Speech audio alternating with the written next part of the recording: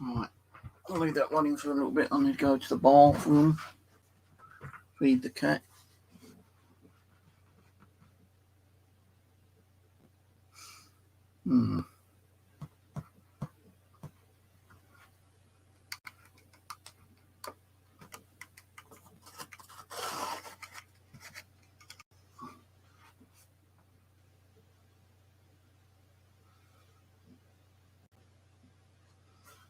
What's in my bed?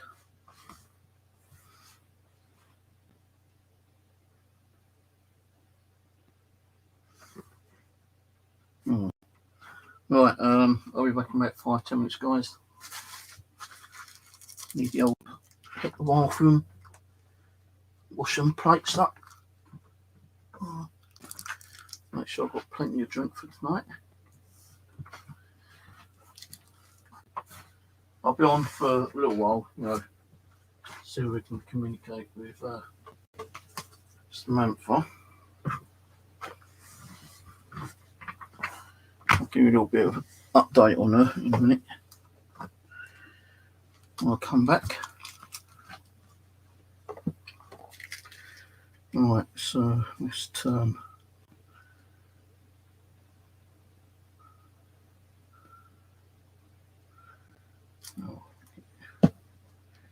I'm just going to settle for a minute. Going to get a notification through on the other camera. So I'll go in the kitchen.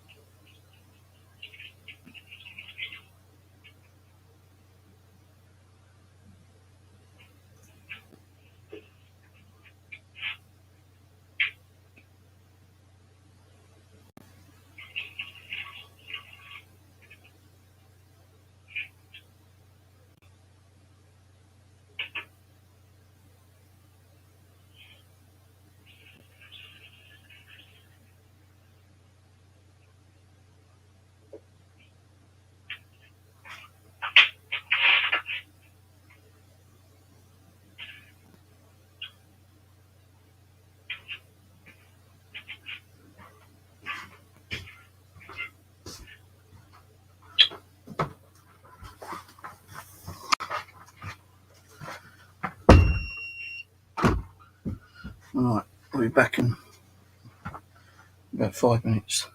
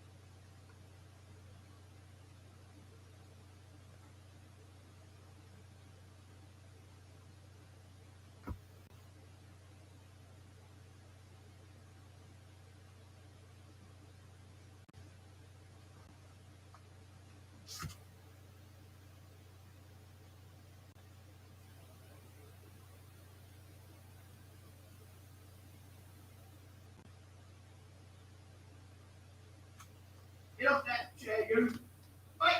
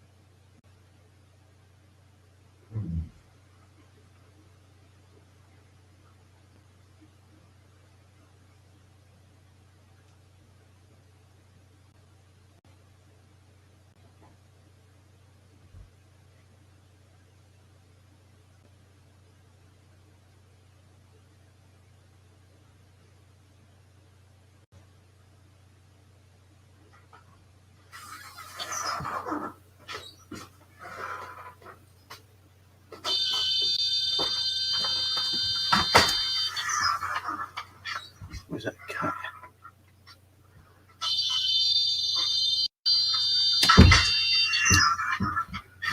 Where's that cat?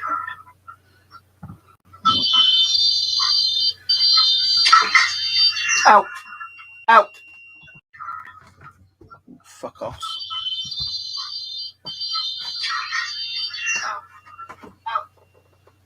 Well, I'll just go and make a quick coffee. Back in a minute, guys.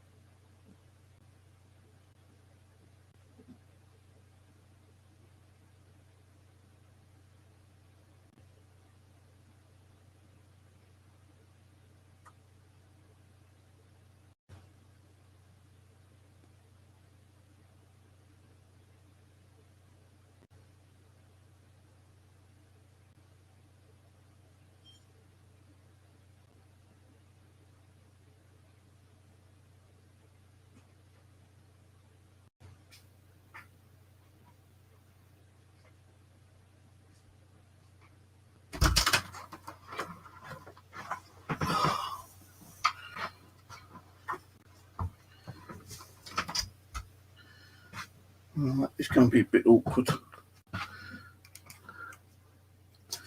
So I'm using a Wi-Fi camera. Hold on a minute. The camera's going to go offline for a minute because I've got to try something.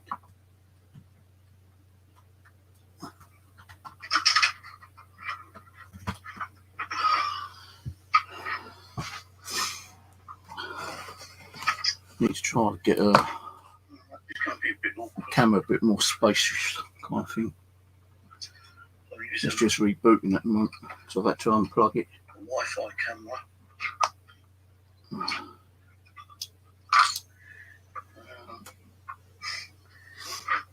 The camera's going to go offline for me because I've got to try something. I've got my volume on it. Hold on. Don't make that on there. Behind me.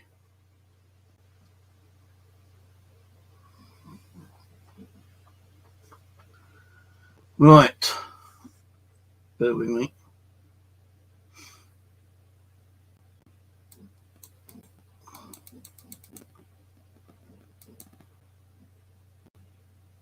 What? Wrong way.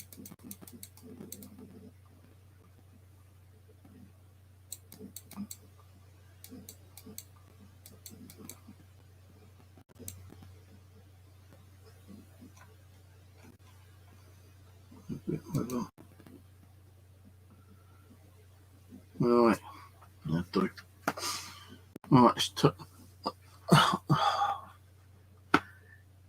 the light off. The doll's face is going to go a bit more kind of like lighter colour.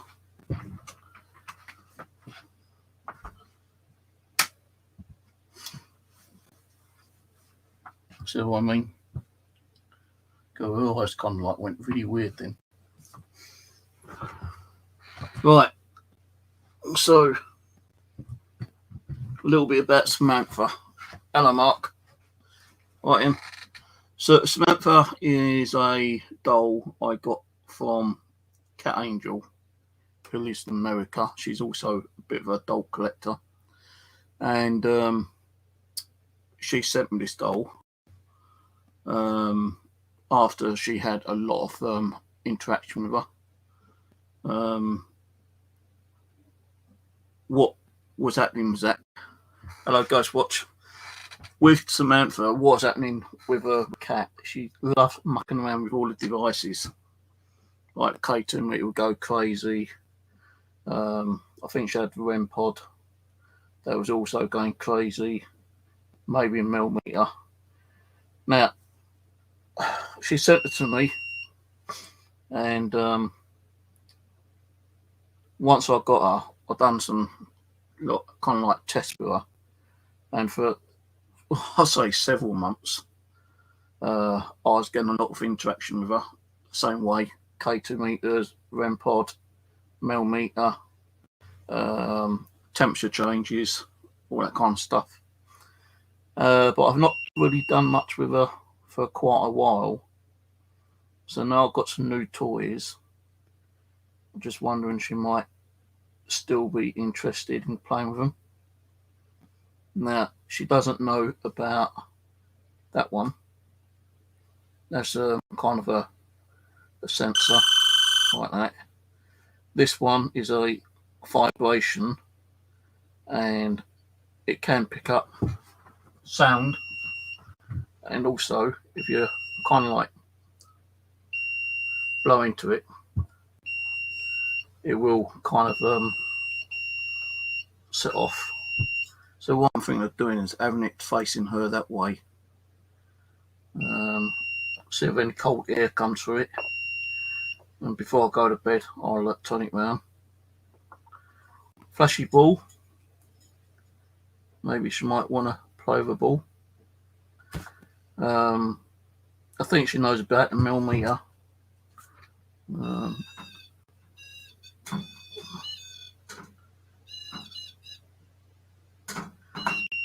Try to get it so I can see the temperature, but I'm having a bit of difficulty at the moment with this.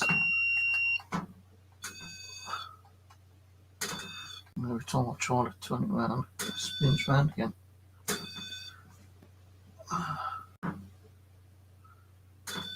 Right. What else can I do? Let's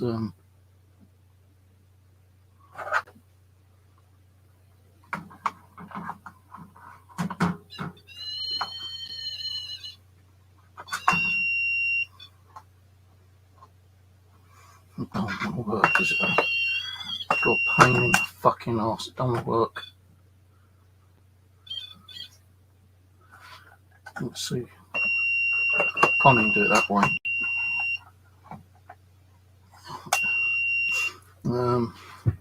Like this. Tried, didn't I?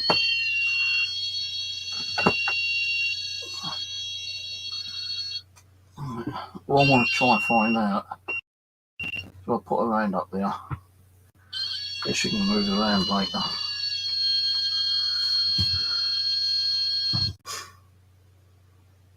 Still got the pivot box there.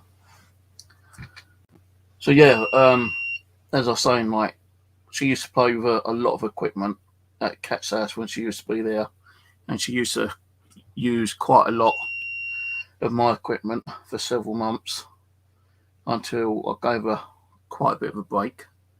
I have brought her in a couple of times in the past, and she still has time to time set the K2 meter off. But now I've got the EDI, I'll be interested to see if that goes off. Now the thing is, when the DC box goes off, it sets off the EMF. So I'm not going to use the DC box because this one's got a meter on there. So, and I know that she has used that in the past. So I think 1, 2, 3, 4, 5 bits of equipment is enough for her.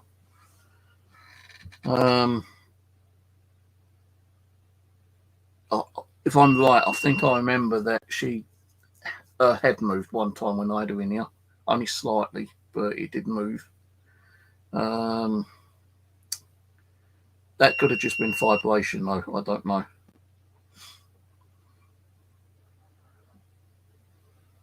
So, I had a witch doll out last night. I don't know if anything went off because I was sleeping. Went to bed early last night because I wanted to go to my bushcraft, which I did do. I was only up there a couple of hours sorting out the tarp, which had a great big pond inside of it again, hanging down. It's like, the tarp was like that much filled with water from the rainwater. So I had to sort that out. Temperature's dropping on the EDI.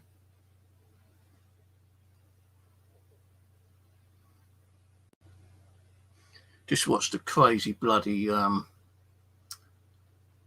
was it? One of those ghost programs about a guy dealing with witchcraft, and like he provoked some really nasty shit, man. I tell you. Luckily, someone came to his aid and helped him. First one who came to his aid made it even worse, but he found this woman, and he kind of like turned into a nasty person in front of her, eyes black, screamed out like the devil, and she was able to release him, and gone to his house and done a blessing because it was affecting his mum and his sister. So I thought, you know what, let's get Samantha out and see if she can let us know if she's still active or not. I might run a ghost box in a minute. I don't know yet. See how it goes. I just want to see if I can not provoke her, but hoax her into setting off some of the devices. Yeah, temperature's gone down because that was 77.7 just then. Now it's 76.9. So it's gone down a little bit on the millimeter. Steady on the that one at the moment.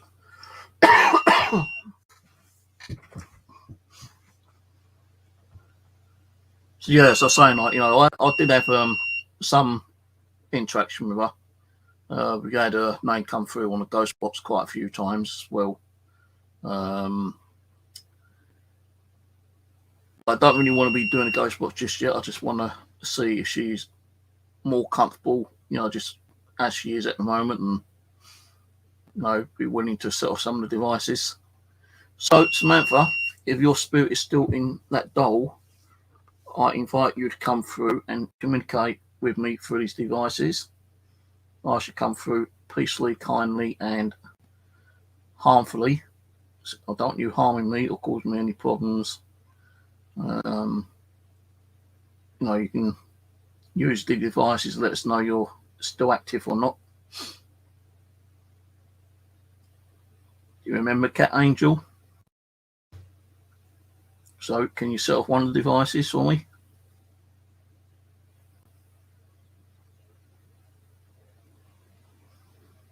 Now, it might take a while actually, because no, I'm not expecting anything, to be honest with you, but you never know. Something might happen. She might come through and start setting off the devices. Never know. Fucking, I left this on all bloody day.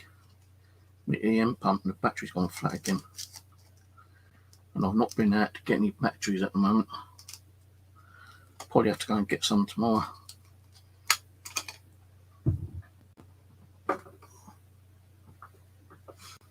Come on. Come and communicate with me, please. My leg's just gone cold. Is that you?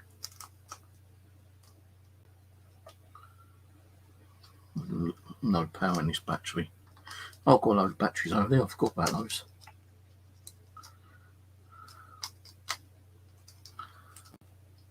Can you manipulate some of the devices for me? Don't need to be shy. You know, I'm not going to harm you.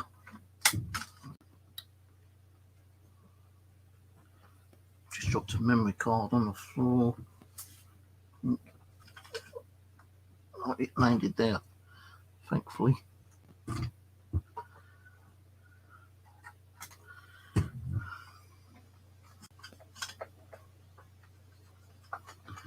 Do you remember your mum, Cat?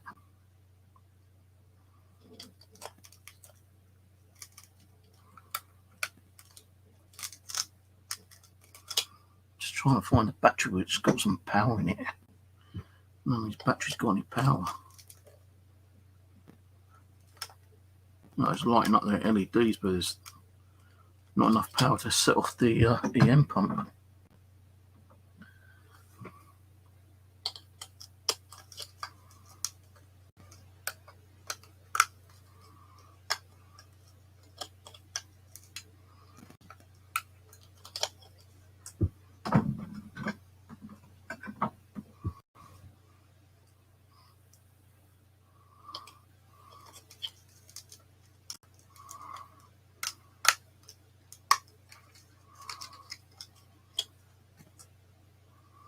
Got no power in any of these bloody batteries.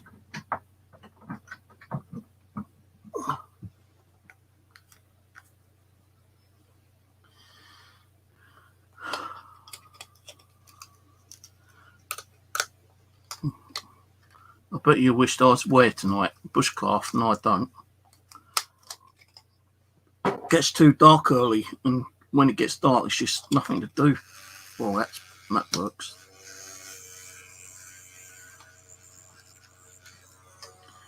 I might turn that down. Just want to try to give it a little bit of stream of energy without affecting the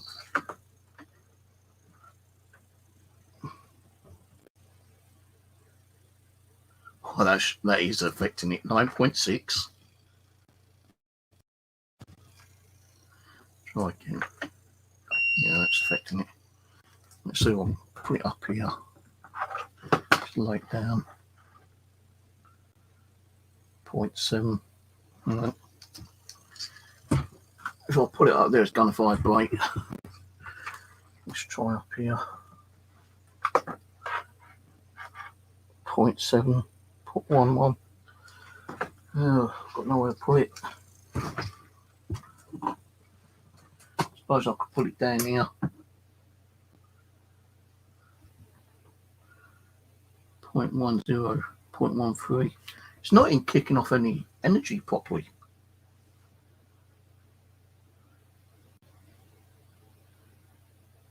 .5. Look, I'm actually holding it.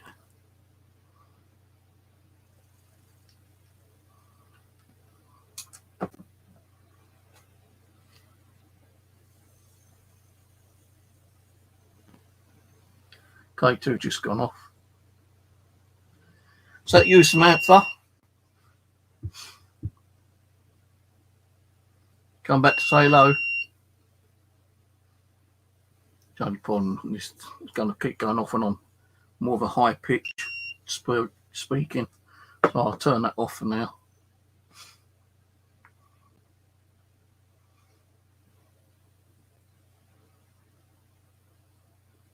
Do you miss your mum, cat, Samantha? Can you light up a little bit more? Can you try and manipulate this one? This has got an EMF detector in it.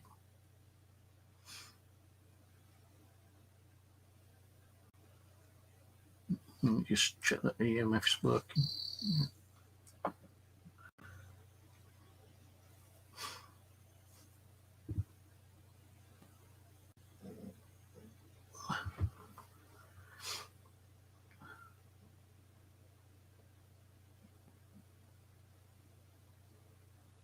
What was that? That bleeped.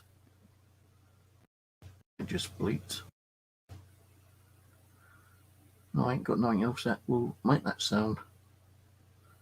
It sounded a bit like the K2 just bleeping once, but it didn't flash. DC box is off. Something feels like something just like scratched the back of my ear. Mind you, I've been getting an itchy ear all bloody night.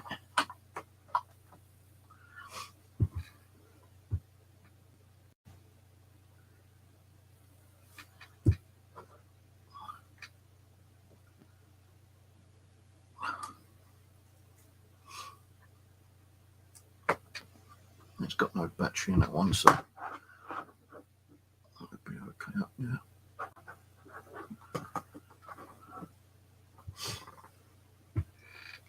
I know sometimes when you're communicating with spirits, they need to build up the energy.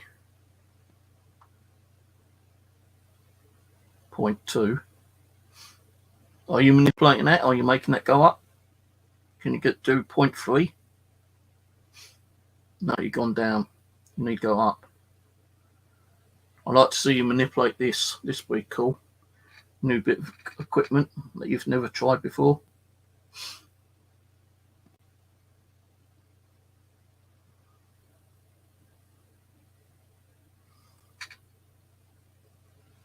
Hello, Darren. No, I've only just got on, to be honest with you. I've probably been on about 10-15 minutes. Not long. No, I'll make sure that's turned off.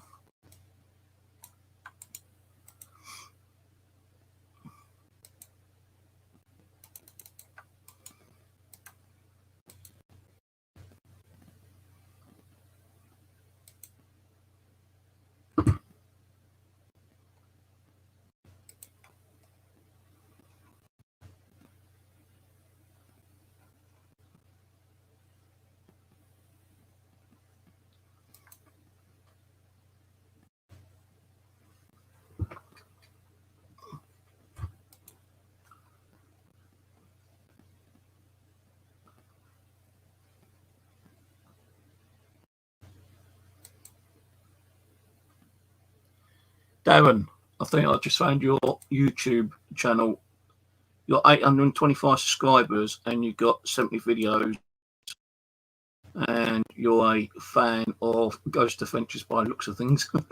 Is that correct? Oh, you're a gamer as well. And you like going to air shows by the looks of things. If that is your account that I'm looking at. And it looks like you also like darts. I used to like watching Eric Bristow. He was a pretty good one. Don't see people like that anymore.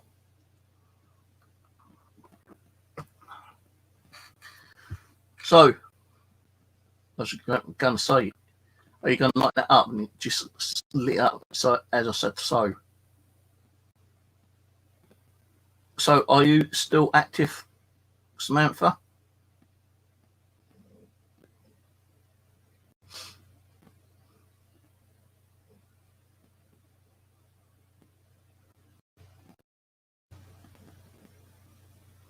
I've got to build some more devices actually.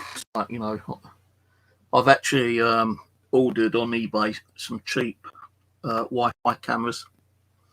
I was going to buy a Wi-Fi DVR with 4 Wi-Fi cameras and the base unit for about 89 quid, I think it was. But then I would have to spend out probably another £100 on a hard drive. So what I've done, I've looked around on eBay and I've got some of these like little baby cam things, you know, which a bit like the ones I'm using at the moment, you know, kind of thing. Like these. No, you can't see that in a minute. It's I'll show that. A bit like these cameras. So I saw a guy on eBay. I put a watch on one of them. They're like 18 quid each. So I thought, just had some kind of rattling in here, and it ain't the cat because she's out in the hallway. And she's near her scratch frame.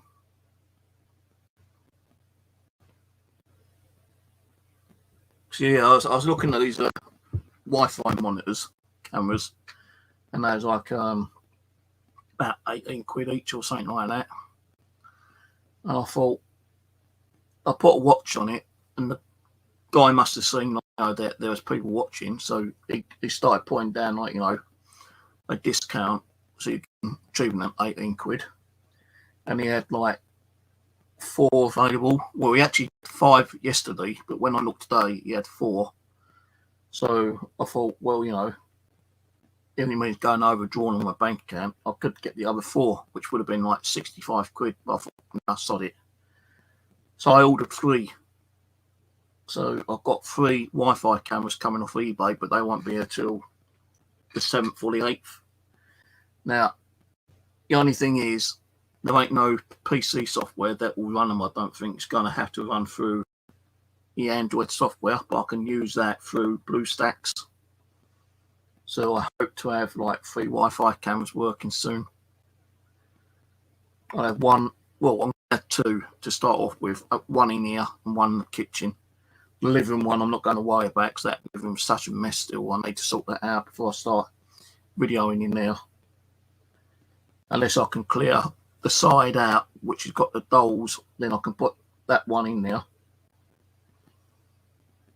But it's still going to take time for me to do that.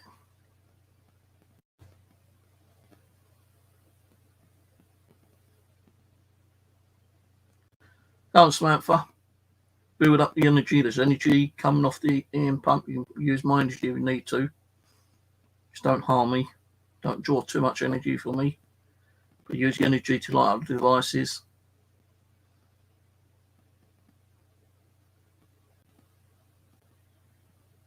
So if I put a ghost box on, it's going to be a problem. So I can't run the ghost box. So I'll highlight that for a minute.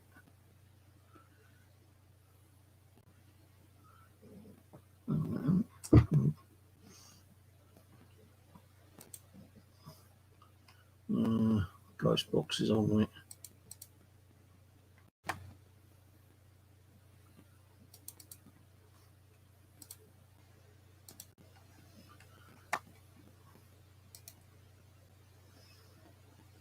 Ghost box turn on in a minute.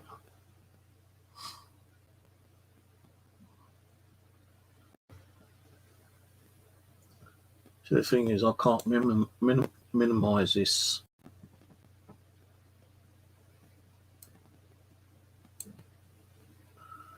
I don't even know if the ghost box is running. There it goes.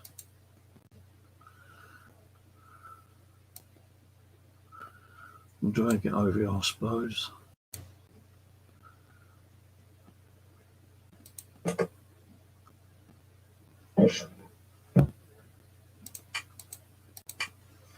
Right, I hope the spirit world and invite Samantha to come through and communicate with us if she's around. If Samantha is around, can you say your name? By saying your name, lets me know that you are here.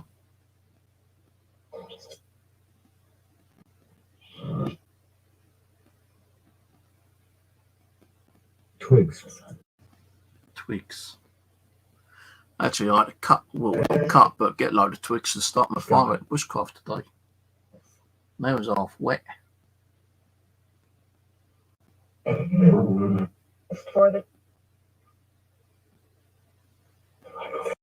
Come on, Samantha. Come and talk to me. Carriage.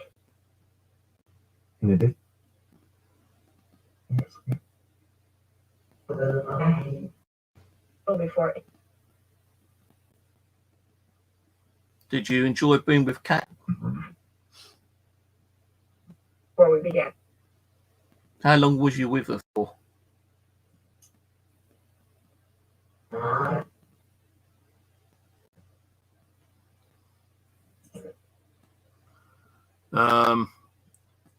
In here,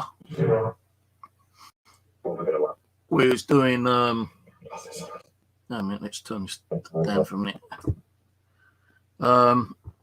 We used to do, me and Rose used to do murder mysteries and unsolved case files, yeah.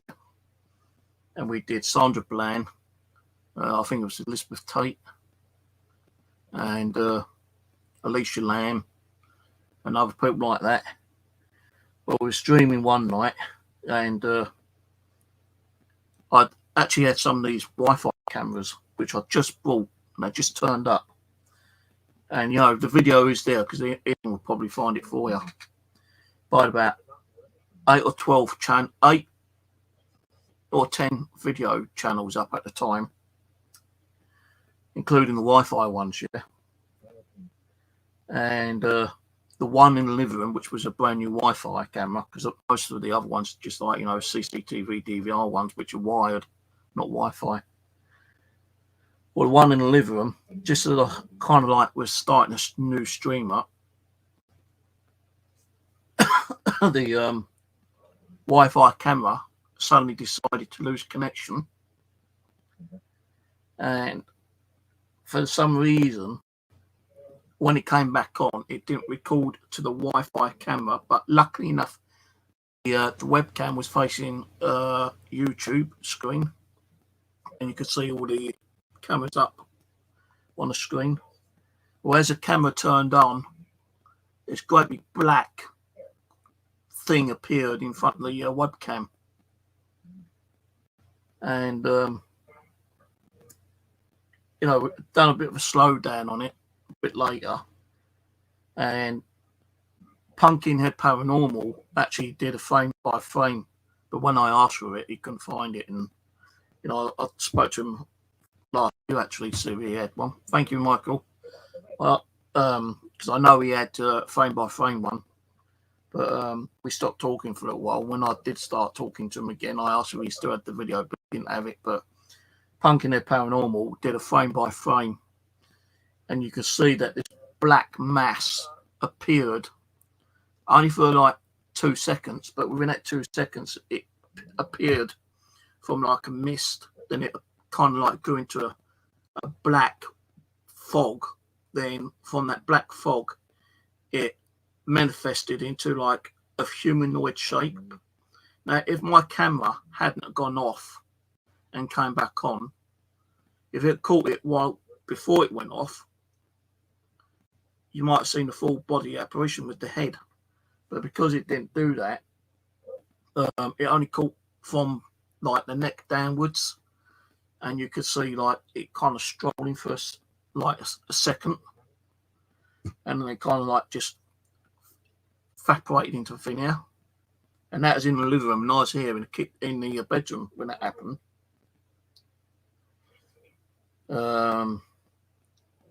Another one what happened in here in this flat was I was doing a ghost box and a Ouija board in the living room one night, and I had a golf ball up on the side cabinet, and let's say that's the side cabinet here.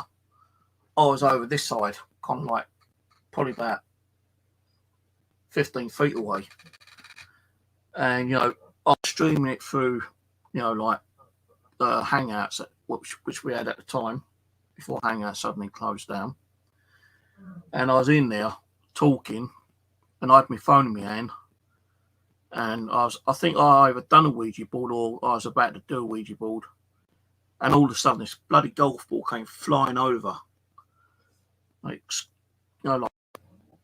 freaked me out a little bit. So I'm trying to find out where the golf ball is. I found it, and I've got up and I've put it back on the shelf, and I had to try to debunk it to see if there's any kind of like vibration or something. Well, I put it on the shelf, I jumped, I banged, it didn't fall down. The only time it fall down is if I knocked it down, and when I knocked it down myself, it bounced once, maybe twice, but it didn't bounce as far as it did when it came flying over to me. So that was a bit freaky. We've had an image of a little girl running down my hallway, which we believe is little Mary, and that was on the live stream as well, because I used to do a lot of live stream with all my DVR screens up and running.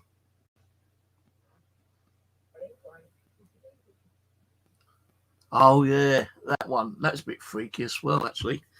I was on the live stream again. It's always on the live stream, though, isn't it? It's always on the live stream. I don't really get much when I'm sleeping. Well, I do, but I don't now. But I will tell you a few things that happen when I was sleeping sometimes. But yeah, I was on the live stream, yeah. I don't know if it's noise or if it was getting a bit chilly. So I got up off the chair, and I pushed my chair. I think the chair was still where it was, actually. And I went over to shut the window up, and as I turned, I felt like someone go whack right on the back of me. And it was so hard that I went flying past the bed. I went skidding along the floor, and my head was that far away from the door. And I'm fucking moaning like, oh, my knee, my knee. Oh, my back, my knee. So that was a bit of a freaky one. So yeah, I've had some pretty interesting stuff happen here.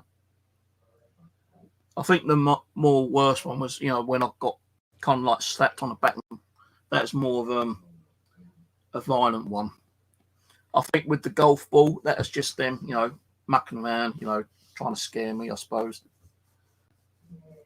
But when you're doing this kind of stuff, you have to kind of like prepare yourself for things that might happen.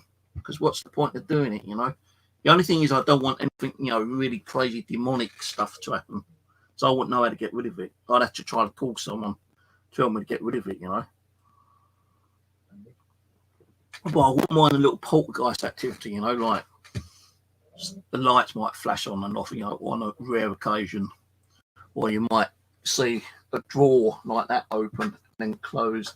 As long as it ain't like creepy, evil, demonic stuff. Because I've been watching this Russian guy, and like he goes to like abandoned houses, which have been like abandoned for ages and ages, and there's meant to be story behind them, and he's always getting like poltergeist activity there. So, yeah, I've had some crazy stuff. I think the worst one was when I was at Pete's house, though, when I had that guy stuff where, like, tin cans got thrown at me when I was laying on the settee sleeping. Thanks, Ian. But yeah, the black apparition in the living room, that was a bit creepy. Because, like, when I saw that, I said, because when it happened on that live stream that night, yeah, the camera went off and it came back on, and I was actually screen sharing the DVR through, like, Hangout, or it might have been Streamer, I can't remember. But you could see all the actual cameras up on my big screen TV. And when I saw it, I couldn't believe what I saw. I thought, what the fuck's that? And I had Rose, Bumfluff Paranormal, which is now Hell House, and I had Michelle, another female on there. And when it went off, and I went, what the fuck was that? Michelle goes, what? I said, hang on, I just saw something on my camera. I said, my camera just went off, come back on, I saw this black thing come, like, shoot past the camera. She goes, no. I said, yeah, hang on, I'm trying to find it. I'm trying to see if I can see it on the camera. Well, actually, I went in the living room later to get the memory card. I tried checking the camera, because, you can play back on your Wi-Fi cameras. But that's if it saved it.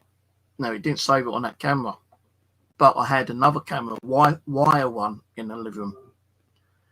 So I tried checking on that, nothing there. The only way I got to see it was playing it back on YouTube, and it captured it through YouTube.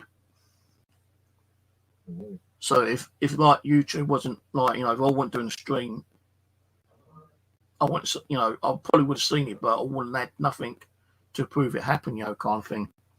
So I was lucky that, I was streaming at the time, and YouTube was, recording the live stream, and that's how I actually was able to show people. But I've had a couple of people, doubting it and saying, that's nothing, it's your imagination, but a lot of people that was on that night fucking saw it, and they all agreed there was something there. I don't think it was something demonic, I can't prove it's like, Sandra Bland or Elizabeth Tate or Alicia Lamb, some think it was Sandra Bland, actually, because Sandra Bland always wore black. But not only that, I think Elizabeth Tate used to wear black as well. But it could have been one of them, coming through. It might not have been any of them. It could have been something else, something dark that's come through, and it just wasn't enough energy there, and it just kind of, disappeared. But we had some interesting stuff happen over the last few years, apart from the last year and a half, because this channel's gone down since then. It's all the hate and the bullshit and jealousy and drama. And I lost interest in the paranormal. But now I'm trying to rebuild it and try to get back and do stuff. And it means bring some of the dolls in, do the divot box, which I did the other night. I have got another divot box somewhere, but I can't remember what I've done with it. Be doing some more Ouija board stuff later on. I don't know if it'll be this year or starting the next year, but I probably will do some more Ouija board stuff. Speak to Abby, my spirit guide, who usually comes through the Ouija board and talks to me quite a lot. I kind of in one way, or both ways, neglected the spirits and, just told them, to leave me alone for a little while, when I think that's what they've done, and left me alone, and they got bored, and a lot of them have probably just bugged off and gone somewhere else, I suppose. I don't know. All right, let's turn that back up. All right. So, is there any spirits in this room with me tonight? Yes or no?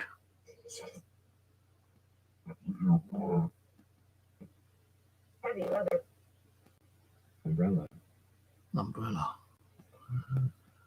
No, I don't need number anywhere near unless it's going to start pouring the rain through the ceiling. Oh yeah, I had a white spirit come through my kitchen. That is on live stream as well.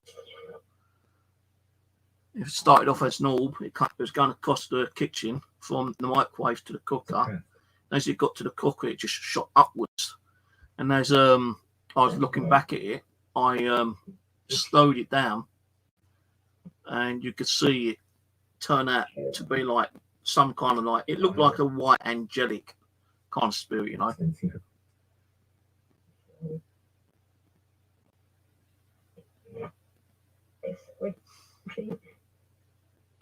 But I will do some Ouija boards sometime. I'm not going to rush into it because I've had a lot of health issues as well, and I just don't feel like I've got the energy to do it at the moment.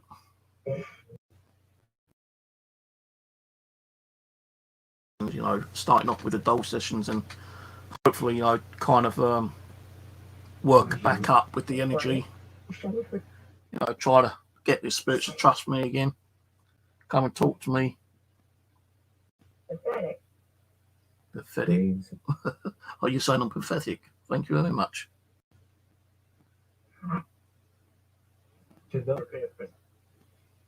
What time is it? 1 o'clock, I think.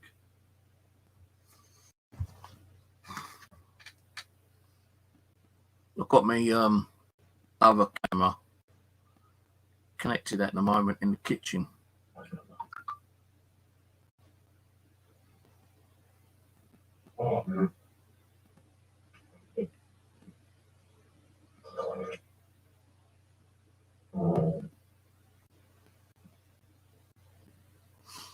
It's telling me there's an alarm. So I've got this other camera which I paid £38 for. And it doesn't let me pan left and right, up and down. It's just a static one. I think they're sending that back actually. I want one where it can actually detect the motion and follow it around. So as I say, I bought 3 which can do that off eBay, but they won't be here until maybe the 7th, I think it said 7th or 8th. Mate, the Ouija board ain't dangerous. You know, look, I'm going to be honest with you. Let me turn off the afterlife box, yeah. Bring that down.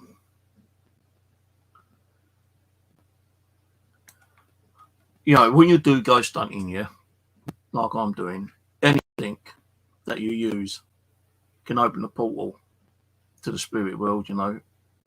You may not think it, but it can, like, you know, that can open a portal because there's equipment that generates EMF. It picks up EMF. It picks up, you know, temperature fluctuations, humidity, vibration. K2, when you're using a K2 meter, you're inviting a spirit to come through and manipulate that device. A meter, a ghost box, you know. To me, a Ouija board is just like a ghost box. It's another way of communicating. You know, you might get a lot of good stuff coming through a ghost box, which you can hear verbally, but there might be spirits out there who can't operate a ghost box and might be comfortable using a Ouija board, and a Ouija board is a form of communication, just like a ghost box and just like any others, especially like also with a pendulum. I've never really had any harm from a Ouija board. I think all the ones that said that they got possessed or, you know, some kind of crazy things went through and, like, you know, poltergeist activity, they've been beaten up, they've been scratched to shit and all that kind of stuff. Well, it's probably like it's kids, you know, who don't know what the hell they're doing. You know, before I started doing this, I was learning. You know, I watched all the ghost hunting programs I could on bloody TV and YouTube before I even decided to do anything. You know, when my dad died, it was probably about 2.5 months. I think it was February, I think, when I first communicated with him, and that's by watching Ghost Adventures when they mentioned about EVPs. You know, I mean, old mobile, my Nokia mobile had an audio recorder in, and you know, I thought, you know, this ain't gonna work. No, because just before I used it for a whole week, I kept it again like something tugging my shirt at the back when I'm in the kitchen making coffee around about 9 o'clock each night. And it was kind of like a bit freaky having that happening, because I thought, you know, what the hell's going on? You know, I'm not catching nothing on. I'm not catching my shirt. How can I catch my shirt on something at 9 o'clock every night in the kitchen? You know, so then I thought it might be my kids. And, you know, so out of the 7 days, I think it was, it could have been a bit longer, you know, the kids weren't even indoors. They're staying at with friends, or they've gone out with their mother or something, you know. And I was probably alone indoors on my own, you know, kind of thing. So this went on for about a week, you know, having a tug on the back of my shirt, until I was watching Ghost Hunters one night, and they said about EVPs and, you know, use an audio recorder. Well, I didn't have a dictaphone. I had my mobile, checked on that, and that said, you know, it's got an audio recorder. So I just went in the kitchen, 9 o'clock, make my coffee, put the audio recorder in, went, you know, I just asked a question, like, if there's anyone here who wishes to communicate with me, give me a message, say, like, you know, I'm going to give you about 20 seconds to say something. And that's all I asked. And I left it recording for about 20 seconds, stopped it, turned it off, made me coffee, went back into the living room. I looked at my phone, I thought, oh yeah, let's listen and see if I've got anything. Directly after I heard my voice, it must have been about a second, maybe 2 seconds later, I hear a voice saying, "Stephen, love you, son." And it was my dad's voice to the T. Now, I rang my sister up and told her, because I rang my sister up during the week and said, like, you know, I'll keep getting something tug my shirt. And she goes, well, you got a ghost in it or something, you know. She, you know, just like non-believer, take the piss. But when I got that back in recording, I rang my sister. I said, guess what? She goes, don't tell me you saw a ghost or anything. I said, no, but listen, you know, I've just been watching Ghost Adventures, and I said about EVPs, and she goes, an EVP? What's an EVP? I went, it's an electronic voice phenomenon. She goes, all right, okay. She goes, what, you caught something? I said, yeah, listen, I played it. And she went, she goes, play it again. And I played it, and I didn't say nothing. I said, well, she goes, that's Dad's voice. I said, so you're hearing Dad's voice?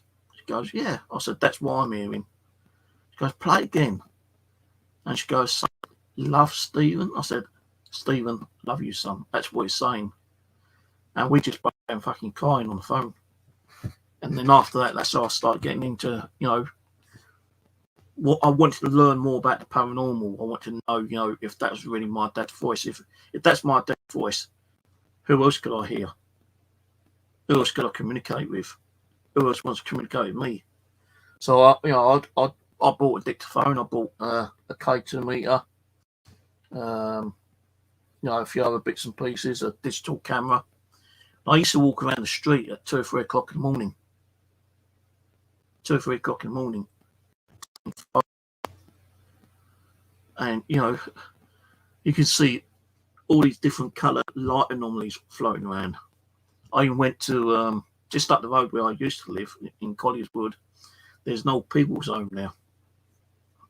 And, like, you know, 3 o'clock in the morning, there's no one going to be awake, you know, not at that time. And I've got my EVP recorder going, and I'm asking if anyone's there, and I'm getting responses on it. You know, I'm getting hello, help, you know, who are you, and all different kind of stuff, you know. I'm getting all these, you know, light anomalies coming through as well.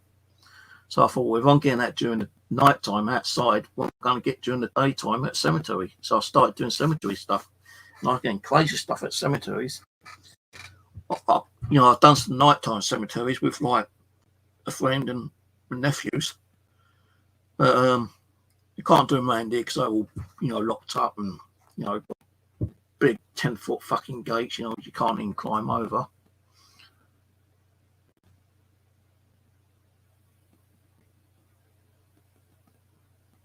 So after I got the EVP with my dad, right, yeah, I wanted to find another way of communicating with him. And I had to wait until everyone was at the house because otherwise I wouldn't have done it. But I sat in the spare room, right? I got a table and I put 3 candles on the table. And I lit them all up. And I said, right, Dad, if you're here, I heard your voice. I know it might be a bit harder, for you to do that. So here's an easier way. Can you try to communicate with me through candlelight? And I said to him, the best way to do it is to answer a yes question, make that candle flicker. For a no question, make that candle flicker. If you don't know, got no answer, either use the middle one or don't even light any of, don't even flicker any of them. Every time I asked a question, he knew the yes one went off. If I asked him a false question, the no went off. And I just felt like, that's my dad. I even felt like the energy. I felt like his presence around me. I could even smell him in one way.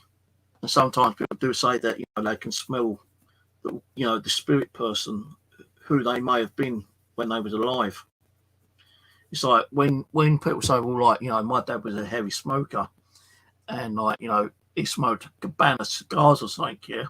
There's people been out there and said, like, their fathers died, and sometimes on the occasion, either alone or when they're not alone, they smell like the smell of cigar, and it's always that Cabana.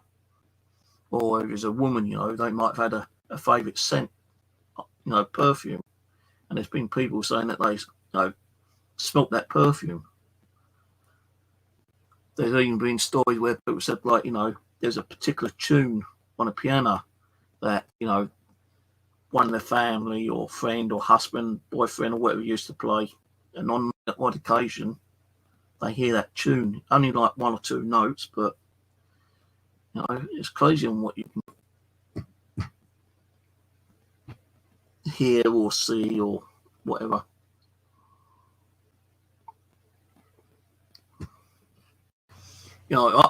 I know my dad ain't around me as much now because he's always like, I believe he's like more over at my daughter's house, looking after his grandkids, which he never got to see. So he's more of a protector over there because my daughter's seen some weird stuff. Both my daughters have seen stuff, actually. I think my son did say he saw or felt something before. So I don't know if I've passed something over to them. One person said that, you've always had a certain Pacific, what's that word I'm trying to think of?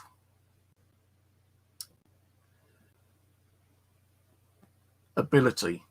You've always had a certain ability, but you never knew about it until you started doing this kind of stuff when it's come to you.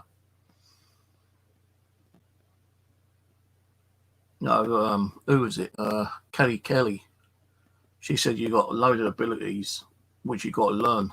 And I said, I can't learn all that. She goes, you've got to. Otherwise, it's going to be very straining on you, and it can be dangerous if you don't do and understand those abilities. So I started like learning more about the paranormal, learning about the abilities, like the spirit drawing I used to do. I don't really class like building equipment as an ability, but the equipment I have built has been able to like help in communicating with the spirit world. You're quiet. Thought about talking about ghosts and spirits would like, bring you out a little bit.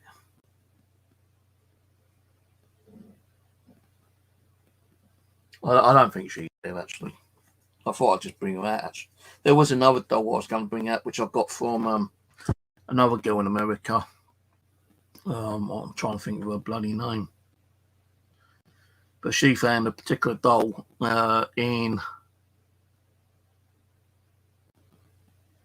an estate sale, and apparently this doll had been like boarded up behind a wall. It's only because I was like renovating, they found a load of dolls boarded up behind this wall. So like she was putting them on eBay to sell them because she's got a load of dolls, this other girl. And she said I could have one, free, to like do some experiments with. And she had like, dolls up there for about $300-400, $500. And the one I got is like an old doll, her face is all cracked. And she was going up for about $100, I think it was. And there's cheaper dolls there as well. I thought, well, I don't get a cheap one because a cheap one, might not have nothing with it. But I read the instruction, the description about this one, and I said, look, if it's too much, and you're going to get money, then, fair enough. If I had to go for a cheaper one, I'll go for a cheaper one. But I told her one I wanted. She goes, yeah, no problem. I'll send it over to you. I said, well, what's the cost on the post? She goes, don't worry about it. Don't worry about it. So that I got off her.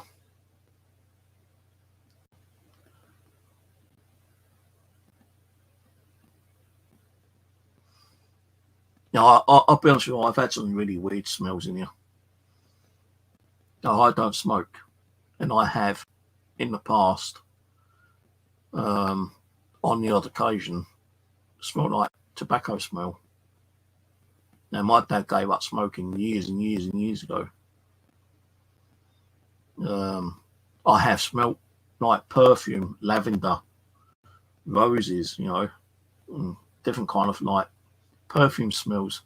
I'm a guy, I don't stick perfume on myself, So I've had like some weird smell. I've had like, that horrible rotten fleshy smell, like, as if something's gone off.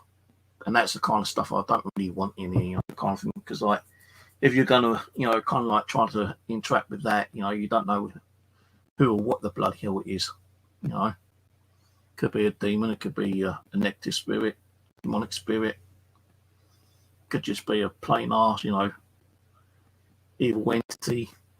Don't know. See, I try to keep out anything, evil and demonic. I don't want that in here. But mischievous little buggers, I've had a few of those in here before, because otherwise, why would I have a golf ball thrown at me? Why would I get slapped on the back? That was the worst one, I think, being slapped on the back and going halfway across fully across the bloody bedroom floor.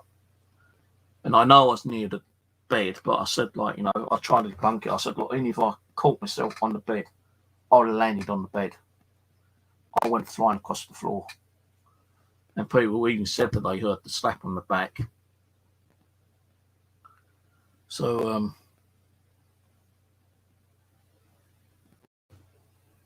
I caught stuff on camera, on video. Jordan's Wood. I don't know what made me want to go there, but I went there with my two nephews, Aaron and Warren.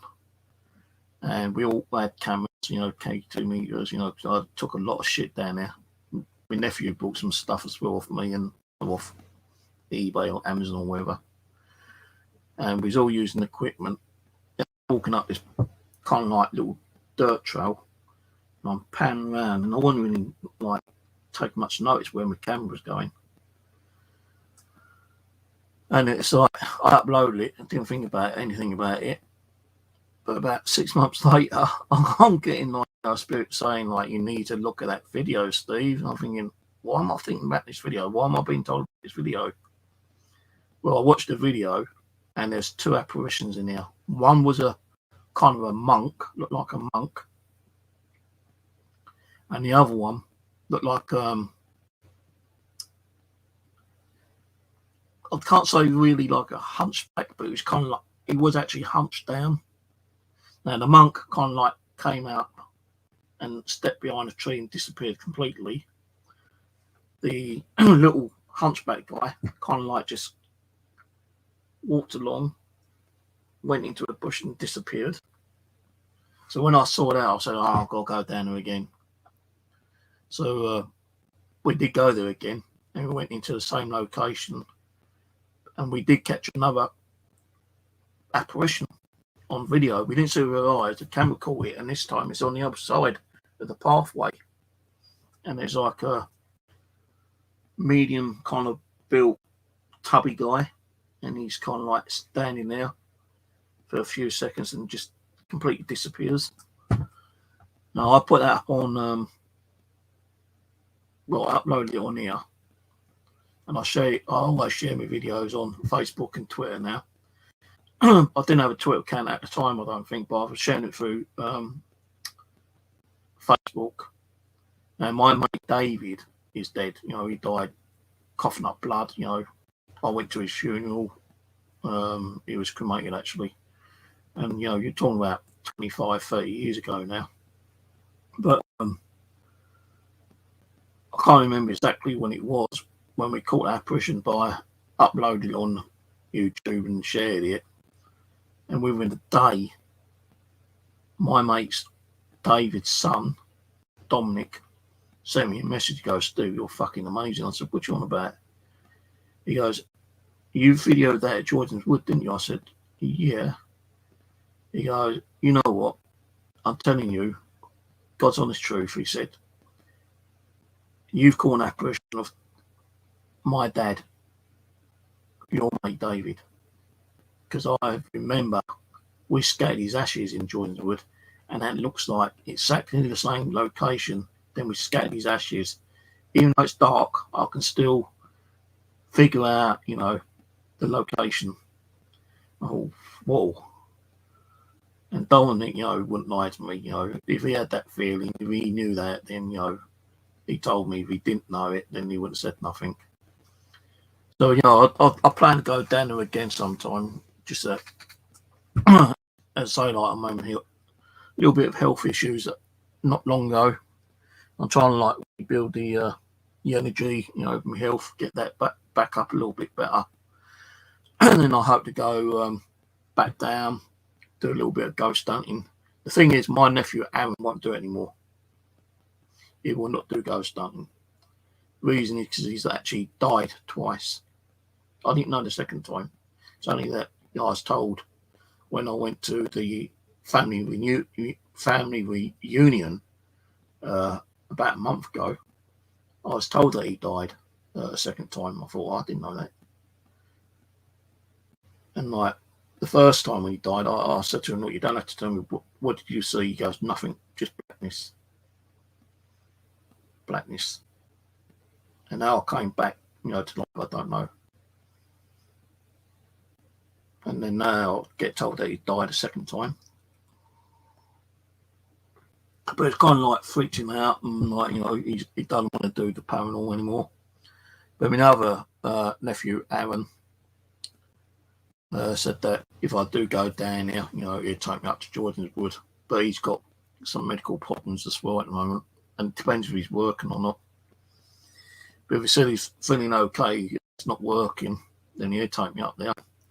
Then my other nephew, Simon, said he might come up, because I want to go to a different part of the woods where they used to have some wooden sculptures, one which was a sculpture of a Norman, and the other one is a sculpture of an old Spitfire plane. Now, Norman sculpture got his head chopped off. Some little fucking shits went over and destroyed it. So now, you know, that is there. I don't know if the Spitfire is still there. But when I visited it during the daytime with my sister and my mum, because we went up there for a walk one day. It just finished raining. We went up there. And they took me to that part. I thought, yeah, I'll come here. But at that time, you know, the Norman sculpture still had its head. It was only like a couple of years ago that you know, I was told that the head's been chopped off, and you know, the council ain't gonna uh, repair it. You know, they're gonna take the sculptures away and put them somewhere else, I suppose.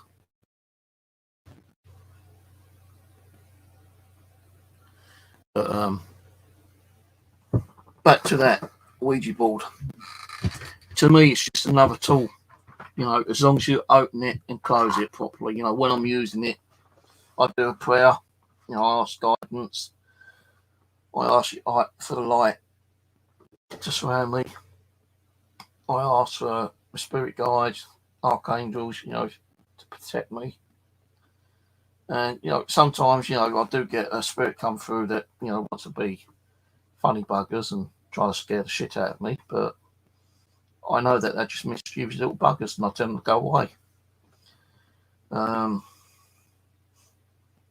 when I close it, I say goodbye 3 times on the board. Then I do a closing prayer, and that's it. Now, when people are actually doing this with Ouija boards, they don't know how to open it. They think it's just, you know, these came out over 100 years ago, and that was like a kid's game, also like a parlor game. Now, you do a background research on Ouija boards, it'll tell you when they first came out, who used them. They was fucking being sold in, you know, kids' toy stores, you know, and kids were using them. Now, I've got one of the original William Holt, or whatever his fucking name is, up there, which I bought someone off eBay. I wanted to get one because it's got the original box and the original planchette. And I was looking at his listing, and he said that, you know, he's had a lot of weird shit happen. And, you know, I put a bid in, and I got outbidded. And, you know, I was willing to pay about 60, 70 quid for it. But luckily, the last bidder was like, I think it was about 25 quid, I think it was. I put a bid up to 30, thinking, like, you know, if I get it, I'll get it. If I don't, you know, kind of thing, because like, the bid was going to finish like early in the morning. I wasn't going to like stay up all hours of the morning, you know, seeing how far it's going to go. So I just put like the bid on for like 30 quid, I think it was. Went to bed, woke up in the morning, looked, and I fucking won the actual auction for the Ouija board. Thought, great.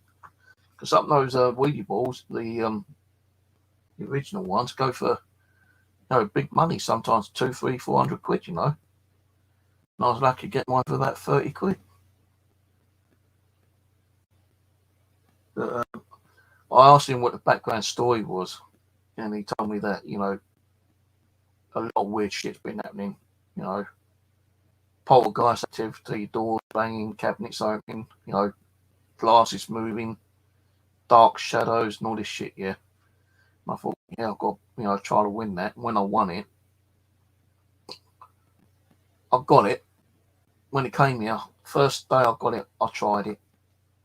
Didn't get diddly squat on it. So I tried it a few more times. Still nothing.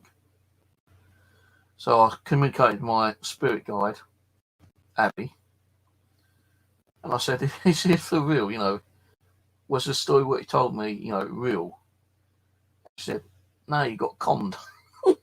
So, you know, even if you see something that's supposed to be really haunted, and you think, yeah, I've got to have that, you know,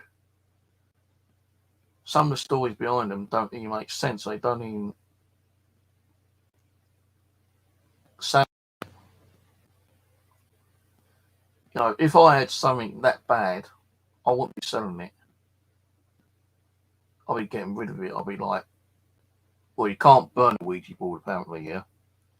Because if you've got something coming through and dark and demonic, you know, even if you try burning it, apparently it won't burn. And it's going to piss off the darker spirit even more.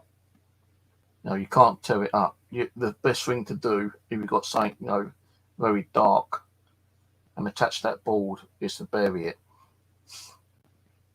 But there's been stories where people said they've, like, put it in the box with weight stand on it, you know, and thrown it in the river.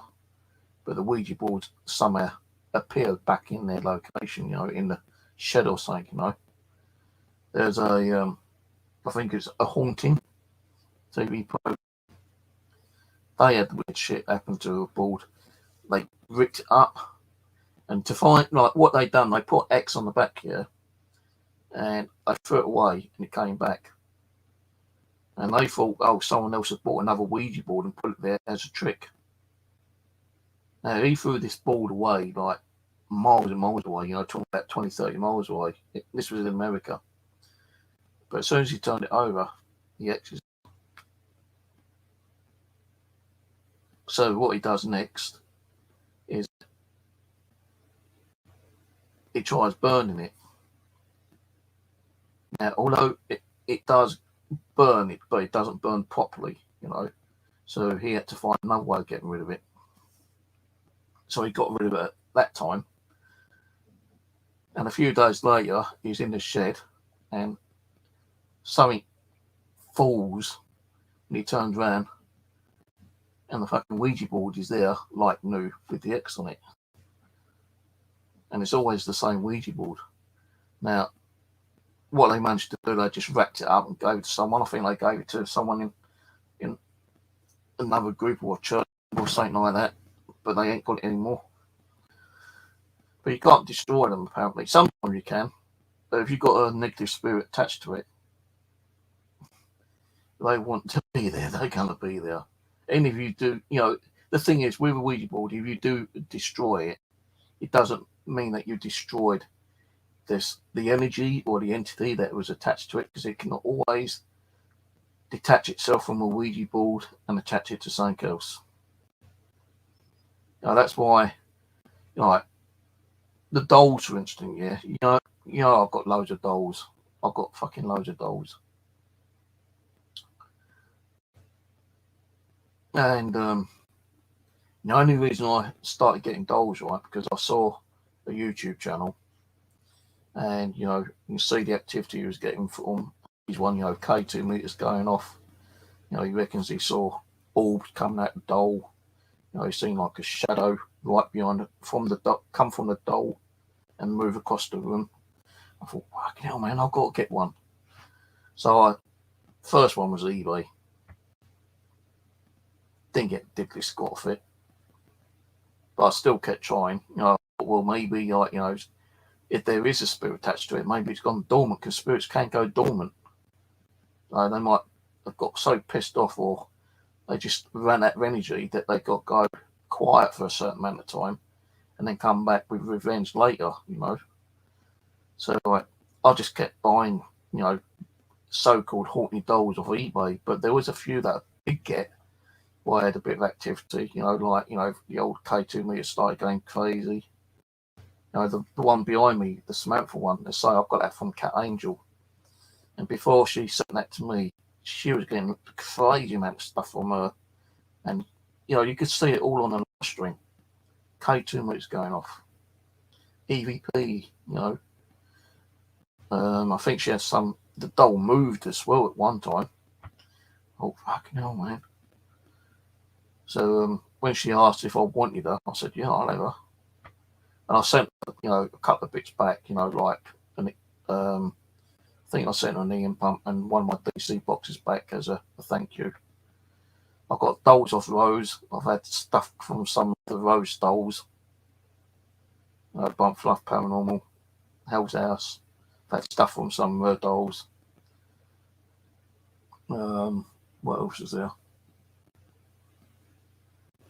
I was drawn to one doll from a charity shop.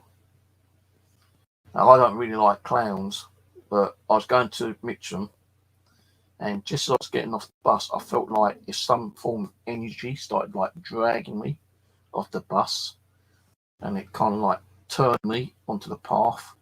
Then it kind of dragged me across the road. Luckily, there weren't no bloody cars coming. I would probably got knocked over or seriously injured. But it dragged me across the road, past the bank, just down the other side of the road, where the bank is. You cross that road there and carry on. You got 3 charity shops. Well, the first one I got to, as soon as I got there, my head went, and there was a clown doll. I thought, oh my God. Now, I wasn't expecting to get it, but something drew to me, to that doll. I went in there, and something told me to pick it up.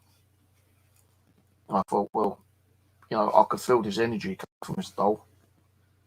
And I didn't, I knew it wasn't nothing, evil or demonic. I felt like, it was there for me, kind of thing.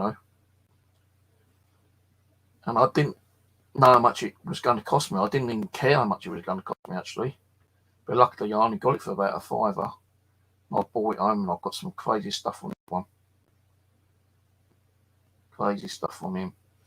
But I've asked him to be more of a protector to the female spirits, which he was willing to do.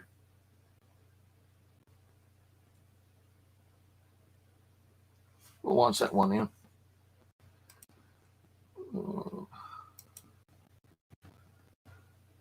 Oh, hang on, I've just gone off YouTube. Yeah, that's the black apparition one. Cheers, Ian. Let's see if that guy's still there, Darren. But yeah, I had some really weird stuff happen on here. In here. No, I've had stuff happen to me outside as well.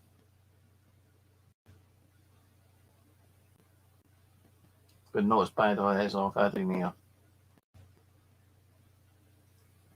Some of the stuff's been really crazy in here, man. Now, that black apparition that appeared, it did scare me. It scared me. I didn't want to go out, there and then to find out, if it's there. I was petrified. And like after the stream, I think it was, I was still scared to go even near the living room. And I've gone in the kitchen. I thought, hang a minute, why am I so scared? What's put the fear of me wanting to go into that living room after seeing it? That's the stuff that we're trying to get, that evidence. Although we don't see it with our own eyes, cameras pick up stuff that we can't see and that we can't understand. We can't figure out why the camera has picked it up. Well, cameras pick up different stuff because it's going through different spectrums of light. Now, someone said to me, well, maybe where that was, that has come from another spectrum of light, or it's come from a portal you've opened. It's come into your domain and then left your domain. So, maybe, like cameras can pick up things from another domain, a different portal, different kind of like parallel universes or something. We don't know. But I was in the kitchen that night and I thought, I don't know why I'm so scared. That's the kind of shit we need to capture. And because I have captured stuff here, I've not had the views. I've not had the people interested. No, this is what pisses me off, right? What pisses me off, that you get someone on YouTube that fakes something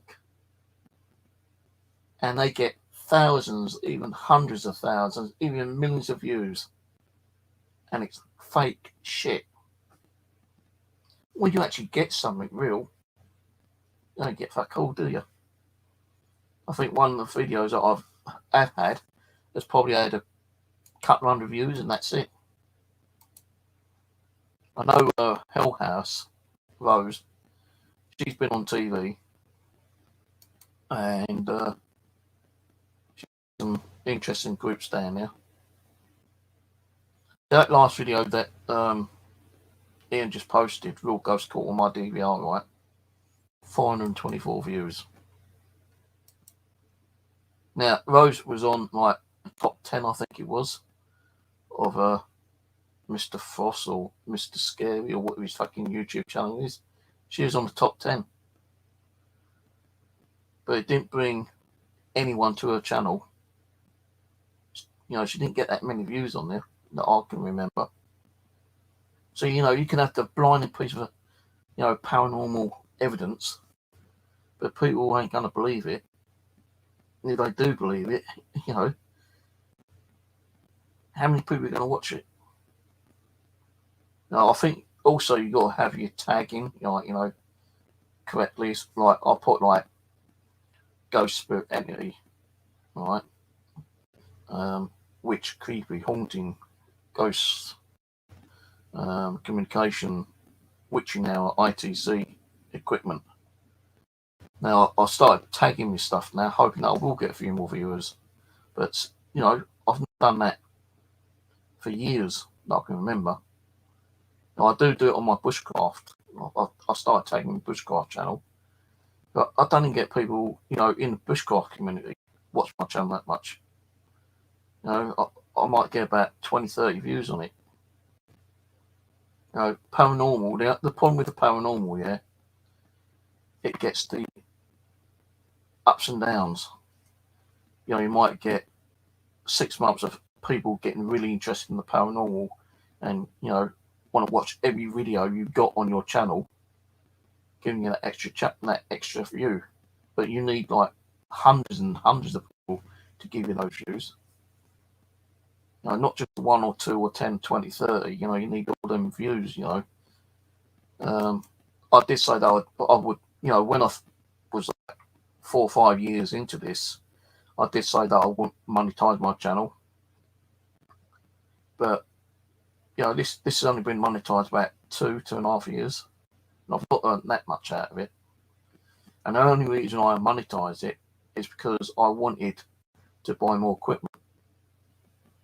It costs to buy the equipment. Where am I going to get money if I don't get the sponsorship?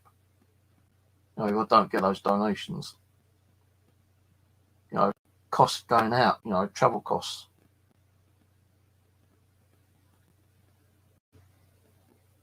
Going to locations, not that I actually pay for any location I've been to, but I've helped out with petrol, or I've given some money towards like someone coming down, like Simon James. I helped him out with some money. But equipment ain't cheap. That's why I started learning to build my own equipment, because I just don't have the money to buy the equipment. If I can build something, it works great, But I don't sell my equipment anymore because I have fucking arseholes trying to cause me problems with the unemployment. So when I build anything, I might build 2 or 3 items. I might sell one just to get some of the money back. All the components and boxes and everything I've had to pay out for in the beginning. And that's it. I've helped people like Living Dead Paranormal, Foreign Brothers.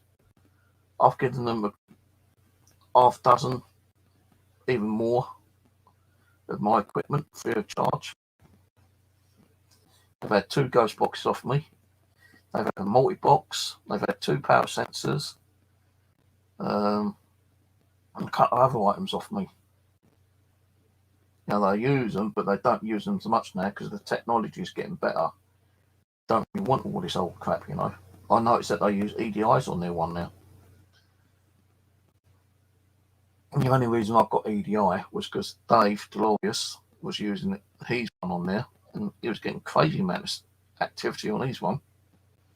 And that's why I wanted one. But I don't even get that. I know the other night when I was live streaming, when I was sleeping, the Divot Box video, I was getting crazy hits on the EDI for over 2 hours, 2-3 hours. But I didn't know because I was fucking sleeping. It's only because I done a quick scroll through the video. I thought, Jesus Christ, look at this fucking EMF going off, the blue lights flickering. But the thing is, when you are getting a lot of activity with some of the equipment, it doesn't mean it's a spirit that's interacting with it. You can get malfunctions because, the batteries are wearing down. I found that out with the REM pod, my big round one. Even the ones I've built, the millimeter. Once the batteries start going down, running low to like a quarter, you do get like false readings. So, you've got to keep changing the batteries all the time. And batteries ain't cheap. I buy the cheap, crappy ones, because I can't afford the decent ones like Duracell. I'm using these crappy little crappy Codex ones, you know, which is 2 for £1 in Poundland.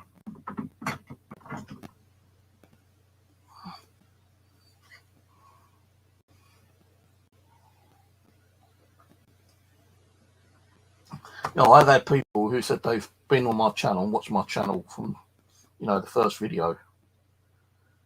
Oh, you know, you watched all my videos. Yeah. And this is like 3 years ago. You know. Oh, I've watched all your videos. I've caught up with all your videos. And like, I've had people say, you know, you really inspired me. You know, I've always been interested in the paranormal, but I didn't think it was that interesting. Now I've gone out and bought my own equipment. You know, I do my own little ghost stunts. I go out to groups and stuff like that. I'm thinking, well, you know, that's good. Just be careful. And people ask me, you know, do you really need to say a prayer? It helps. It protects you in some ways, not all of them, but can be there for, you know, form of protection from any kind of dark evil entity or demon or whatever. I've not confronted a demon, luckily, as of yet. But you never know. Might always be that one time that it might pop out and cause me fucking shit. And I'm going to find a demonologist or a priest to come around and fucking bless the place. But I do my own house blessing. You know, I'll get the old blessed water out, the old holy salt, which I've got, and I'll just go around and do a house and get a few incense sticks. You know, since I've been here, I've probably cleansed my house about 5 times within the last 8 years since I've been here. And nothing really dark and evil's, you know, really attacked me apart from that one time when I got slapped across the back, you know, kind of thing. That did hurt.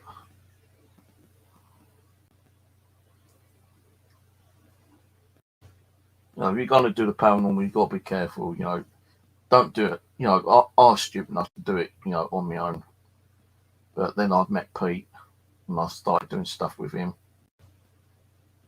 Then we stopped doing it because he was getting too much shit down his ass. Then he moved. I had Simon James down here a couple of times. I had my nephew up here a few times. You know, I've done a lot of cemeteries on my own during the daytime because you can't get there at night time. And people have asked me, you know, when you're going to do cemeteries. Well, I will be doing them again, but I don't know when yet.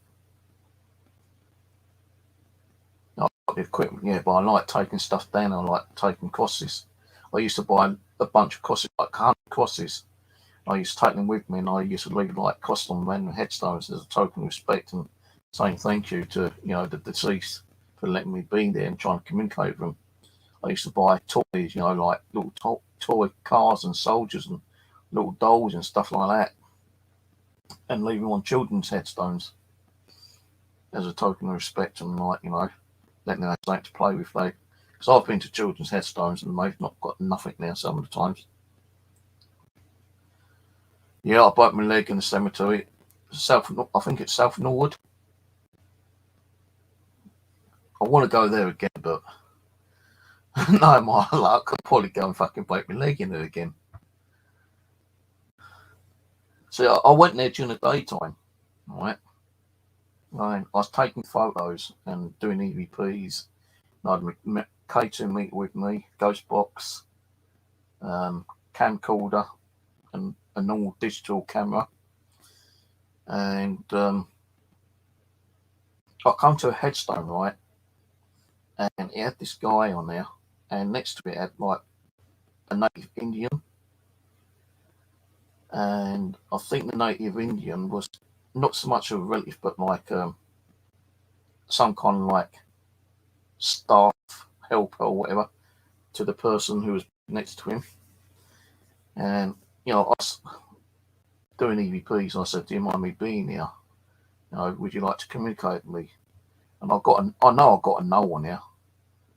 And I said, well, why don't you want to communicate with me? You know, I'm here in, you know, token of respect.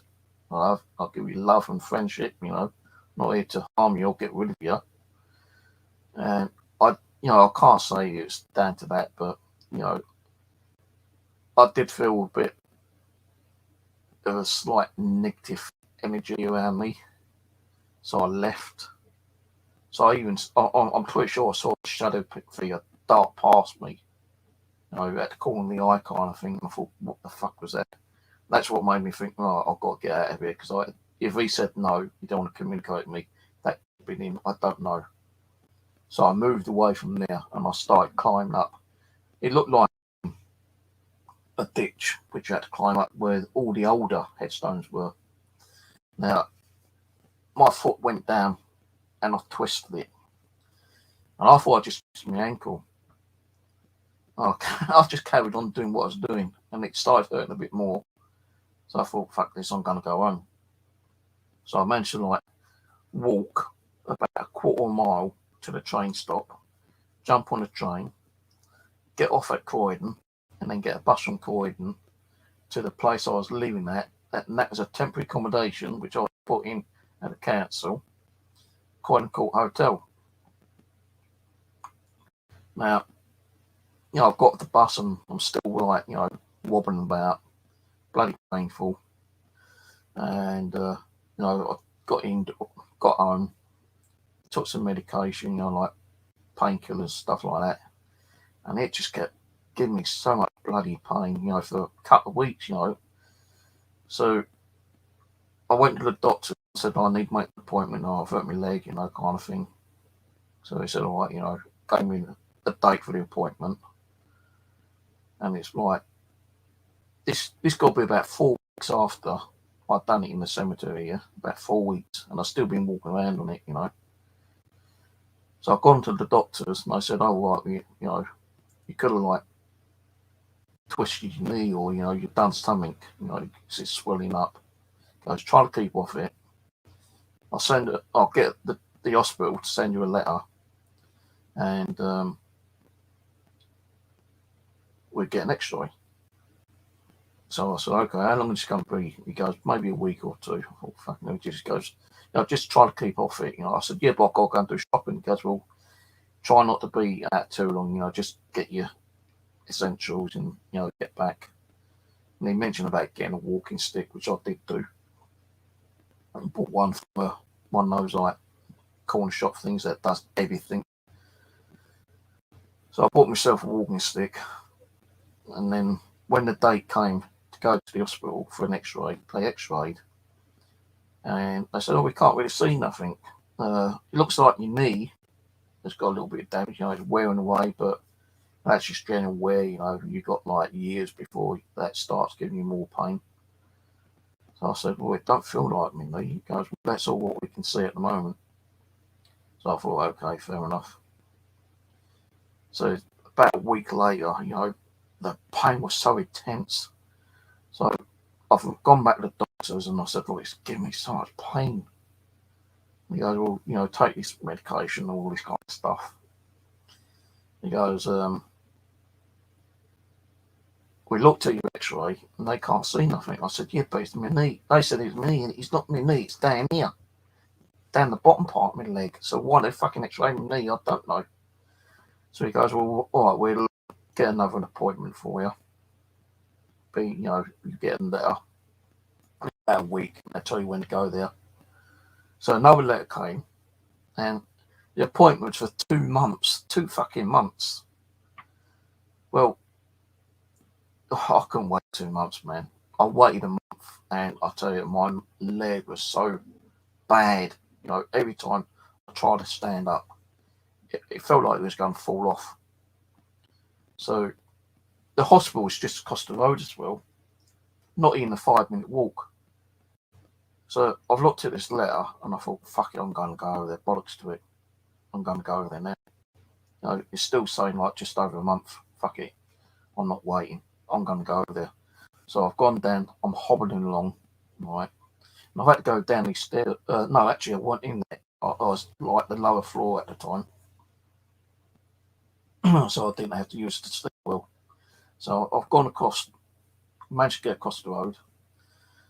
I've gone into the hospital, found the actual department I had to go to. That took me enough 20 minutes when it should have only took me 5 minutes.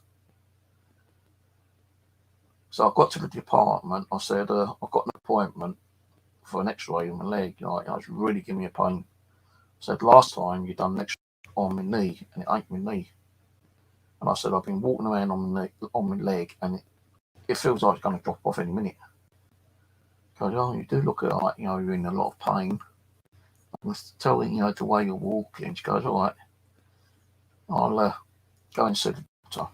She just goes in, takes me letter in, and she comes out, she goes, oh, sorry, Mr. Morgans, did you realise that the appointment's not for another month?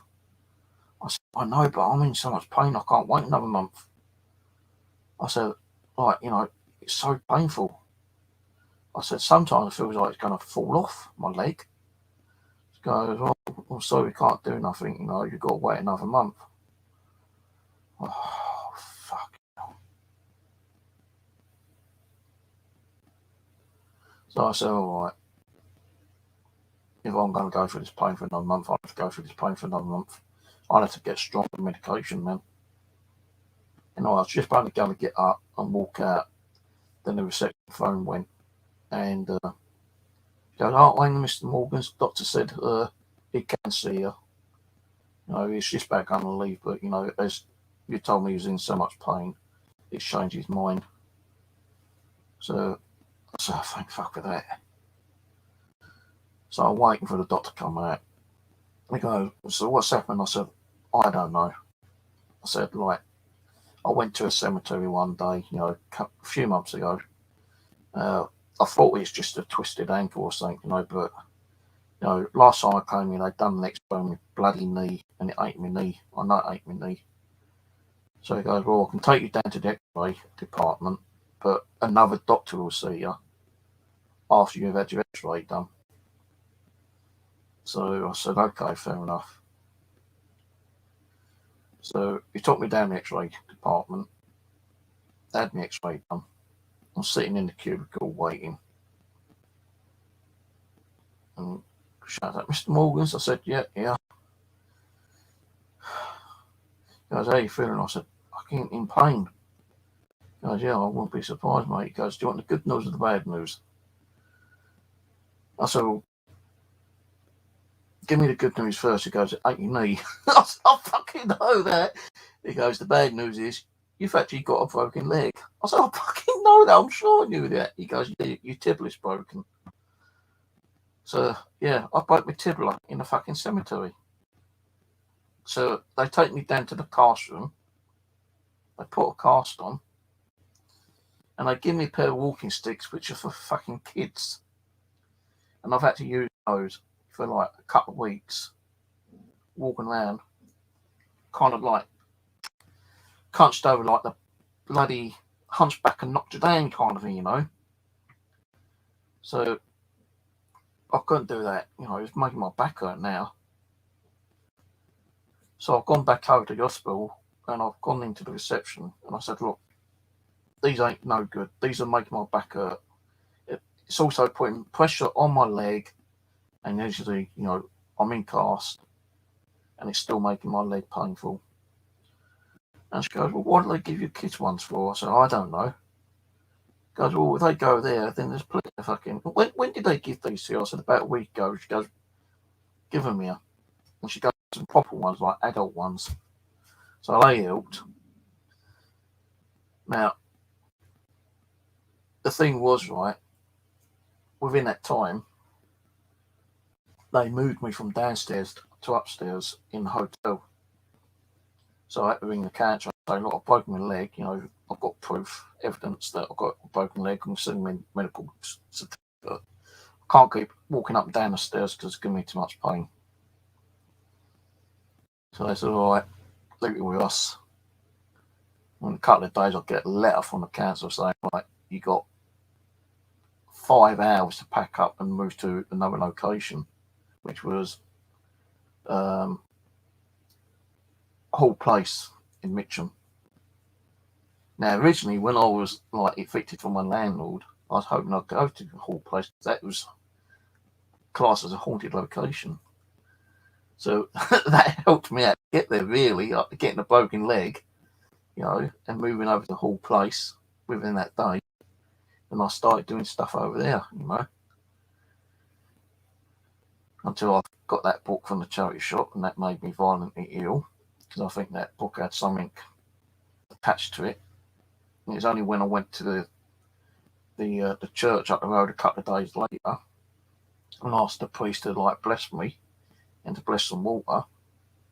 He blessed me. As soon as he blessed me, I started feeling better. I've got home and I fucking threw blessed water out of that book, and like the dark energy that I felt was in there within those few days after I got the book from the charity shop, which I was working in for that one day, because I never went back there.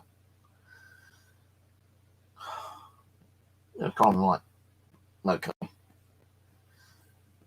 But I had some crazy stuff over Hall Place happen as well.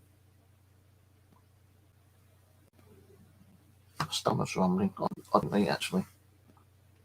Hello, Bad Banana. How are you? Just popped on and mentioned me. Yeah, peace, brother. Investigating with you was unreal. Did you ever?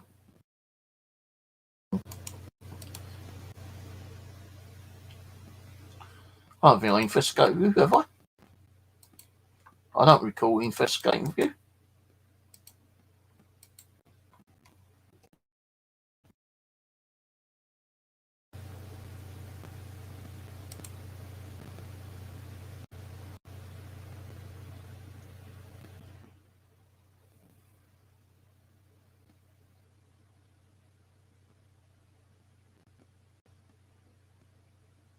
Because that's either ain't my nephews,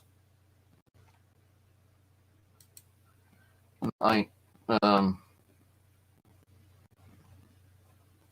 don't think that's Simon James.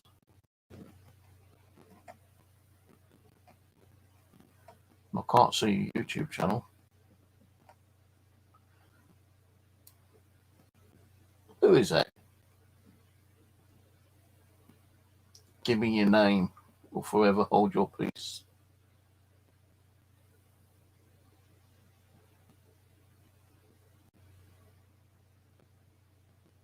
I think one of the first early kind of like scary moments I had was at Pete's house. Oh, it's Simon. Hello, bro. How's it going? Bad bananas.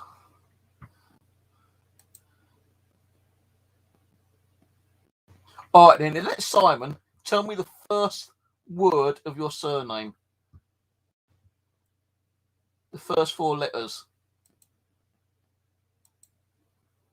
of your surname.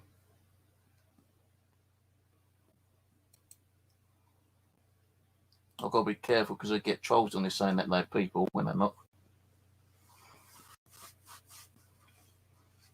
I'll tell you, Simon had a bit of an experience with me one time at Croydon Cemetery.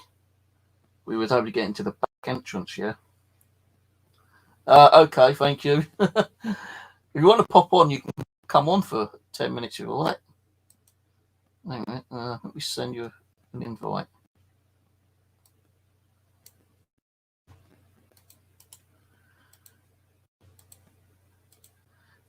I remember the scary moment at Croydon when you went in that, when we was in the Croydon Hotel, not Croydon Hotel, Croydon Cemetery, and we got to near the gate bit, which was split in two, and he went near that bush and something crazy happened to you. Got startled. We had to leave. Oh, right, fair enough. Oh, I'll have to get rid of that then before the. So how's it going, Si? Oh, honey, if you can come down here again, mate. I've got a new toy. The old EDI. Where is it? There. Fucking 250 quid for that piece of equipment. Should have had it a lot longer, but the guy I bought it from, the original purchase, the guy tried ripping me off. Bloody internet shop. 6 months I waited, it never turned up. So I contacted the manufacturers and said, hey, what's going on with the orders? I know there's been a shortage in process and stuff like that, but the company I bought this from said that they've ordered it. Can you give me some update? And he goes, what company? I told him. He goes, hey, mate, I'm sorry, but we've got no back orders on that one. I said, well, that's what he said. He's waiting for the orders. He goes, nah, no orders. He's fucking like consummate. So I had to get onto my bank and try to get a refund. And because it's been over 160 days, it was like 200 days since I put the order in, the bank said we might not be able to get the money back. But luckily enough, they did get the money back, but it's only temporary because they got to investigate it. If they see that there's a illegal way that he has done it properly, which there isn't, so I can prove it through all the emails and the email from the company, Semtex Paranormal, who builds those. There's proof that they never got the order. So the guy who originally ordered it from, he won't be getting that money. He wouldn't. He said he wouldn't give me a refund. There was a credit note, and I told him I don't want a credit note. And because I contacted the company that builds these, he got the arsehole and goes, right, I ain't giving you a credit note or anything back. So I contacted the bank and told them about it, and I got my money back, but on a temporary basis because they still investigate it. But the good thing is, where the bank's paid me back temporary, I've paid for this one at the same price, 250. But the company, because they were so surprised and amazed of the emails I showed them, they're going to be sending me one as well. So I might be getting the second one free. But that's only because I had to show them all the emails and letting them know what's going on. And the guys who I originally ordered it from, it's been conning people. But where I got this one, there's a different company, and I got it even before I paid it because he said to me well, I can get you one, but I can't take the payment until the 1st of October.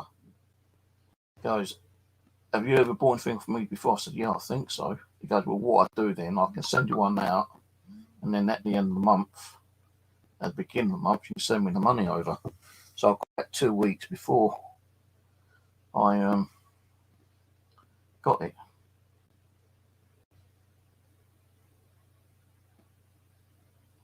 Expected rain tomorrow.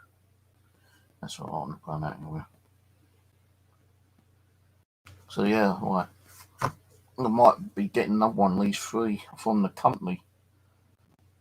So I think they might be seeking legal action against him. A lot of people see, the company I originally bought this from was Paranormal Electronics, and he's been ripping off a lot of people. It's not giving refunds unless people have gone to the banks and the banks are refunding them. When people buy stuff off his website, they break. He doesn't do repair, or he doesn't do return. He doesn't get the money back. So I went on to a company called, it's like one of these full websites which are run by the Metropolitan Police. And I put a complaint in about that and said, he's been ripping a lot of people off. And I did it on a Facebook page. A lot of other people reported him for fraud as well. And the thing is, I've heard that he's been bankrupt 4 times. His business has been dissolved 4 times, and he's still running a business.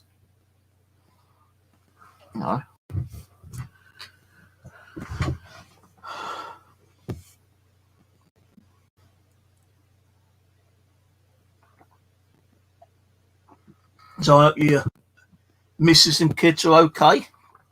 Sending me love. You've got 2 kids now, I think, haven't you, Simon? I'm sure he's got 2. Oh, no.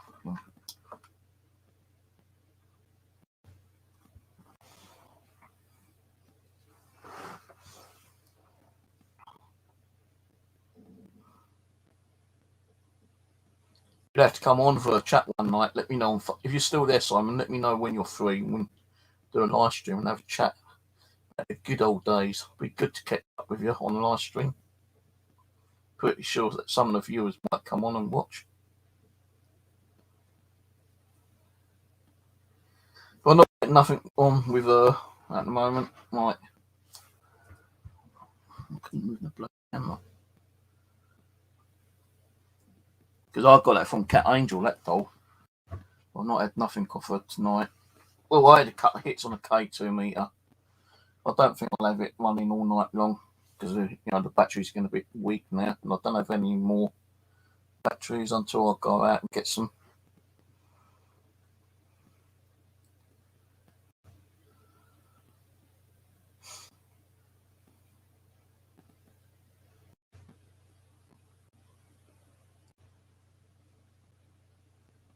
Yeah, but Simon, he came down a few times actually.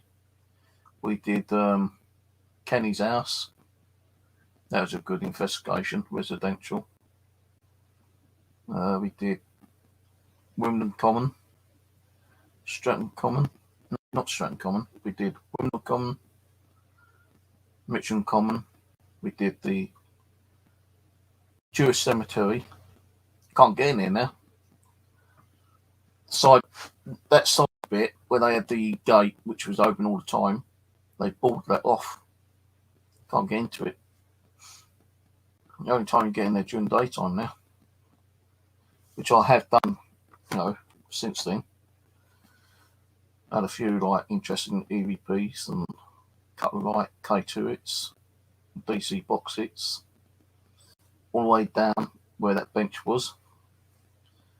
Might go in there again sometime next week or two because it's close and local. That one next to it, the big one, they don't like you videoing in there.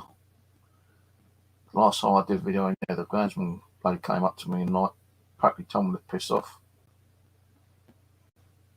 So, oh yeah, another thing I want to do, now I've got that, I want to go over to that park where we had that high EMF and see if we get it out with that. I'll have to do that during the daytime or just before it gets dark when there's not many people around.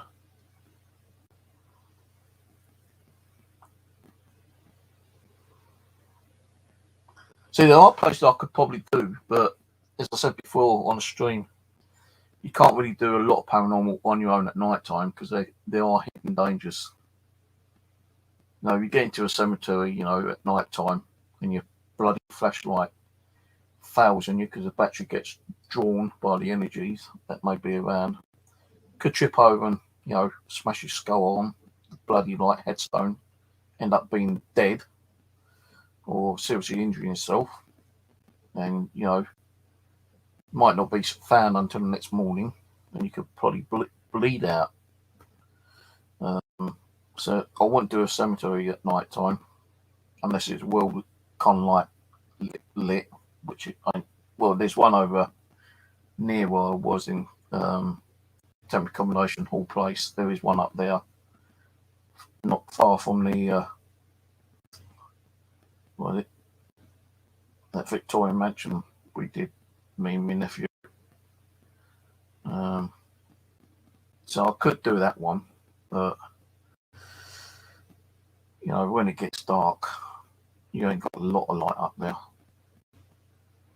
And walking around with a flashlight, you're going to get seen by the people walking along, because it's only a small cemetery. Probably got about 100 headstones in there, something like that. So it's not a big one. But you've got 3 entrances to get out if anything chases you.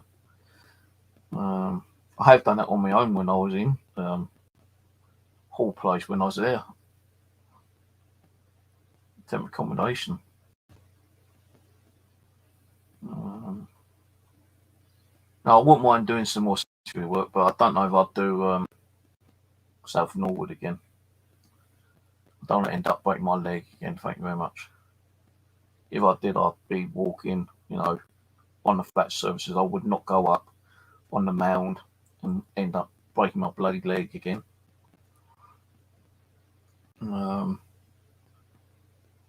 But I might do the Jewish one soon, during the daytime. As long as it ain't wet and rainy and cold and miserable. Try to do it in like a warm day, or not a hot day, but like a day which you can go out without sweating or getting cold. A moderate day, that's the word I'm trying to think of. Next year, New Year, I'm going to be going down to do the 2 cemeteries at Collinwood, Tooting.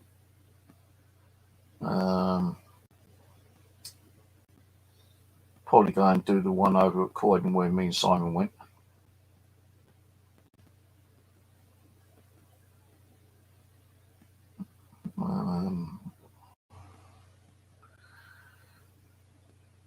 There is another one over near Tooting Beck.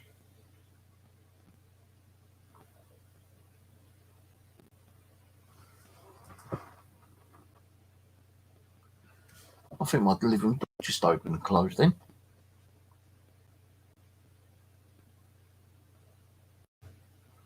I just heard the sound of a door handle go. Can't see nothing in. Well, I've only got one camera working in the living room. The other one's completely dead. I can't see nothing in the hallways.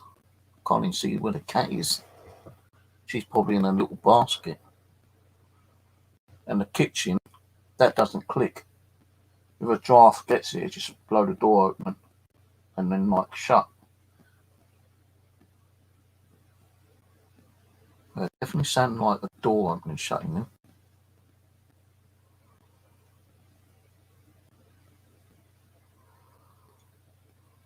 So there is another cemetery I wanted to go to. It's got a building at the back. It's got like blue painted like window frames. And I've got some really crazy like pictures in the windows. But I just don't know where the bloody hell it is. I can't even find the picture of the actual entrance to the cemetery. So I had 2 hard drive crashes, which wiped out probably about 2.5 terabytes of data, all paranormal stuff. So those photos are gone, apart from what I've on Facebook. But I've gone through those, and the entrance where it's got the sign, it's not there. And I've tried Googling it, I can't find it. I know it's not far from Stratton, but I don't know where it is.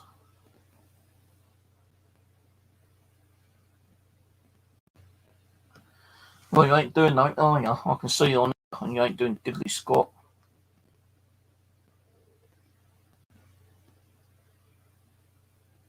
Now, I know I just went a bit blurry then, but as that went, one of her eyes went blurry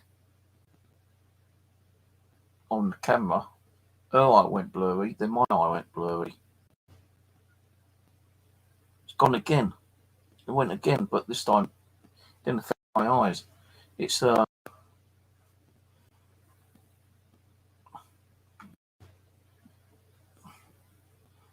one.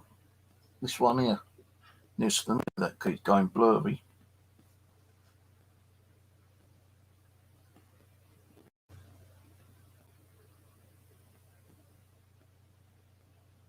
I wish Cat Angel was around.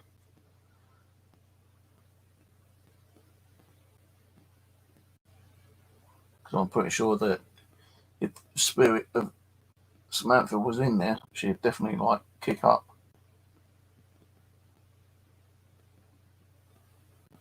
I might bring Tina in here next time. Now I'm not even nowhere near the webcam. Well, not the webcam, the Wi-Fi camera, and the camera just moved on its own.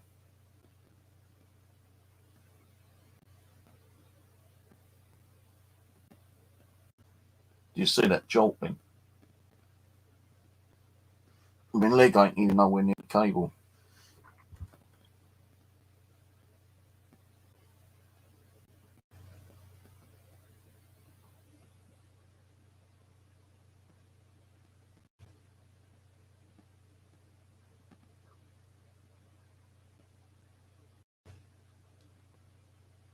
I don't think I'll be doing this at all night one because the batteries ain't going to last that long.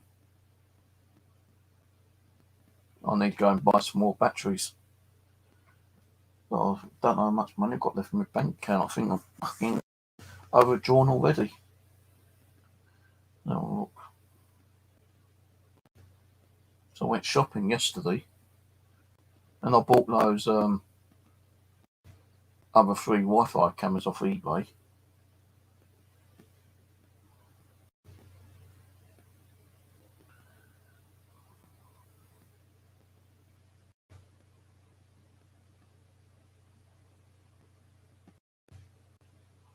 Just trying to think of any other kind of like crazy stuff that's happened.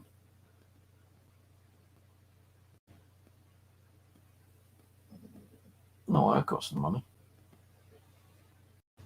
No idea I've got another bill to come out of that yet, though. They've got me Virgin Media, it's going to be about 40 quid.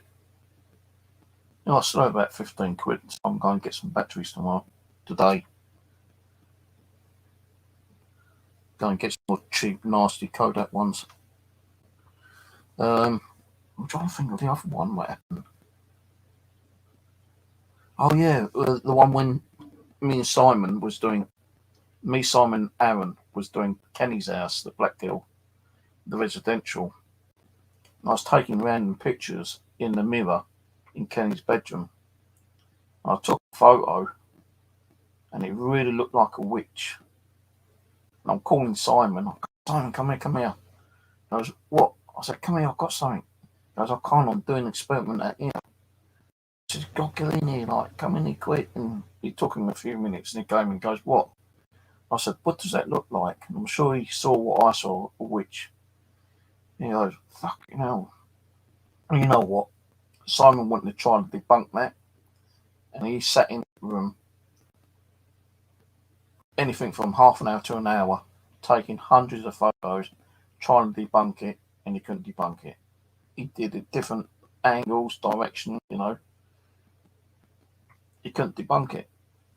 So I think we actually caught a witch in the window, in the mirror, in the bedroom mirror.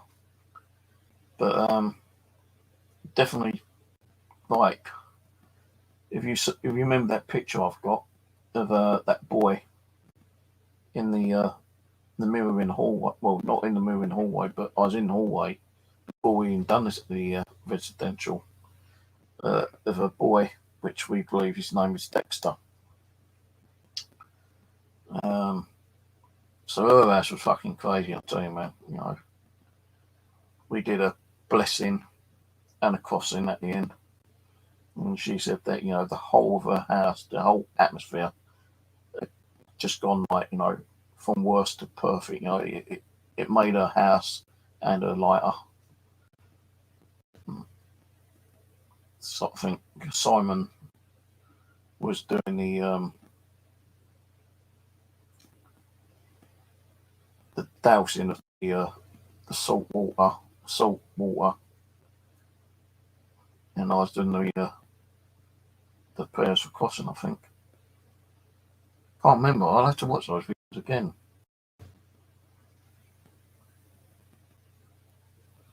But that's the only residential that Simon done with me. Aaron, he's done Kenny. He did Warwick's. He did the one across the road, which are no longer there. Them two little bungalows, they've been knocked down and got residential flats over there now. Been there for 2 years, I think.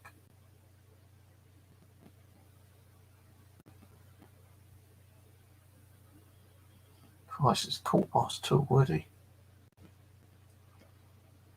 Time flies. Time flies when you're talking shit. But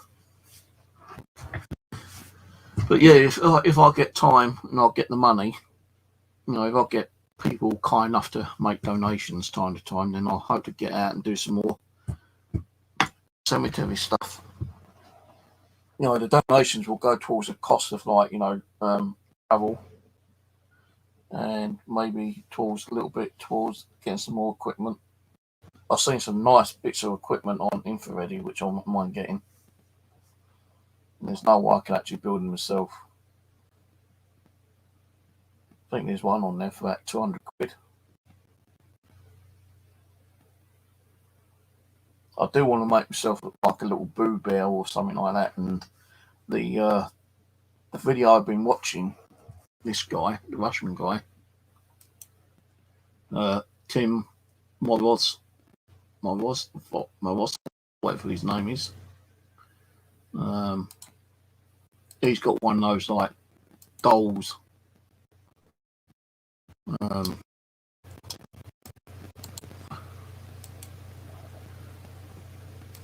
He's got one of those kind of like dolls with the eyes light up, and you've got I think it's got an EMF across the bottom, but it's also got like a temperature gauge. I think infrared does one like that. Let me just see how much it is infrared. Because I don't think I could probably build myself if I. No, the thing is, I'll probably might, but it's the hassle of like taking a doll apart and cutting it to pieces, and I don't really want to be doing that to my dolls.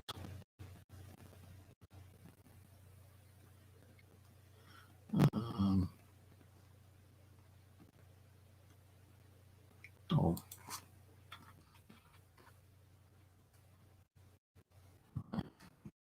Oh, it is. It doesn't sound. No, that ain't the one. Yeah, trigger doll. Static and EMF trigger doll.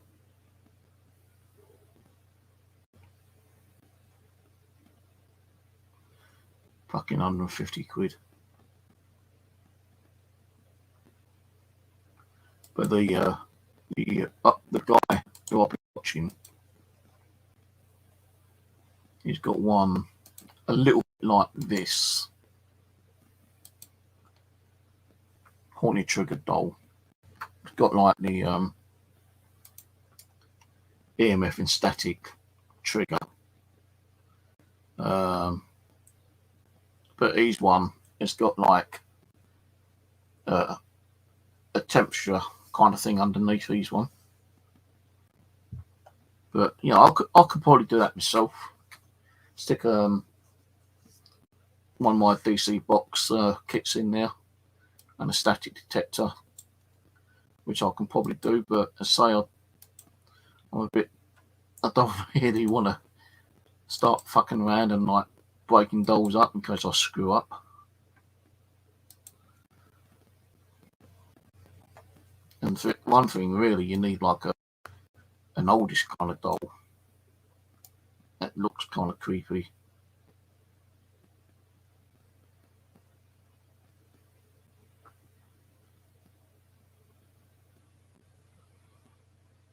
They've got like a REM pod ghost hunting bear on there, which I could probably easily build as well. They went 90. Well, it was 120, but it's gone down to 90. They just bought out this new Alice box thing. Fucking 330 quid. You look on that website, they got some good stuff on there, but bloody expensive. I want to get to fix up my SLS camera again sometime. That's why I want to get that working again. Rebuild that. Shouldn't take long to rebuild it if I can find all the parts. Got my tablet over there somewhere. Right, I'll be back in a minute. Just go make myself one more quick cup of coffee. I'll stick the ghost box back on for a minute or 2 minutes. Let you sit and listen if anything comes through. Spirits, I'm going to make myself coffee.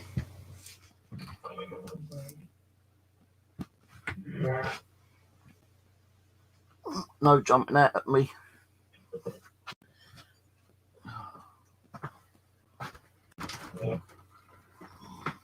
No need.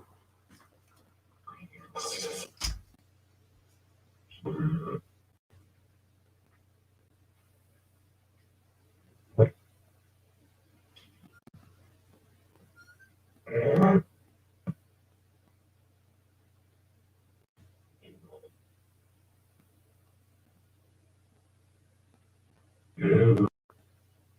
Jump in step.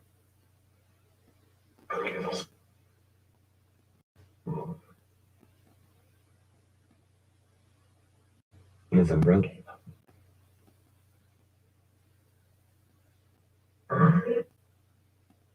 Yeah.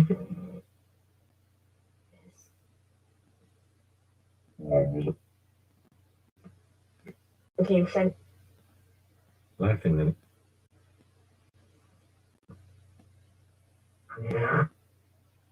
Famine. How?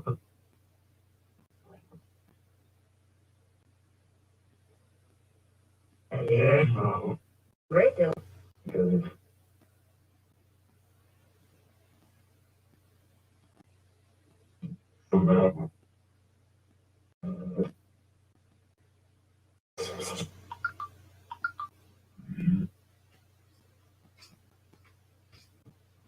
Just climb it.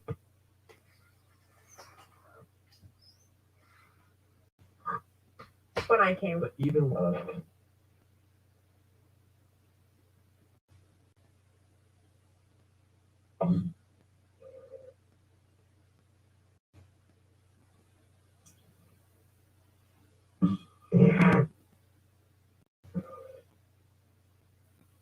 did.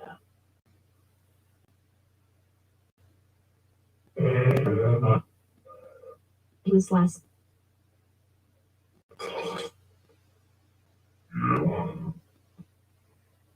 Bridge.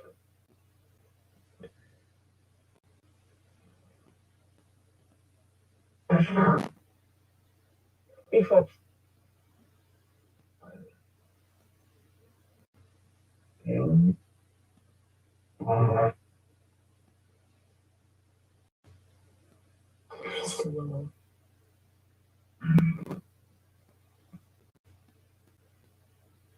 Want to see it?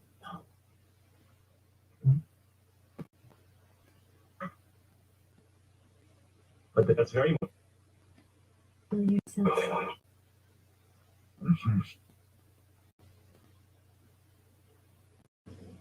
You're on the edge of.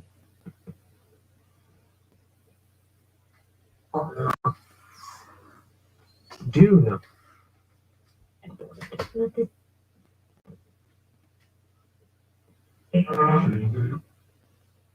I did.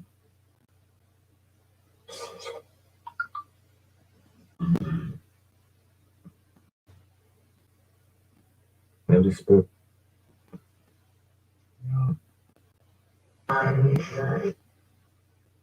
And who on the spot?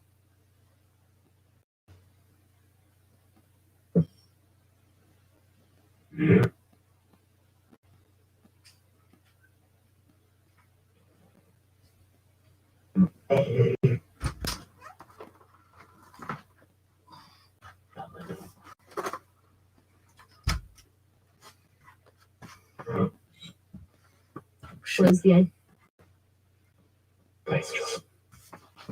Right, Spirits, you going to talk to me or what? I'll tell you one thing what happened earlier tonight before I started doing my live stream, yeah? In the kitchen, I've got that other... I see Kurt. I've got that other camera, the one I bought off Amazon the other day, which cost me 30 odd quid, right? Just as I was going to set the stream up, I was Not significant. I was actually like had the video up. Friend. Hello, friend.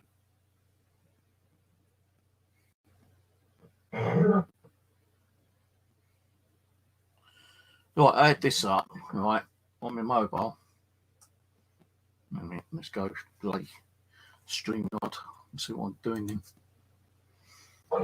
I had this up, yeah, on the camera, on my mobile. That's the one in the kitchen, right, which you can't see. Because I'm not streaming the kitchen at the moment. But I had that sitting there. Come. I get some. And I was just getting the channel sorted out, ready to stream. And I just turned around to look at the camera on the phone, and I saw a shadow, like a black thing, go straight across the screen. But that didn't capture it. And that's supposed to be motion detecting, but it didn't capture it. But I saw it with my own eye. So what that was, I don't know.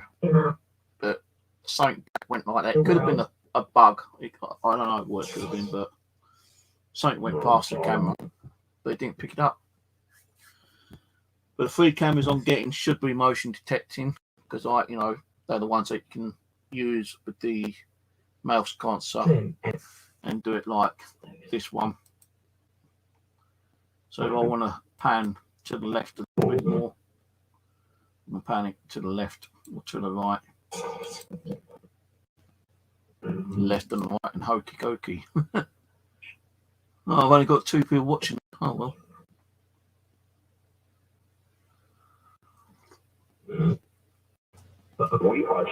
So spirits, what drink did I make out there tonight, just now?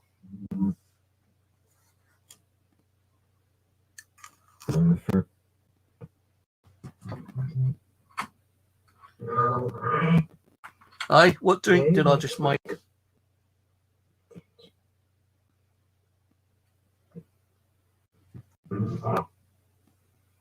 Too hot? No, ain't too hot. Ask what drink did I make? Didn't ask if it's hot or not. Because I want to make some more of these. Matter of time. Battery's gone flat. Although it's on, battery's gone flat because it's not giving off any EMF. It's not spinning the motor and the magnet.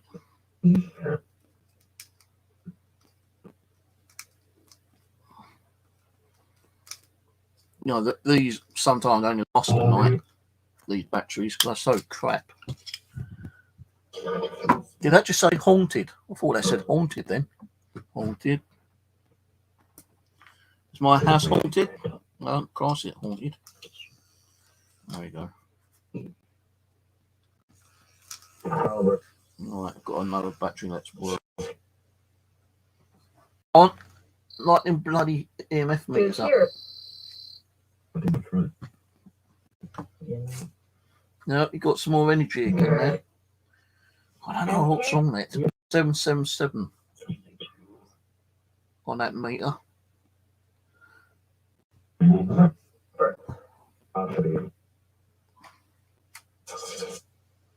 Take it off and it goes to 3100. Okay, for me.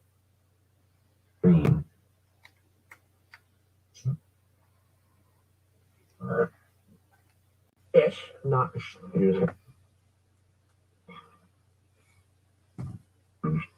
No, I took the bit off there, the little antenna. It's gone to 81 now, but it is dropping though. 80 now, but it goes back to 77.7. No, I made coffee, not hot chocolate. So you're wrong, mate. Bro, the sentence.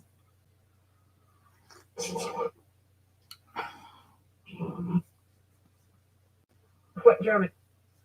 No, last night, I think it was. I was in wondering if it'd be worth me doing any more streams at night, because no one comes on and watch nowadays, do they really? But if I do continue doing them, at least people get to know, and they probably might show a bit more interest and come on and watch. Means like, taking time building up my channel again. That's what I'm trying to do. But I can't promise and guarantee that you only get activity. Yeah. Might not be activity for a couple of days, couple of weeks, and suddenly, you might get a crazy lot of activity in one night. Would have been nice if you'd done something. No, that Mind you, wouldn't your arm up there? I'm sure I'll put your arm up there. our purpose.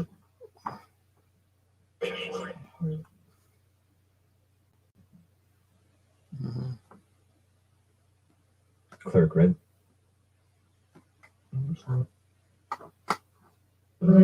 Can't even move the ball, can you? Has to be. Well, 78.0.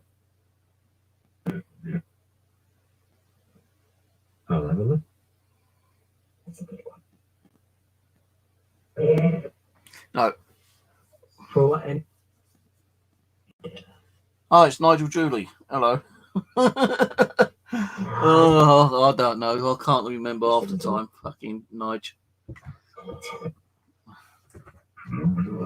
I've been watching too many YouTube channels, especially that what's the name one that This day. the one above the Infrared channel, the Russian one. I was watching a couple of his videos last night actually. Do you know? The Bigfoot one. He's gone into the forest, you know, because he had someone contact him and said that there's some kind of like creature out there and they believe it could be a Bigfoot. So he spent money going down there. He's taken a tent. You know, it's all... Starting. Eagleton. Oh, thank you. Thank you, Samantha, and the catering meeting just gone off. Thank you. So you are a little bit active then. Nice to see you come back, girl. you should be. So yeah, I was watching the video, yeah, of him doing the Bigfoot, yeah. He's camping in a tent, out in the forest, ground's covered in snow, right? He's taken like several cameras with him. I think he's got 2 or 3 cameras outside the tent, night vision ones, and he's in the tent, right? He's got his laptop. He's put the webcam from the laptop outside as well. He's sitting there and he's hearing like these noises. Then he hears like this roar. So he's gone out. He's got his shotgun. You know, he carries a shotgun with him now, this bloody Russian guy. And like he's trying to find out what this noise is. And like he can't see nothing. The camera's picked nothing up at the time. But then he sees like these. Thank you, Nigel. Appreciate that, bruv. Love ya. So like, you know, he's gone out and he's found these fucking massive prints.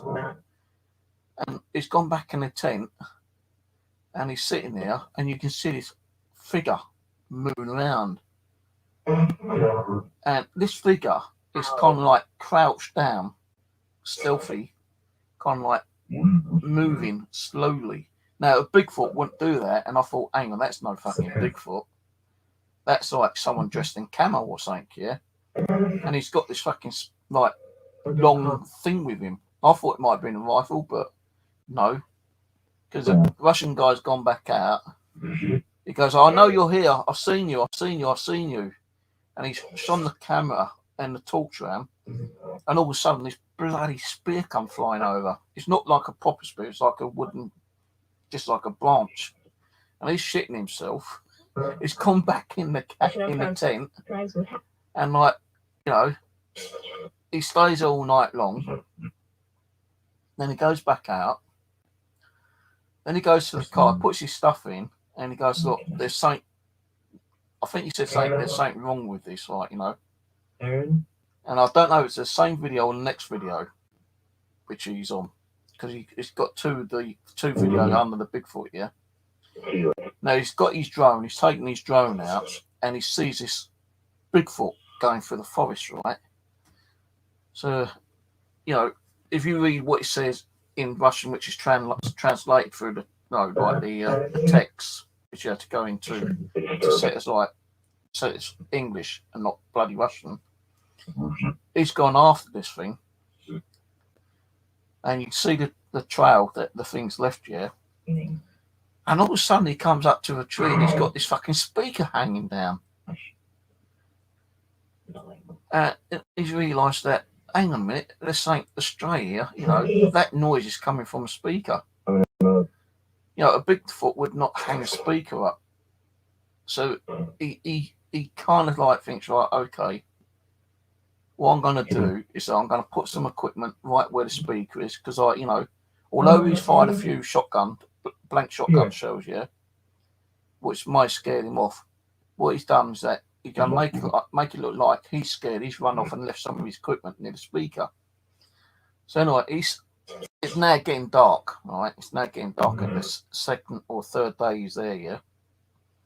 And he's got his shotgun, you know, blanks, I think they're still blanks, and he's near where the speaker is, and he's using his thermal imager, and you see this like creature coming to where the speaker is. Now he's seen it, and he fires 2 shots, and this creature's like just about going to run, and this guy's going, "Stop! Who are you? You know, if you don't stop, I'm going to shoot. Put your hands up." And this creature suddenly just stands there and puts his hands up. Now, a Bigfoot would not fucking do that, yeah? The Bigfoot would have been gone. But this thing, which resembles a Bigfoot, puts his hands up, he's standing there, and this Russian guy's gone up. He goes, "Who are you? Who are you? Turn around, take off your mask." And like, yeah, this mask comes off. It's a human dressed up as a fucking Bigfoot. And guess what? It's the guy who contacted him saying that there's a Bigfoot in there. And he goes, "Well, why did you do it?" He goes, "Well, you know, because of the situation with the virus, you know, I was hoping that I could get more people here, you know, to visit the area, to get more views and, you know, a bit more money to the community." He goes, "You son of a bitch." He goes, like, "I've spent my time, my effort, my money, you know, my equipment to come here." Hello, Mayberry. Who's that? Who's Mayberry? Do I know you, Mayberry? I don't know. I'm alright, a little bit tired. Going to bed soon. Just drink my coffee. So yeah, you know, it's the guy dressed as a Bigfoot who contacted him to go and investigate it. And he's really pissed off because he thought, like, "Oh, yeah, I was hoping to catch a real Bigfoot here." But no, it's some fucking guy dressed up, weren't it? Bastard. I'll tell you, I would have shot him in the fucking arse with buckshot, man. I'll tell you that for one thing. Wasting my time in NG if I was that Russian guy. And I just pulled the bloody cable over. Now, he's got some really interesting like footage on that Russian YouTube channel. Who's Mayberry? I can't think who Mayberry is. I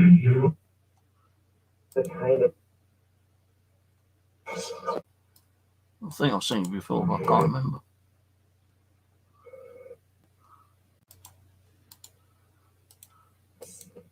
Oh shit, what have I done there anyway?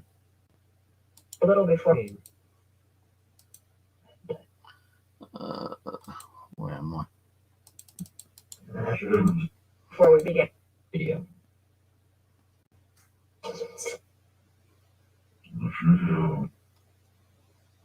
In time. Mayberry. There you are. Oh, you're a music fan, are you? 29 subscribers, music fan. And a little bit of a gamer.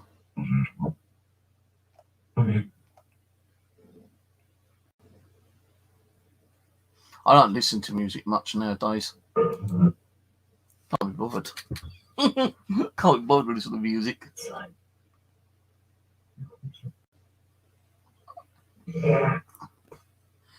So come on, who's with us tonight? Anyone? From the spirit world? Oh, Bollywoods. Yeah, I remember Bollywoods. Yeah, bloody long time ago. Nice to see some of the old viewers coming back. I didn't do a lot of stuff myself because of all the bullshit and everything that's been going on. But I'm trying to get back doing some stuff to my channel. Thank you for that, Nigel.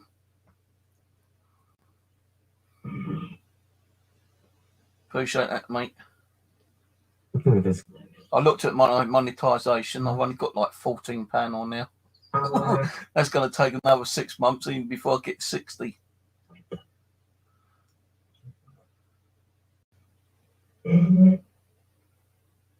Skyrocketed. Skyrocketed? What skyrocketed? I'm not hearing, well, I'm not really concentrating, but I'm not really hearing much on the ghost box, actually. Native. Can you light that ball up again for me, Samantha, please? Come on, move it. I'll put it near your feet. I want you to move it with your foot. That'd be crazy to see your foot's up and you move. Rapidly. Can you do that for me? Move it. Glorified. The peaceful. Glorified, peaceful.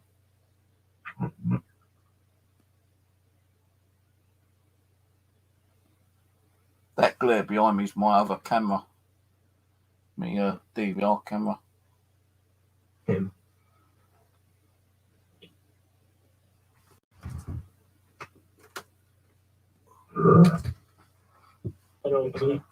Go back to StreamYard.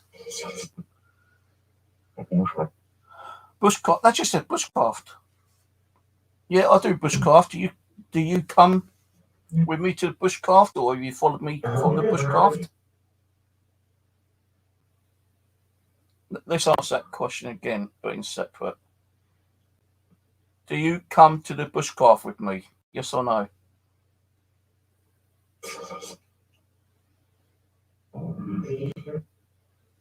They were grouped.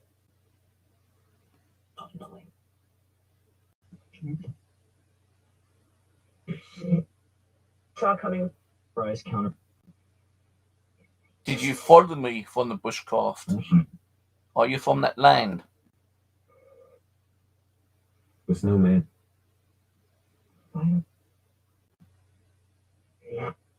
That's a bit weird. It's no man. Was it a beast? An animal?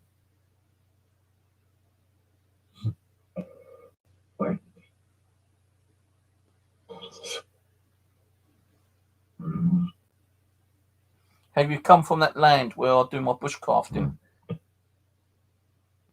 Yes or no? Afraid of. Timber each.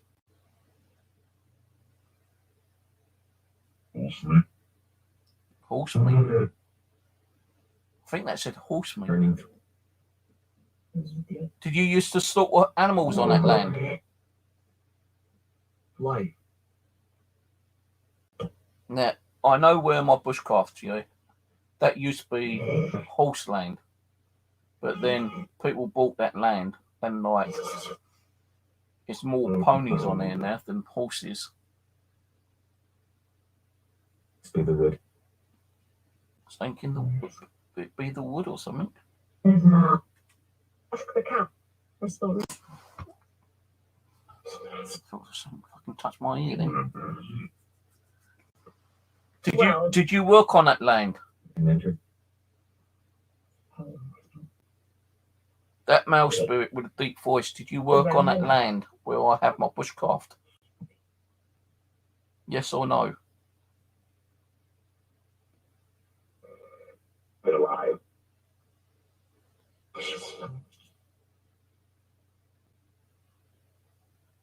Baggy. Bill here.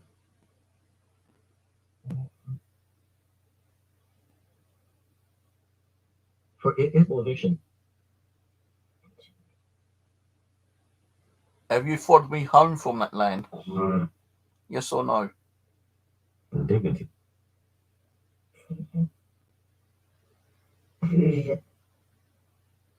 Was not the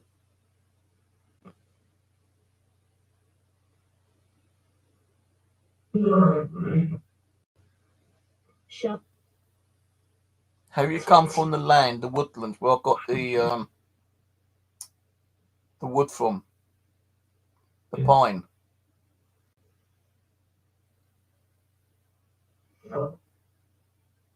life.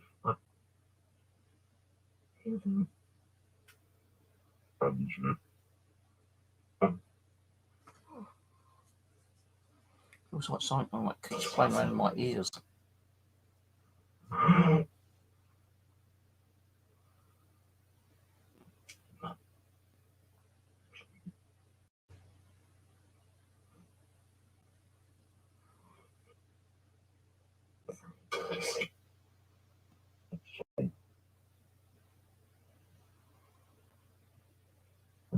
Samantha, you're very quiet. I thought you would have liked playing with this new device. Or You're not doing it, are you? Got loads of different things on there. you will let It's got vibration. It's got EMF. It's even got humidity, not humanity, humidity. You can interfere with the sensors, make it colder or hotter.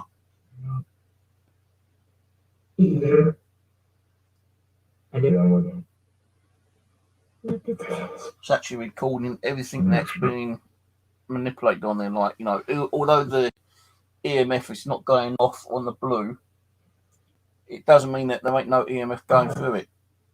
There could be that small, slight fluctuation of EMF that's not being picked up through the lights because it's not strong enough, but it's still picking up that slight, minute temperature change, humidity change, EMF, even vibration. I'm tapping that and the lights are going off here. You can see the lights going off through this vibration. But even if there's a slight vibration, which isn't strong enough for it to vibrate the LEDs, that's even being picked up and recorded through the data. It's got a data logger built into it, which is good. Ground. Well, I'm not going to bushcraft for another week or two. 24. Next time I go up there, I've got to make sure that the water is not coming through the bloody ceiling still. If it is, I've got to either redo that whole roof and re-tarp it, or just put another big tarp down and hope I ain't got to re-roof it again.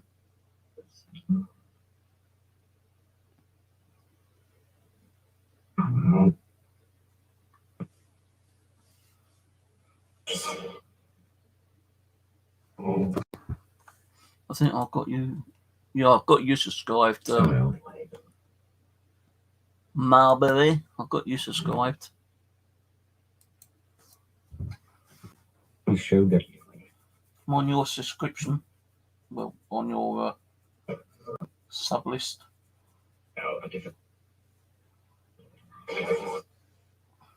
I'm pretty sure I've got Ghostwatch on it as well. Better Ed. End of this.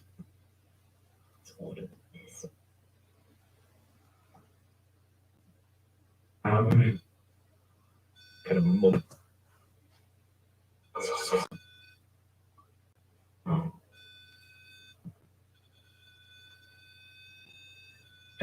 Millimeter's going off. Thank you, darling. Of God. Which is it? Mind you, it could be the battery going low.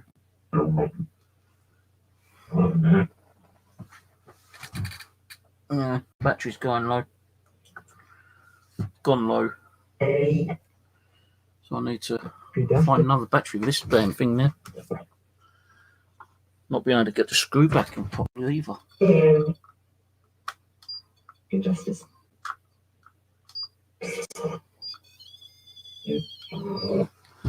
Shit, you know what? I can't even get the screw back out.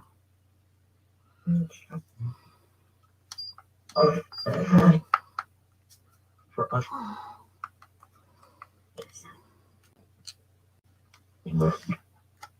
No, this battery was changed the other day.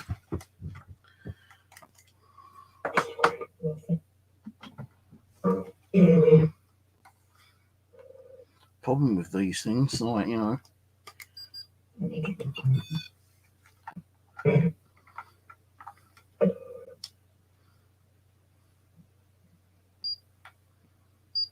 Go to the door.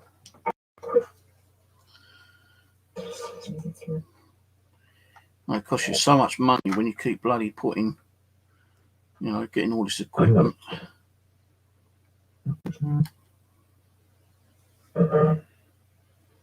It's ready.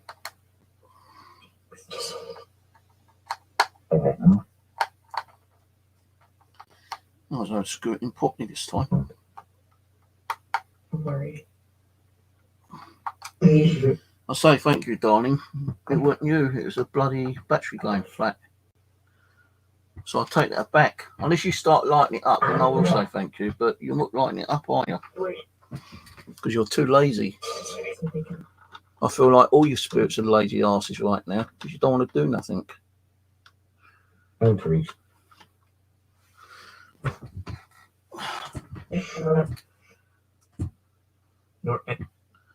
So luckily I checked that because when I looked over and it was going off, the whole temperature had gone down to 0.0 and I thought, hang on.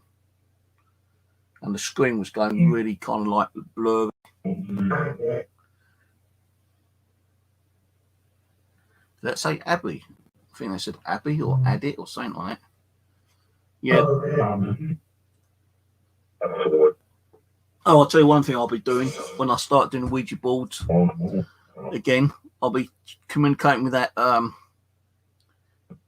evil doll that I've got, and I've done Ouija board sessions with, and she's supposed to be like a serial killer, killed 4 husbands and sacrificed kids in the basement, just killed a maid and butler, all that kind of shit that she's given us. Keeps changing her name as well. Said that all of the killing she done was for insurance purposes. Coach for Flash at the center.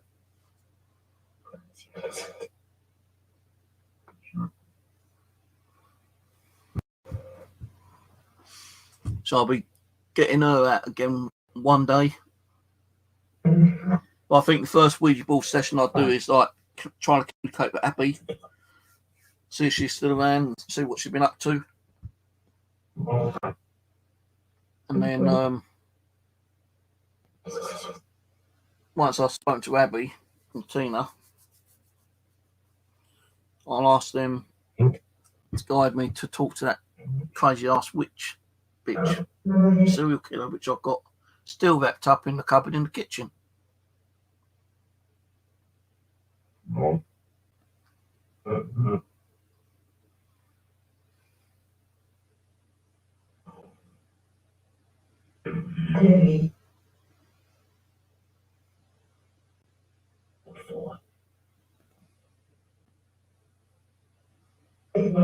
I'm really quiet. That's what. See, if I was to go to sleep, right now, and leave this on, still might not pick nothing. It's still there. But then you might get something. I don't know.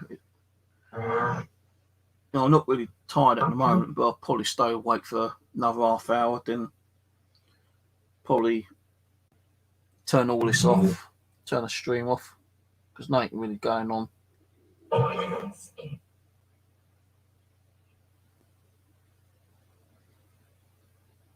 I've made him. Like the batteries are all dying out. So this one doesn't take 9 volt. It takes the AA batteries, that one, but it takes 3 of them. And I've run out of those as well. Right. So I'll probably be spending about 15 odd quid on batteries today. You have receipt.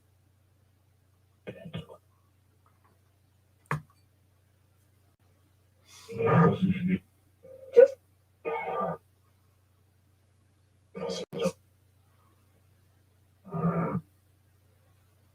young hair.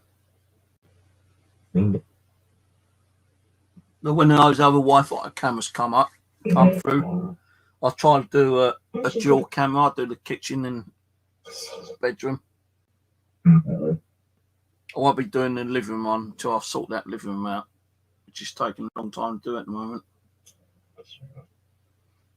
You know, if I can get the side where all the dolls are sorted out, you know, got that bit sorted out and a bit tidier, then I can stream that side. But the side where the settee is full of stuff. Crammed up in there.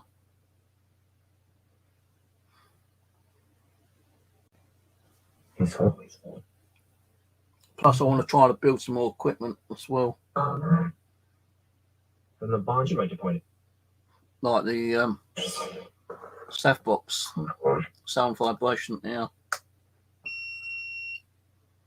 It's in the wood. One. Hello? See, when I talk, it picks up. You're blowing it.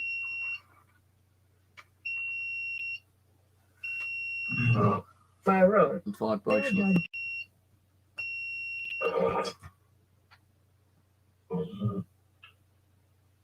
Insect. Other one. I just heard a little knock somewhere then. Who knocked? No, at all. Body. Wooden post. Who just made the knocking sound? What legal? I heard one knock. Who was it? Can you do it again? But a little bit louder. Pray for. Pray for who? Who needs praying for? It was a national. Hey, who do I need to pray for? Indeed. Have a look at it. British music. What is the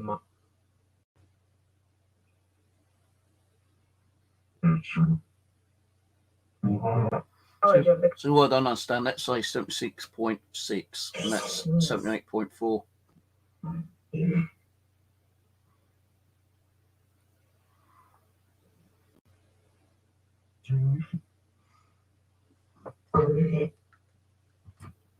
this.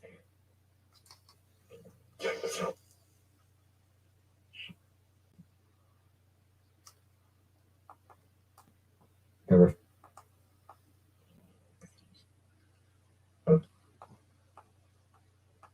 he has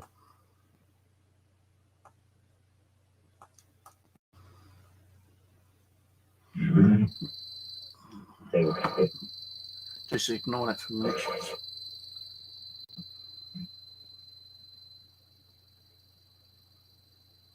betraying.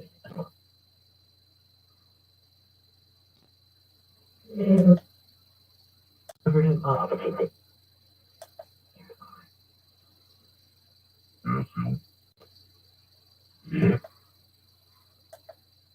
Still on the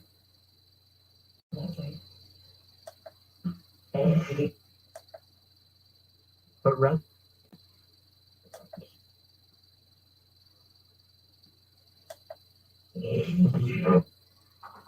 Right now.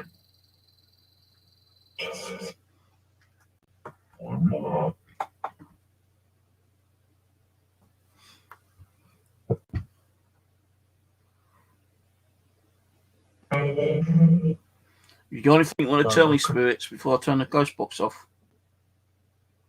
Because you're not making much sense to me at the moment. The only thing that I made out you say something was bushcraft. I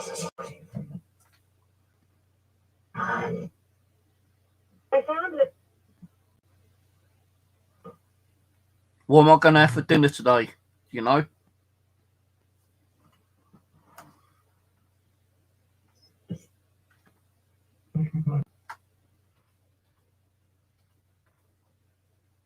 Happened.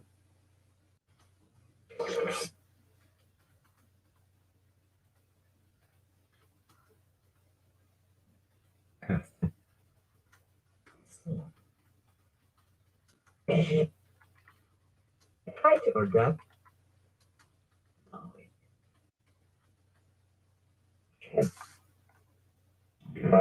Wait a day. Come on, tell me what I'm going to have for dinner. Do you know? to be done.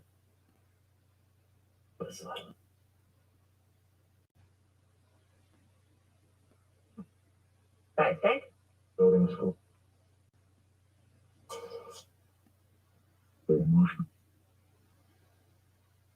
And Bye. No, you know, from the ghost box. I'm going to close that down now. At the right. Right, well, if you're communicating with me for the ghost box, I appreciate it. Thank you very much. May go back from where you came from. God bless. It's the blue pup.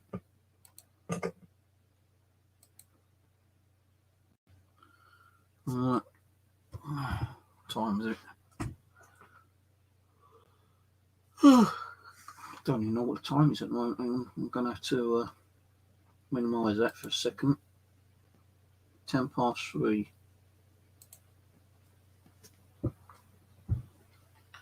I'll give it another 20 minutes and I'm off to bed, guys. Because nothing's happening. Now, what's happened is the K2 meter's gone off a couple of times and the ball lit up once. And that's it. Nothing's gone on this EDI. But the first night I did the EDI, which was about a week ago, less than a week ago, with a divot box, when I was asleep, although the stream was on for 8 hours, it was 4 hours in when I was asleep. Fucking EMF meter just kept going crazy on that. When I woke up, it suddenly stopped. So over 3 to 4 hours, I was getting EMF hits on that. And it's setting off the alarm, but I couldn't hear the alarm because I was sleeping too much in the night. Probably, what's the name?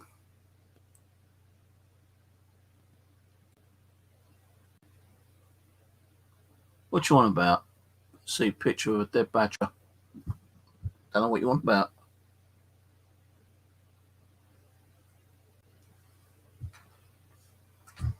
I've not got no picture of a dead badger. You've seen things, mate.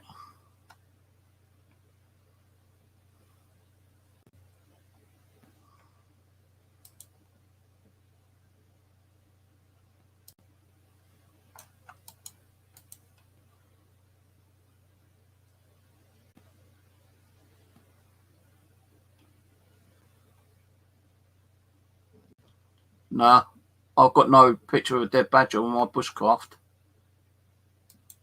I won't put a picture of a dead badger on my bushcraft. Not that I know of. I've got one on there. You tell me what one it is then. So I don't think I've got one on there.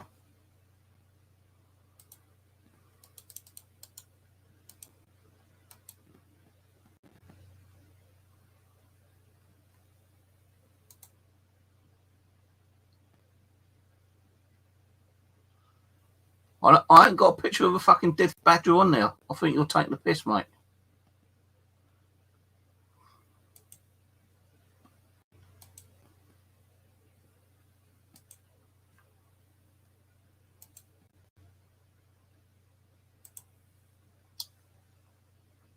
You tell me what video it is then. Come on, tell me what video it is.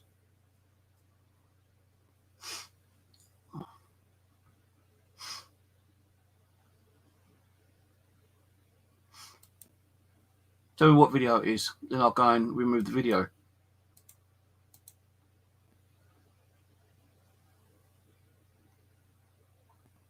It's a picture of an animal next to it. I don't think so, mate. I've not put a gun up on my bushcraft at all.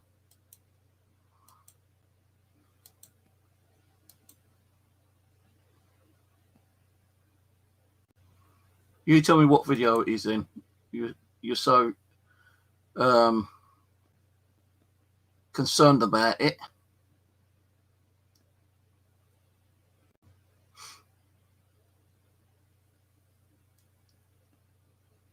And you tell me what people will found it offensive. You just here causing fucking trouble. That's the only thing you're doing. So I ain't got no picture of a fucking dead badger.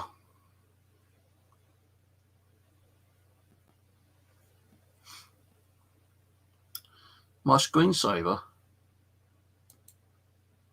That's not a fucking badger, you dopey git. It's a buffalo and it's a fucking game. The Hunter Call of the Wild. Fucking badger. You want to get your fucking facts right for one thing. It's a game. Call of the Wild, which I've got on my Xbox. Fucking badger. I put whatever I want on my fucking screensaver. It's a fucking game. Jesus Christ, man. Let them find it fucking offensive. What are they going to do? Report me for having a screenshot of a fucking game picture? Really?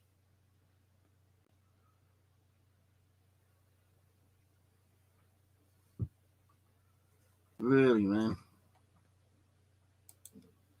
Look, this is what he's on about. This. It's not a fucking badger.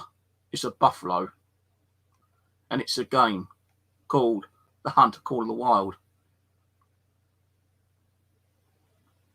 You know, if people think it's fucking offensive, then what are they going to do about it? Report me to the police because I've got a picture of a fucking game screenshot. Really?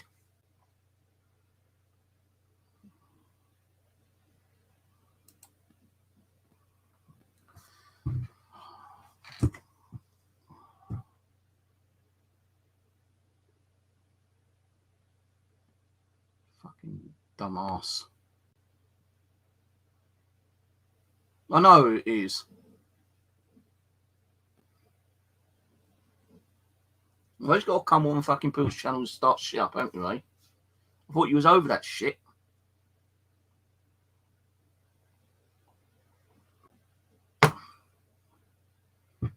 What have I done to you to deserve this shit now, eh? Nothing. Just got to come on and be a pain in the arse. Got no one else to pick on. You can't say, I'm not picking on you. Well, you are, because otherwise you wouldn't have came on and said, oh, about a fucking dead badger when it ain't a dead badger. It's a fucking picture of a buffalo in a game.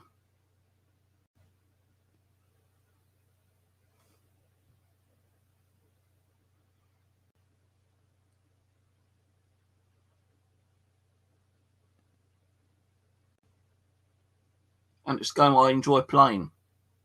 What are you going to complain about next? If I change the screensaver over to like zombies? The Mr. Survival game. Oh, look, people complaining because you've got dead people walking around. Really?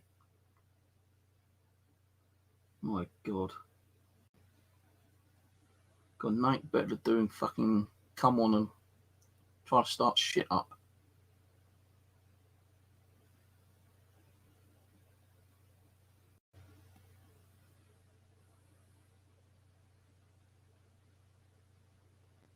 I know it is. I won't say the name.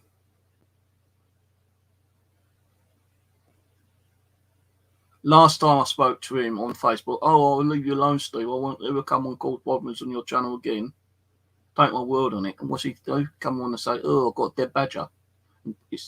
And like, you know, people find it offensive when it's not even a fucking badger, it's a fucking buffalo on a game. Pixels, graphics. It's not even real. It's a game, you know. Holy shit, man.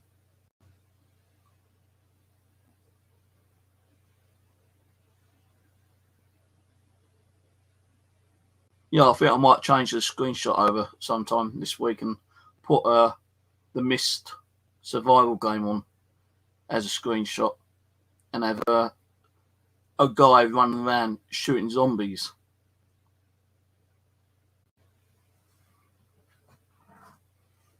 Oh, you know who it is, don't you worry.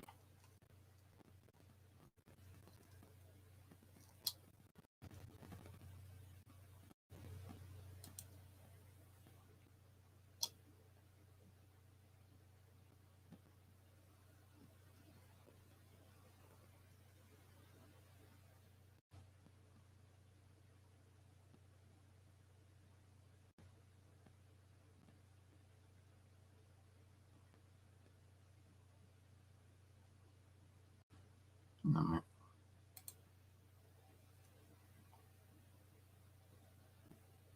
Cheers, Ian. I would have done it myself, but if I give him the opportunity to just say, oh, you know, only fucking with Steve, you know, don't take it too offensively or something like that, but don't worry about it. Probably going to start doing videos on me again now. Oh, look, you know, I go on Steve's channel and, like, you know, I told him this and that and, like, you know, took it offensively and started swearing at me.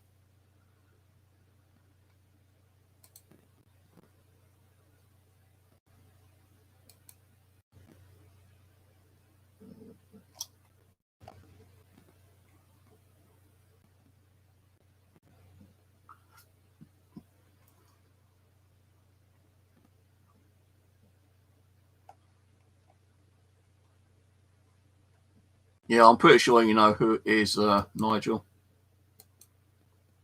Someone who's been causing a lot of problems over the last couple of years, even to me and other poor people. But on one of his last comments, oh, I'll leave you alone, Steve. I'll never come on your channel and start shit with you anymore. He's had to come on and start saying, I've got a dead fucking animal on there. Was it a dead badger? As if, like, you know, I've got a dead badger on the screenshot, a live living dead, well, not a live living, but a proper badger, you know. When, you know, the fucking badger is a fucking buffalo in a game. And if it takes people offensively, then tough shit. I ain't going to keep changing my screensavers because someone doesn't like a buffalo picture from a fucking game.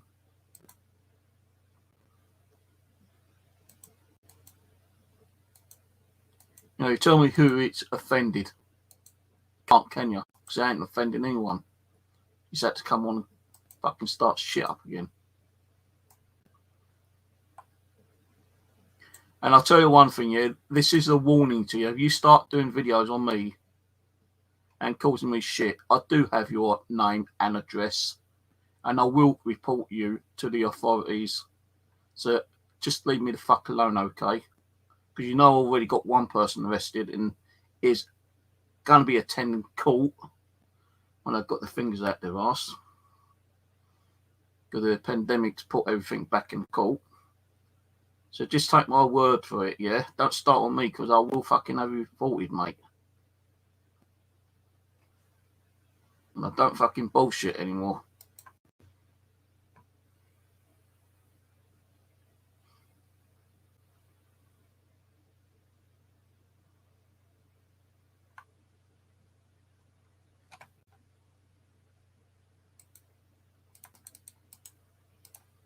Mm-mm.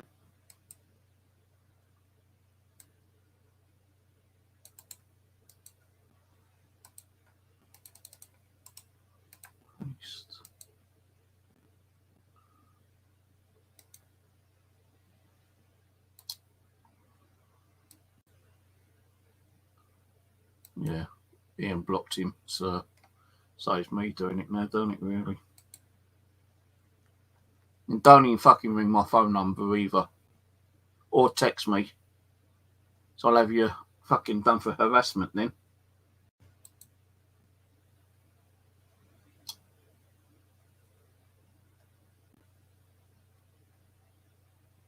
You know, I've still got all the videos that you've done on me in the past. I don't throw nothing away and delete things on my computer, mate. Everyone who's called me shit in the past, I've still got videos on my hard drive and on memory card. And actually, I've got it on 3 hard drives, all those datas.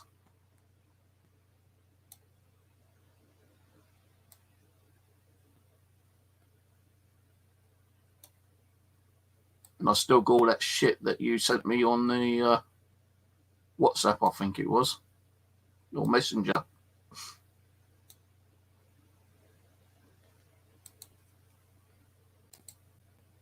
No, you just can't be, you know, they can't leave you alone, can they, Nigel? They just got to keep on causing shit. Because they've left me alone for like probably 6 months or so, yeah. Oh, like, you know, let's go and start shit on Steve again, shall we? Hello, Angela. Trying to get something off Samantha tonight, but it's been very quiet. I'm going to start turning this gear off. The batteries are practically dead anyway.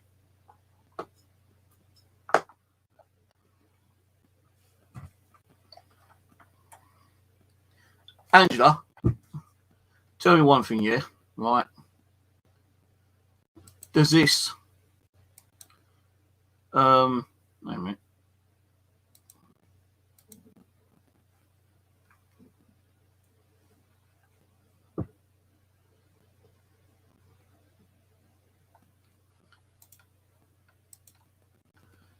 Tell me one thing, Angela. Does this screen, this picture offend you?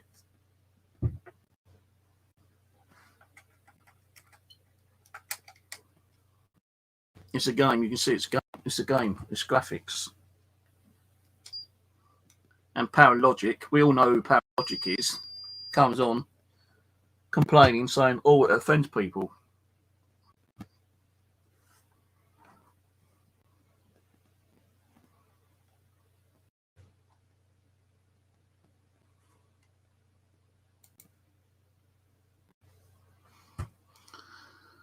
I don't know.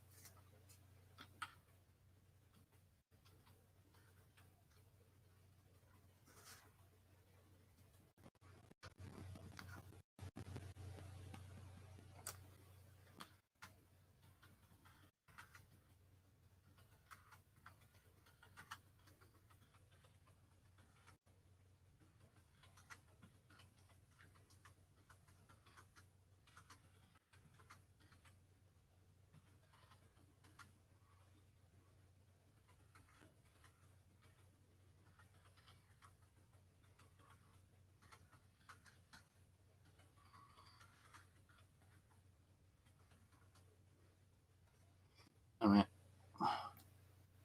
she's sending someone a message.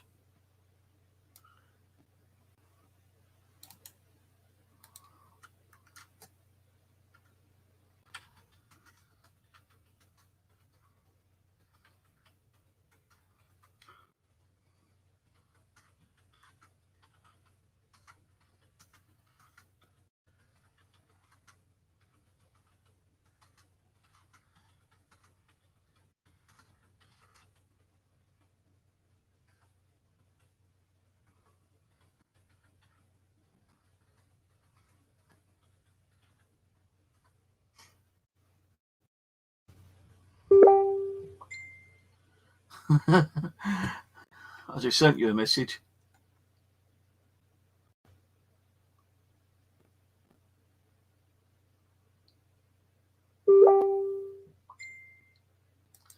Yeah, and I'm jumping off Facebook, yeah, because it's going to keep bleeping.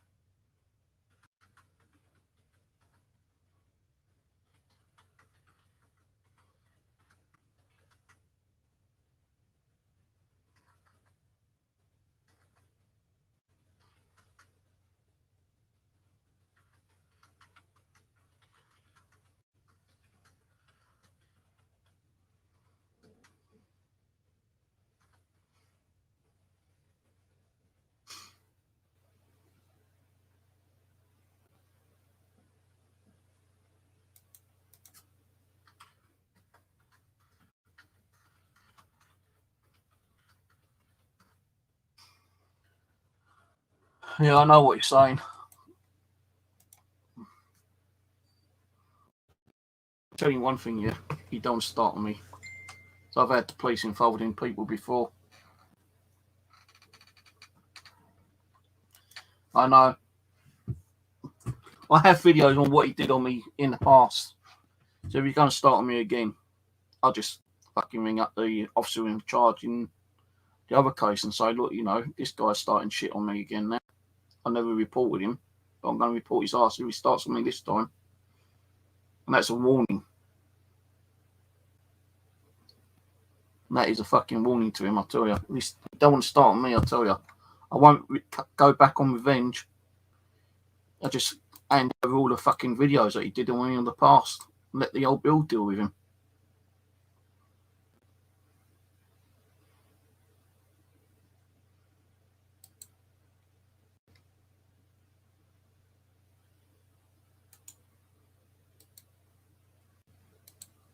So you won't see me doing videos on him. Just tell him fucking leave it out.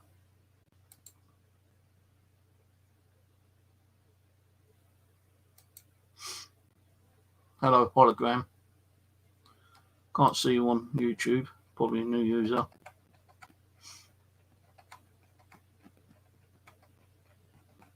Could be wrong, but it could be him. Under a troll account. I don't know. Get those gut feelings, don't you? You know.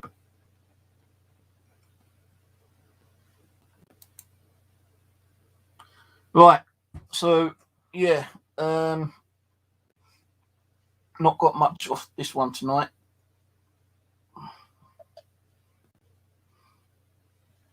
Turn off the recording on this and turn off the power. We'll go out today, get some more bloody batteries. I ain't got no more batteries left. I need a shitload of 9 volts. Because most of these are fucking 9 volts. That's 9 volt, that's 9 volt, that's 9 volt, that's 9 volt, that's 9 volt. So 1, 2, 3, 5 of the items are 9 volts that I've been using. That is 3 AA batteries, I think it is. I'm just going to have to go and buy the cheap fucking Kodak ones from there. They won't last the night anyway.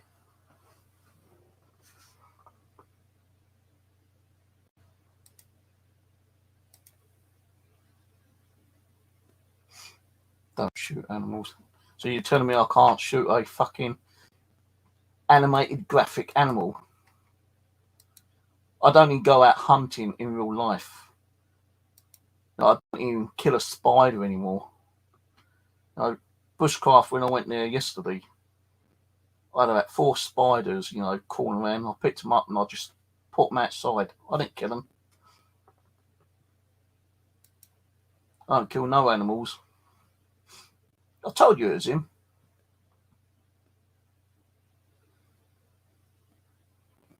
Don't shoot animals.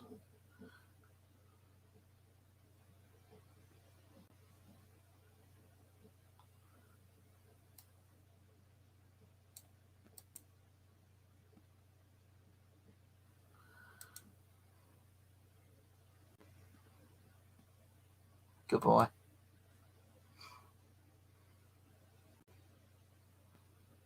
See, he's probably got like, God knows how many troll accounts he's got. He's got to come on and keep causing problems all the fucking time.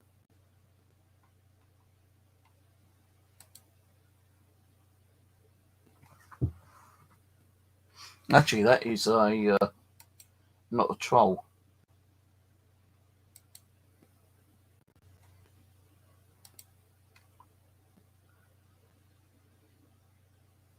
That's not a troll. He's been on. He's got 390 subscribers, but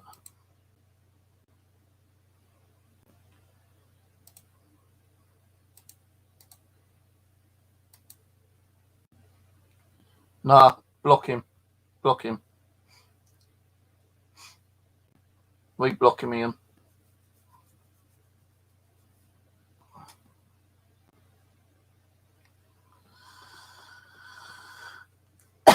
that's the thing with him.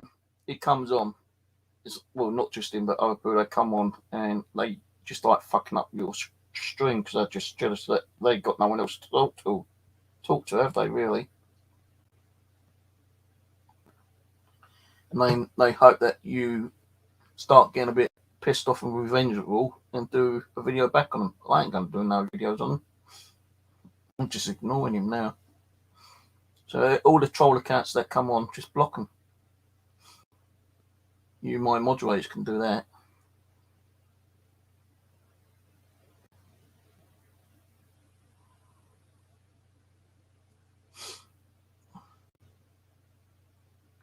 No, that Vezovsky, or whatever his name is, isn't a troll. Well, he doesn't look like a troll. He's got quite a few videos on there, but I don't like the way he's saying, like, you know, you just kill brain cells, you know. Saying that, I'll probably get accused of fucking, like, killing people's brains or something.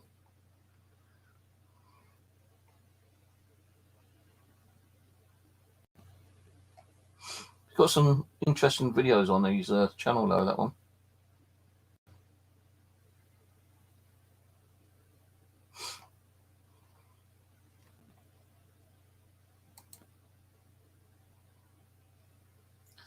Yeah, so I'm not sure when I'll do the next live stream. I might do one tomorrow. I might not. I might wait until... No, leave it. Well,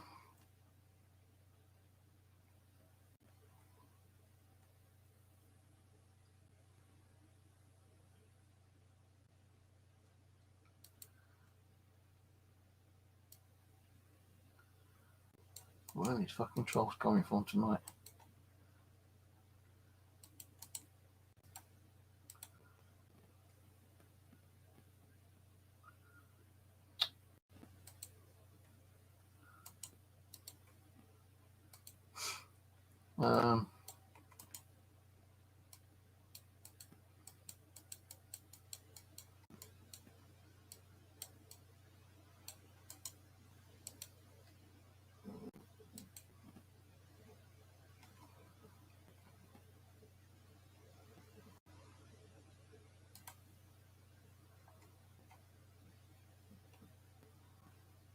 Yeah, I can't see that one.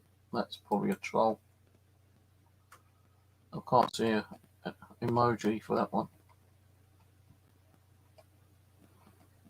Yeah, so what I might do, I probably won't do a stream tonight. No. Who was it earlier?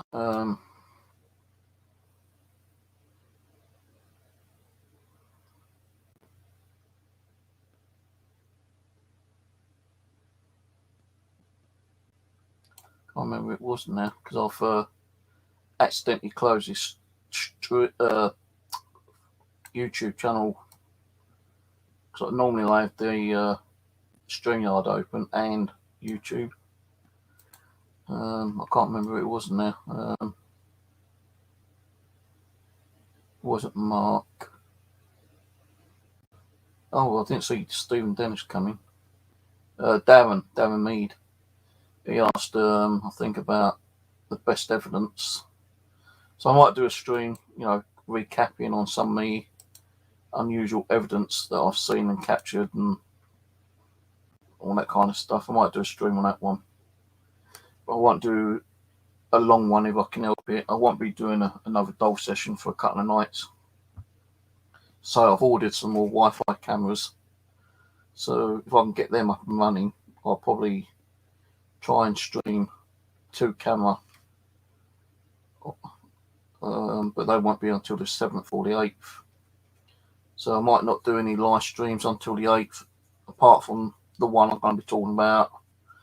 Some of the unusual things that I've seen and captured, and I can go into about where I'd like to go to and what piece of equipment I think is worth using on certain locations. So I think, you know, there are certain bits of equipment that are pretty good. Like, you know, I've only used the EDI a couple of times, you know, but where Delorious Dave has said, like, you know, it's an amazing piece of equipment. And when I was on his stream a couple of times, and you know, he's getting really good responses for it. That's the only reason I've got one, because he was getting a lot of responses, and like, you know, it looks like a good piece of equipment. And I've seen a lot of people use them. Even Living Dead Paranormal's got one they use now, and they've been getting some interesting results. So I probably might talk about some of the equipment which I think is good for the paranormal, and what equipment I think is a bit of a waste of time. I'm not going to get all the bits and pieces out because I've got so much stuff knocking around, and like, it means like hunting for the damn things. I will talk about some of the equipment which I think is, you know, good to use in a paranormal investigation, where, you know, like going out in the woods or in residential or an abandoned building. Because I have seen a lot of videos where people do get a lot of responses on certain equipment, and some equipment I've got myself anyway. So I'll probably talk about that. I would like to try to get people on and do like a stream and talk about equipment as well. Might try to get John LSS Paranormal, so he wants to come on and have a chat one night and talk about equipment. Now I will probably be building some more stuff for myself, but I might build an extra 1 or 2 items, because I might send some over to that Russian guy, because, you know, he's got some pretty good stuff. I'll tell you that for one thing. Yeah, you know, the cameras he used, I've looked on eBay and Amazon. Those like Wi-Fi cameras he uses, like, you know, £100. No, the thermal camera he's got, well, I don't know how much that is, because I don't know what model he's got, but thermal cameras ain't fucking cheap. They're about £400 or £500, maybe more than that.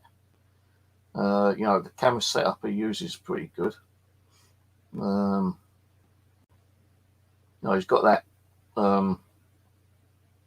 doll that he uses, which has got, you know, built-in EMF and static detector and a temperature gauge. So I'll probably talk about, you know, some of the equipment that I've seen other people use, and if I think it's worth using them, or if it's like not worth using them. So I might do a stream regarding equipment tonight if I decide to do it. And when I get the Wi-Fi cameras, I could have got a cheap DVR system with 4 Wi-Fi cameras, but it wouldn't have had a hard drive in, and the hard drive, you know, would have been about £100 itself. So, you know, I could have got a 4-channel Wi-Fi DVR system for about 100. I think it's about £180, because the 4-channel Wi-Fi DVR was like £80. No, £89. But I just didn't have the money for that, and I just wanted to get some cameras up and running as soon as I can. So I've gone for some of these cheaper kind of like Wi-Fi camera things. I use it, mainly use them for baby monitors and stuff like that, but they're still going to do the job. It means that I'm going to have to run it on an Android app, but I can use the Android app through BlueStacks. So hopefully I can stream at least 2 cameras. So when I get those Wi-Fi cameras, I'll probably use one in here and one in the kitchen. There's something behind the doll. I keep seeing, like, you know, like a fluctuation, that kind of thing, like in that doll. I don't know what it is.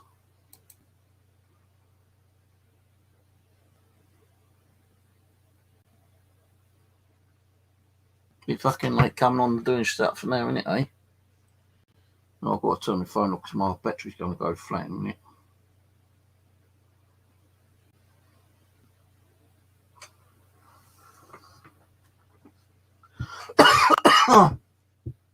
Yeah, so as I say, tonight I might do a stream talking about equipment, and then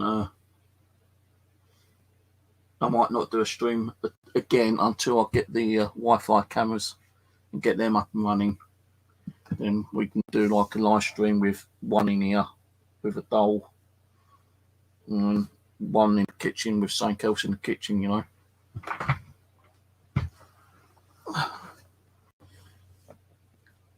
And then also probably, I don't know when.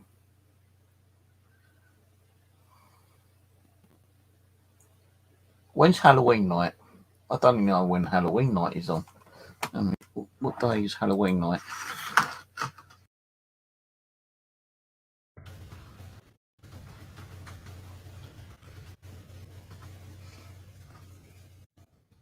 Oh, it's gone, isn't it? Shit, it's already gone.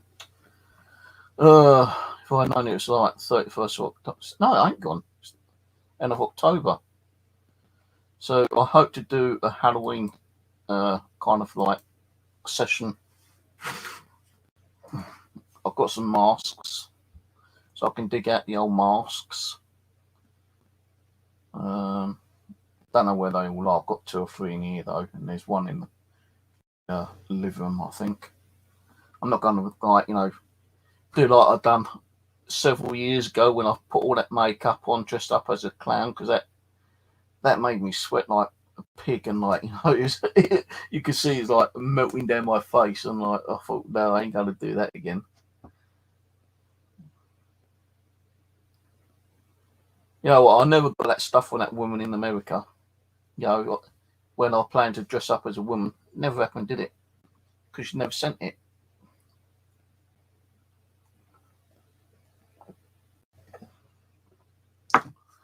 Yeah, I never. There's only one person, right, who I would trust send me stuff, and that's Infrareddy, because I've got the Infrareddy, the EDI off him before I had to pay for it. You know, for people that send me stuff, I'll be honest with you. Over the last 2 years, I've had about 6 people say, "I promised to send you stuff." Never got it. Never got it. I know Rose has been ill and she's got lots of problems, and she said she'll send me electronics so I can try to sort her electronic stuff out here, but she still hasn't done that. But I can understand that with Rose, because she's not been well enough, you know, and she probably ain't got the time, you know, got other things on her hands to do. She's not even doing much on the channel. Although I did find out that her Hell's House hasn't got that many videos on, but I did do a YouTube search and I found one of her other channels. I won't say what one it is because I can't bloody remember, but she has got 2 channels on. I can't remember the second one, and that's got bloody hundreds of videos on there.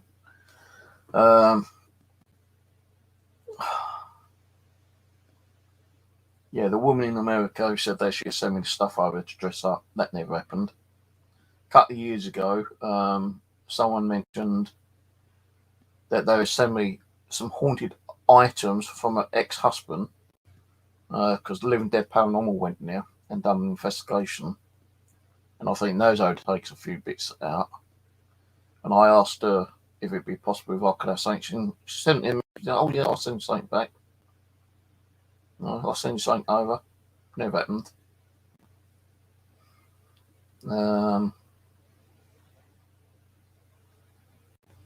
You know, that bloody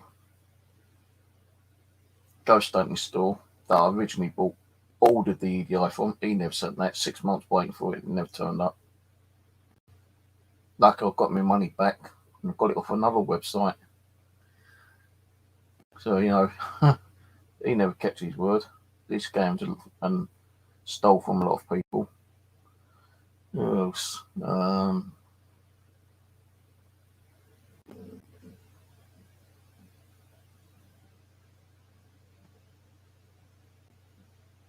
Oh yeah, I won't say the handle, but I was promised that, because I kept having a problem with DVR, you know, when it first started going wrong, someone who runs a channel promised to send me some DVR equipment down because he wasn't using it anymore.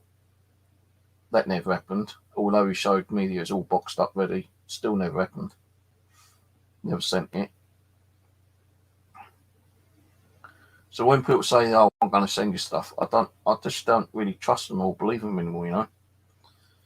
Now, I can understand it might take a little bit of time to get things sorted out and boxed up, but to show you proof that it's been sent out, through a postal, a box with a stamp on it, then I can believe that way. But I just don't trust or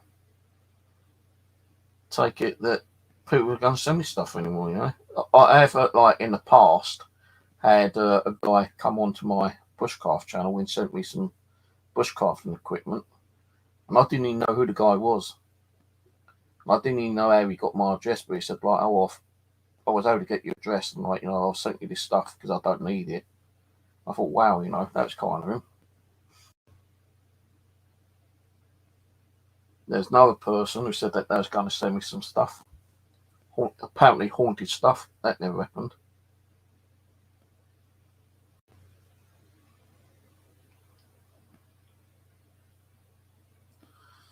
I know, that's why I don't buy much of equipment now. The only thing I want to buy ghost hunting gear wise is probably another better thermal camera, but one of those handheld ones. Yeah, you're talking about anything from £1,000 to £1,500, and there's no way I could get that.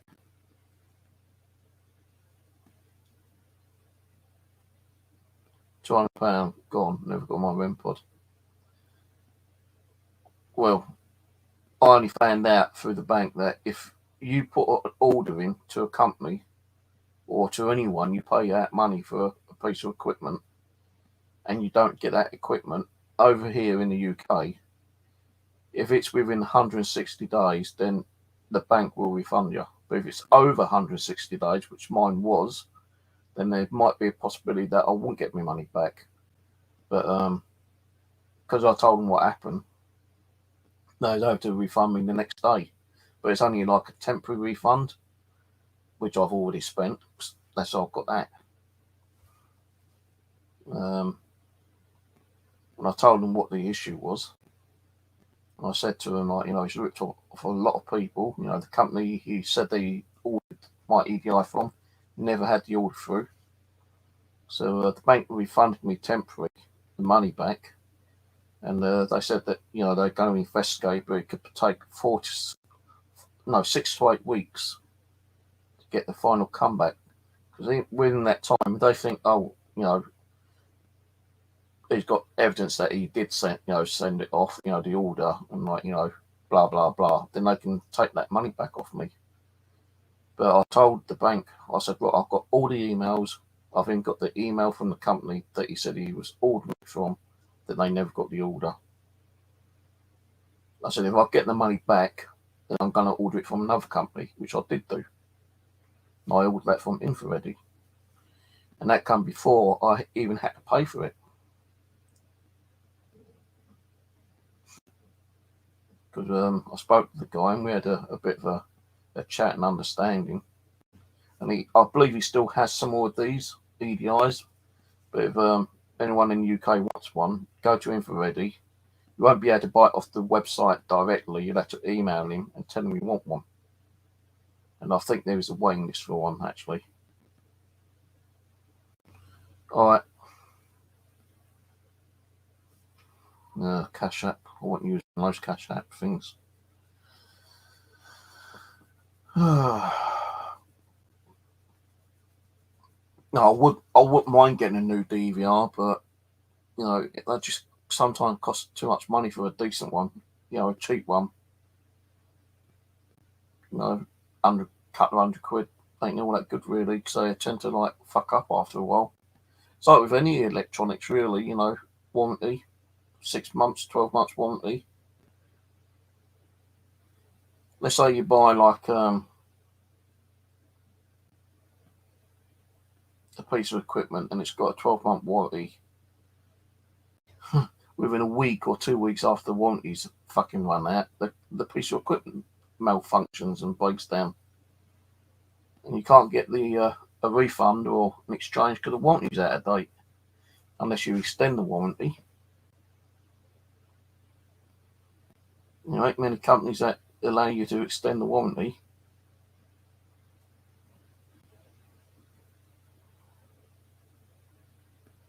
It's like when you buy stuff off eBay, you know. eBay's got a bit better now, but it's getting a bit more difficult to use them and sell stuff and buy stuff. But if you buy something and it malfunctions, then, you know, within like, I think like 30 days, you know, on eBay, the buyer has to refund you. But the thing is, sometimes when you want to return a faulty item, you end up paying the fucking postage.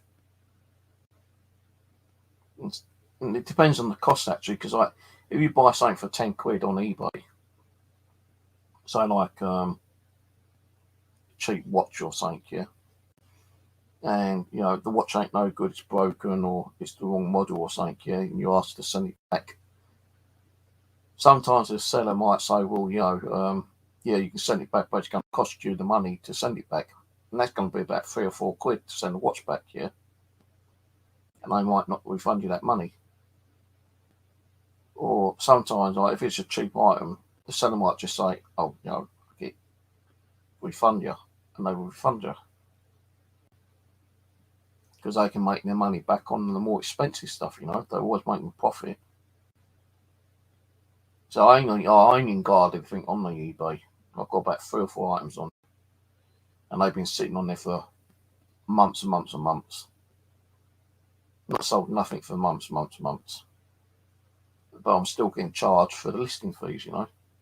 So the time I do sell it, I won't have made nothing because all the fucking listing fees that's gone out of my bank account. And with eBay, they don't accept PayPal no more. You sell something, the payment goes straight to your bank account, not PayPal. You're not covered by PayPal no more. So all sellers and all buyers have to use a bank account.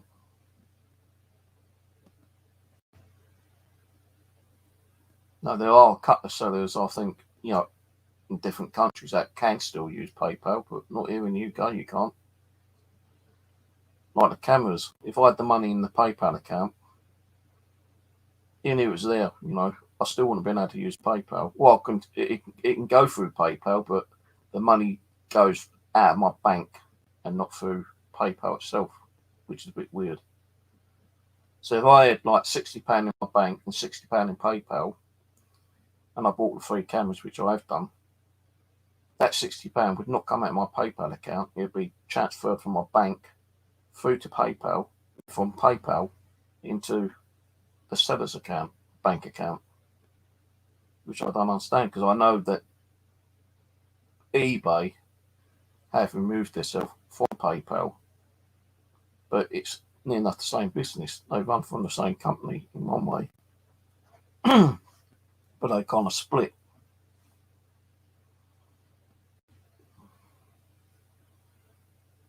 You know, they split about 6 months ago, I think it was, something like that. They said, like, anything you buy or anything you sell now comes out of your bank account. But the cameras, you know, I know actually went out of my bank and not through PayPal because, like, when you go onto your payments, when you're buying something, although you still got the PayPal link, when you click on that, sometimes it says like unable to pay by PayPal or PayPal's not functional anymore, some bullshit. So I always click on the bank details now and pay for my stuff. The only thing is when you sell something, sometimes that money doesn't go straight into your bank account. It can take up to 2 days.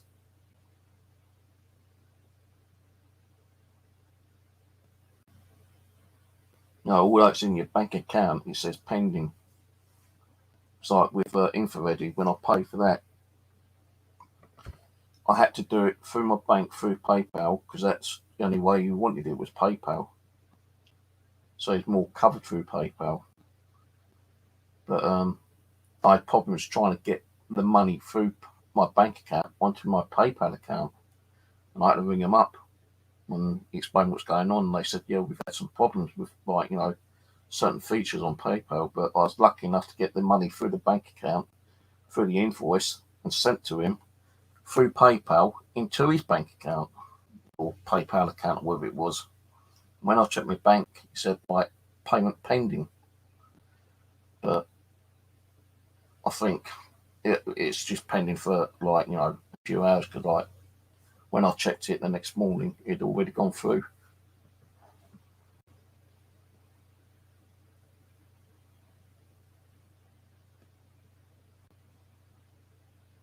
So when you buy stuff, you know, you've got to make sure that, you know, you've got your cover. I won't buy anything off any other, like, ghost hunting sites apart from Infrared, although he is a bit expensive. But the only other one is the pigs.co.uk. That's a ghost hunting site. I have bought a load of stuff off them before, and they are very good sellers. You know, they're very good at getting your gear out. And if they haven't got it in stock, they will try to get it in stock for you.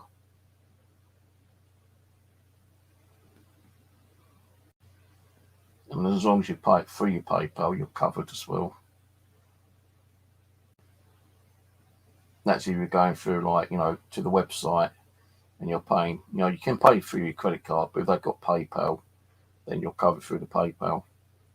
And if you've got a problem and you say, like, you know, there's a problem with it, you know, and you have to send it back, and you can prove you sent it back, then PayPal will refund your money.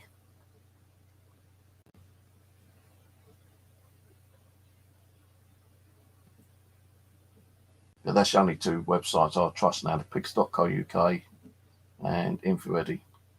I won't trust that Paranormal Electronics. I would never buy anything off him again.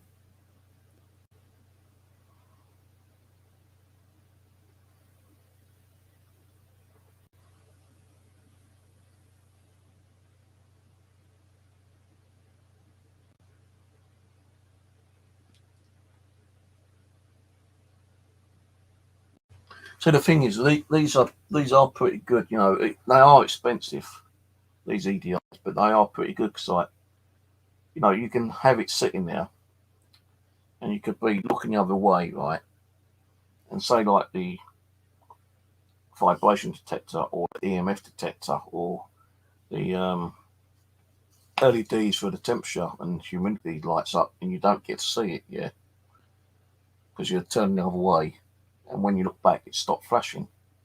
The good thing about that is that you can put a memory card in the top, and it's got its built-in data logger. So when you finish your investigation and you want to find out if there was any activity, although you didn't see it, just take the memory card out, put it on your computer. There's software you can download, and then, hello, Tony.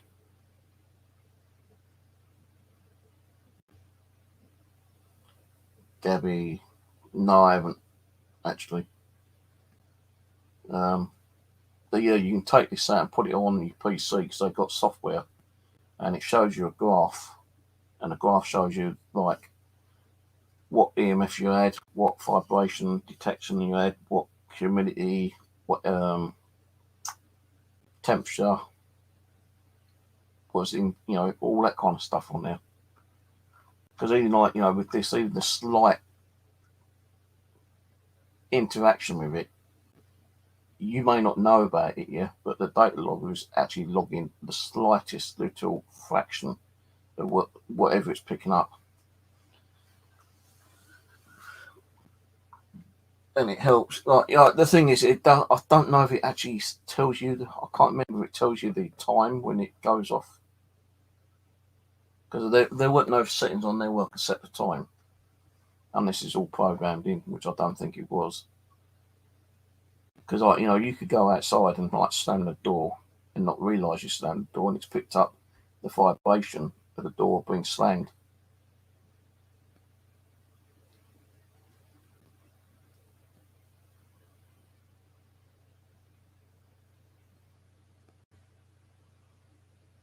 Gabby, I think I've heard of her. The thing is, with those though, I'll be honest with you, That's the kind of thing that me and Rose Health Ash used to do, you know, the murder mysteries, unsolved cases.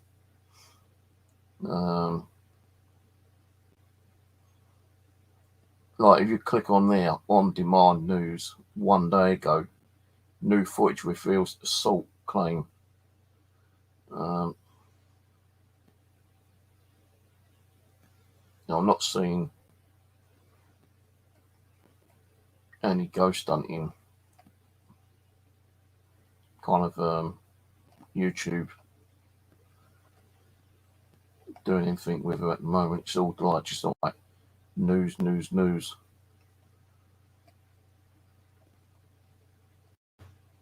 See, who's that British woman? I can't remember if that British woman who got killed from that police officer. That's all started coming back in the social media now, isn't it, eh? He's spending life in prison. But, you know, I wouldn't want to be the person who wants to try to contact her.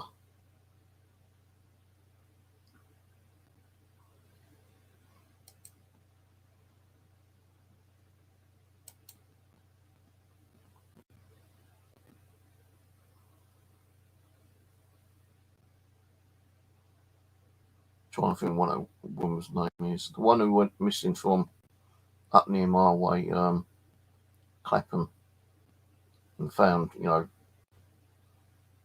in scrubland in Kent. You know, I don't want to mention the name because it's not that long since she, you know, was murdered.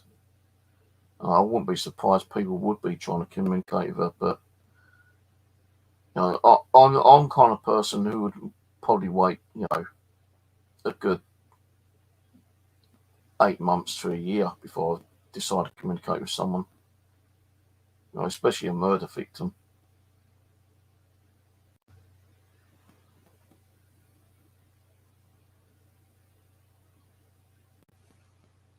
But I'm not seeing the other one, the UK one that got murdered.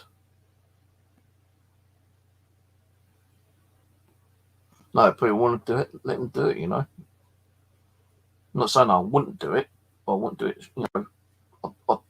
It's like with anyone, really. I'd rather let them, you know, have time to lay it rest and be at peace on the other side, you know.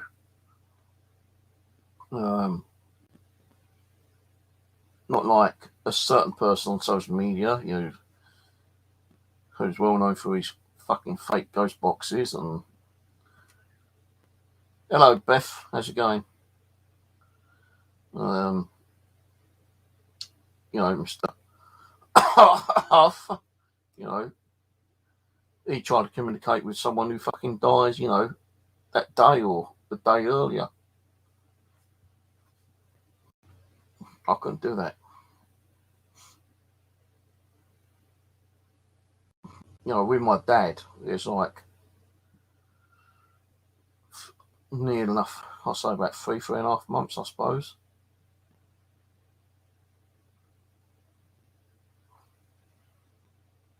Yeah, that's the one.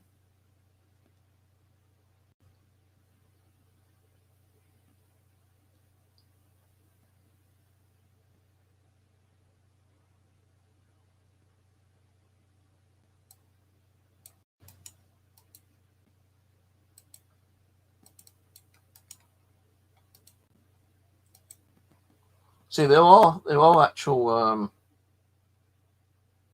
channels out there, right? That I've seen where people, you know, don't actually go out ghost hunting. They actually do go out and try to investigate. You know, they interview people and try to find out, you know, where there's last seen. There's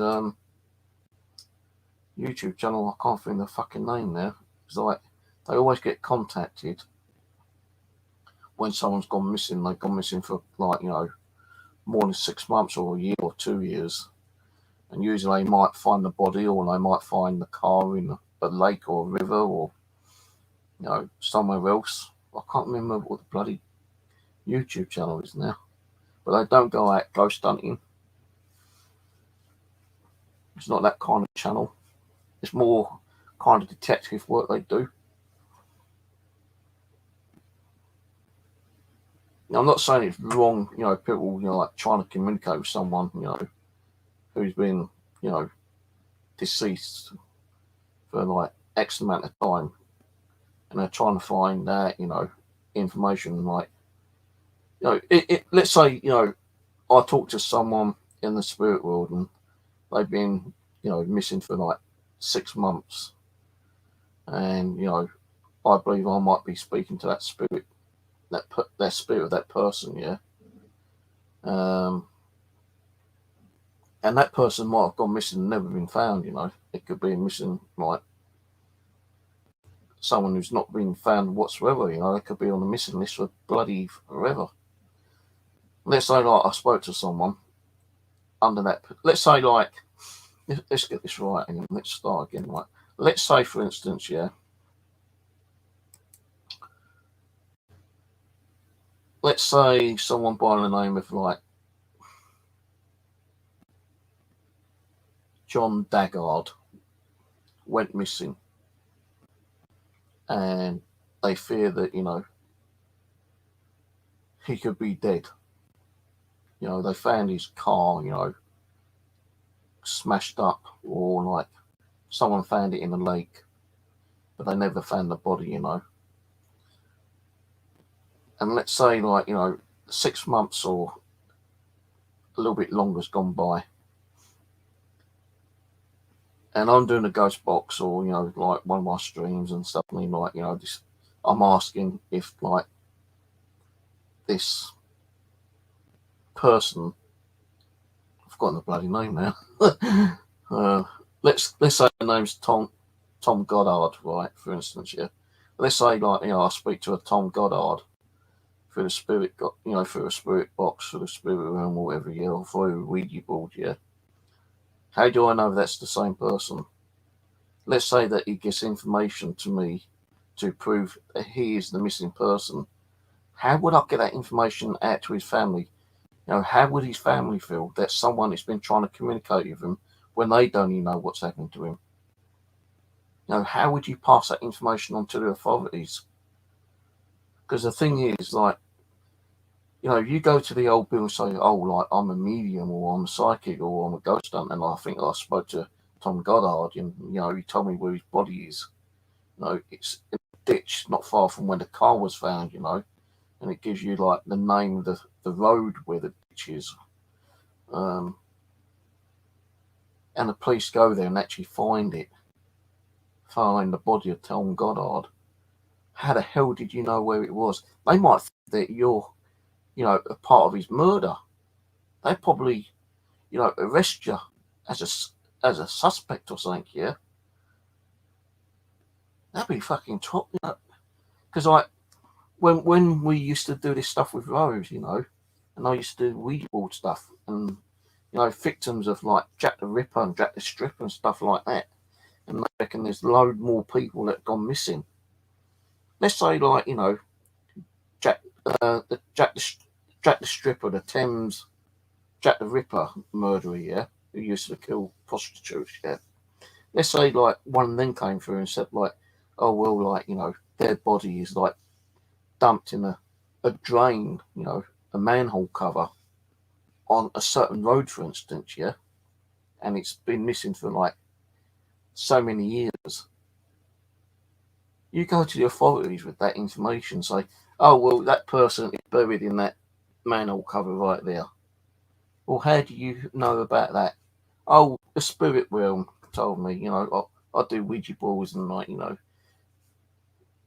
can't prove that you spoke to a fucking ghost of that person and the person's told you where it is. They kind of think, right, okay, suspect. Let's see what he was doing at that time. A day, week, month, year. Did he ever live in that area? Has he got any witnesses that he wasn't in that area at the time? You're going to be a fucking suspect, aren't you? Fuck that, man. That's why I won't give out this information. People said, oh, I was a victim. I remember one case, right, which we've done. I can't remember exactly what video it is, but a spirit came through and said that her body was in a ditch near a farm on a certain road, and she was kidnapped, raped, and murdered, right? Ditched there. What did I say to the person, the spirit? Well, I'm thanking for this information, but I can't really go to the police with this because, one, they might think I'm a fucking cuckoo, and two, if they do decide to take that information and they go to that road and they find that ditch and that body's there, we're going to be thinking, hang on a minute, is this guy committed the crime and he's like, come out to tell us where he is? Like, no, fuck that. I couldn't do that. Unless someone died, right, and the family, right, came to me with permission to say to me, right, speak to the spirit world, try to communicate with this family member and try to get the truth on how that person died, then I might do it. But I'd say, well, how long has it been since that person's been, deceased? Have they been buried? Have they been laid at rest? Or are they still missing? And if it's been like, 6 months, a year, or whatever, and they give me permission to do it, I'd want that permission in writing, in my hand, before I even do anything like that. Because then that'll cover me, So if I get that information that they've been wanting, and it goes to the police, then I can turn around and say, well, they gave me permission. I'm a paranormal investigator. I've done what they asked me to do. I've got this information.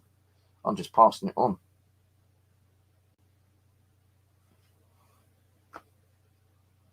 See, there are you've got those psychic detectives, haven't you? Like, I don't know if you've ever seen that psychic detective program where you've got psychics and the police go to the psychics to try to get information, see if they can communicate through the spirit realm. And usually psychics can tune in and say, well, yeah, and give this information. And some of the psychics have been so pronounced on that information that bodies have been found, or DNA's been found, or something else has been found. And there are some famous psychic detectives out there that speak to the spirit realm. But you can't just turn around and do something with that and say, well, hang on, this is my first case, and I'm going to go to the police with this information, because they're going to think, hang on a minute, how does he know all this? So even the psychics sometimes get information which even the police don't know. So unless you're someone who hasn't got a great reputation of helping the police, and you've just come out from the woodwork and you've got all this information which the police may or may not have, and there's a lot which they haven't got, and you've got it, and they find that fucking body, they're going to put you as a suspect. Unless you've got proof of where you were, witnesses accounts that, that you was doing it as a favour from the family or something like that, or you heard about it from social media and other people have been doing it, and you're just gathering information and trying to share that information to see if that information tallies together, or if it doesn't tally together. I don't know. Did it move? I'm not even near the table. Did the doll move? I'm scrolling back.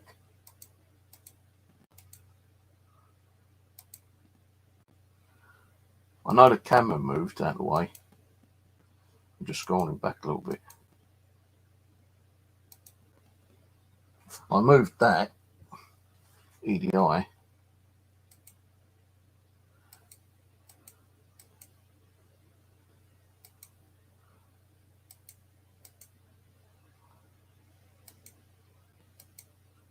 think the hand moves a very slight touch by the looks of things.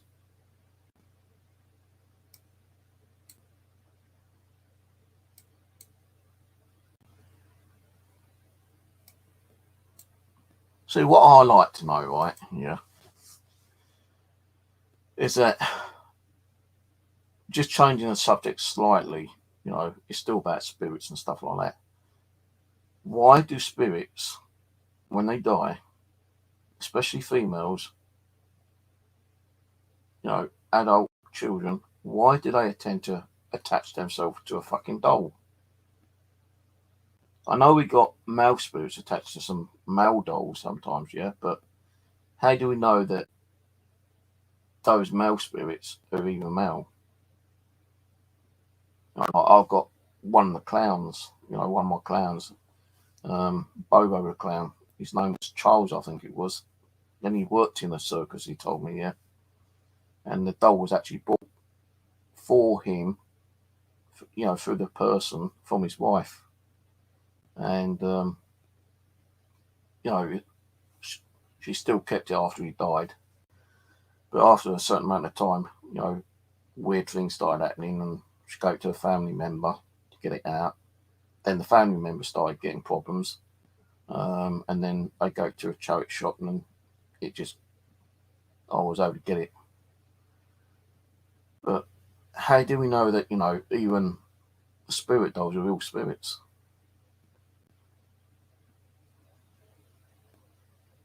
How do we know it ain't something from a different, you know, parallel dimension, and it's a form of energy that's decided to attach itself to a doll, even if it is a spirit, you know, of a person? Why do they attach themselves to a doll? Why do they attach themselves to anything, really? Like a pipe, you know, tobacco pipe, or a watch, a ring, you know, a mirror. Why do they attach themselves to things like that? Why don't they just move on? You know, have the people that have died through like murder or suicide, have they moved on? Are they trapped? Have they decided they're going to stay there and like attach themselves to a fucking doll or a pipe or some other object that they loved and cherished?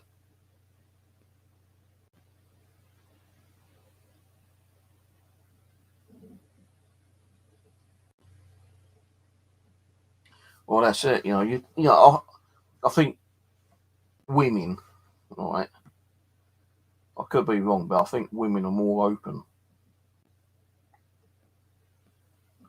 You know, if they've never had a problem with a man in their life, yeah, and they're trying to get something out, their story, then I don't think it really matters if they talk to someone in the paranormal, whether it be male or female. Same with a male. If a male wants to talk to a female, then they talk to a female. If they want to talk to a man, then they talk to a man. But what if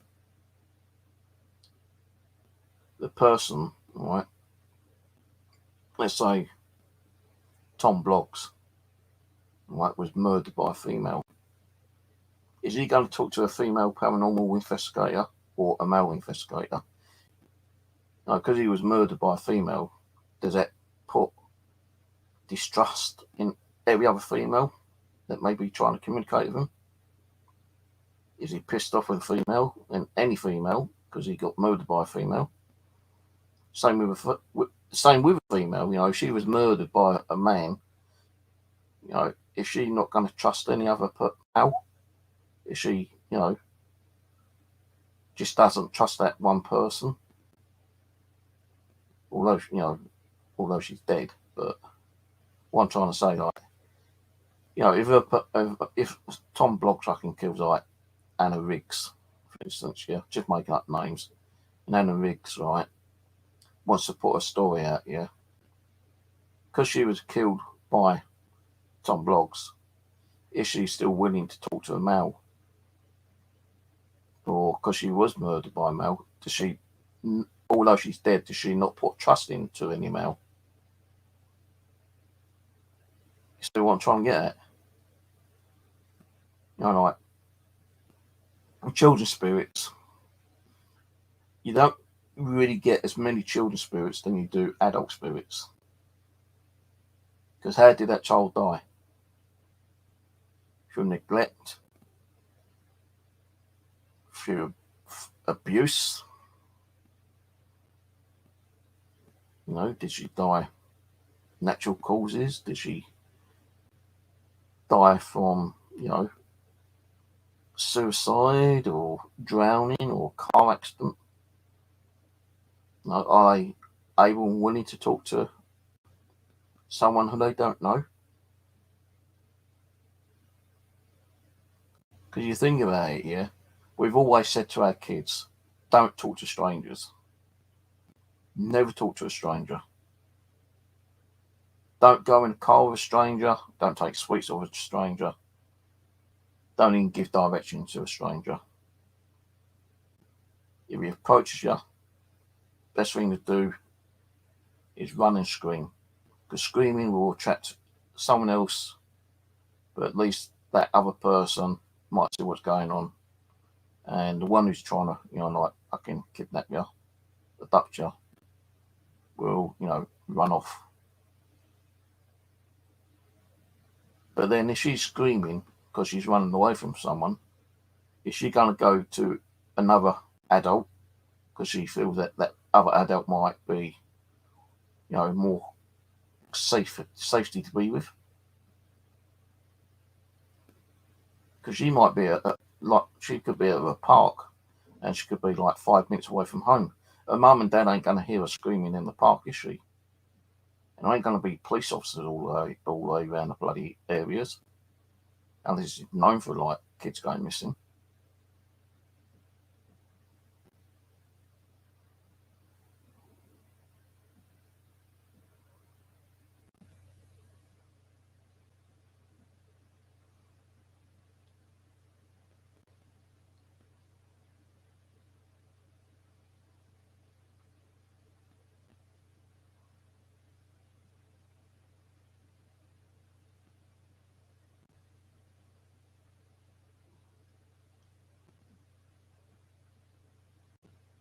So I think with men spirits, it depends really, because like, you know, if they were like evil and abusive to women in the past, they could be doing that, you know, in,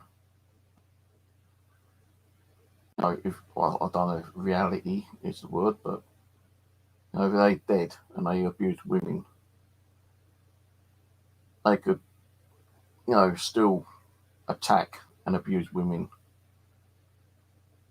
living women, you know, from the spirit realm.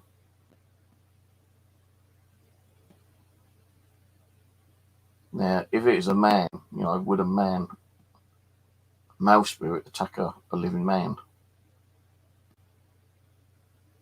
Again, that depends really, because like, I think it's also down to like, I think a lot of hauntings, to be honest with you, and a lot of paranormal activity is down from like places that have been renovated, you know, bought and, you know, been stripped apart and, you know, made into the way it used to be 100 years ago, or the way they want to make it and make it look like their own home.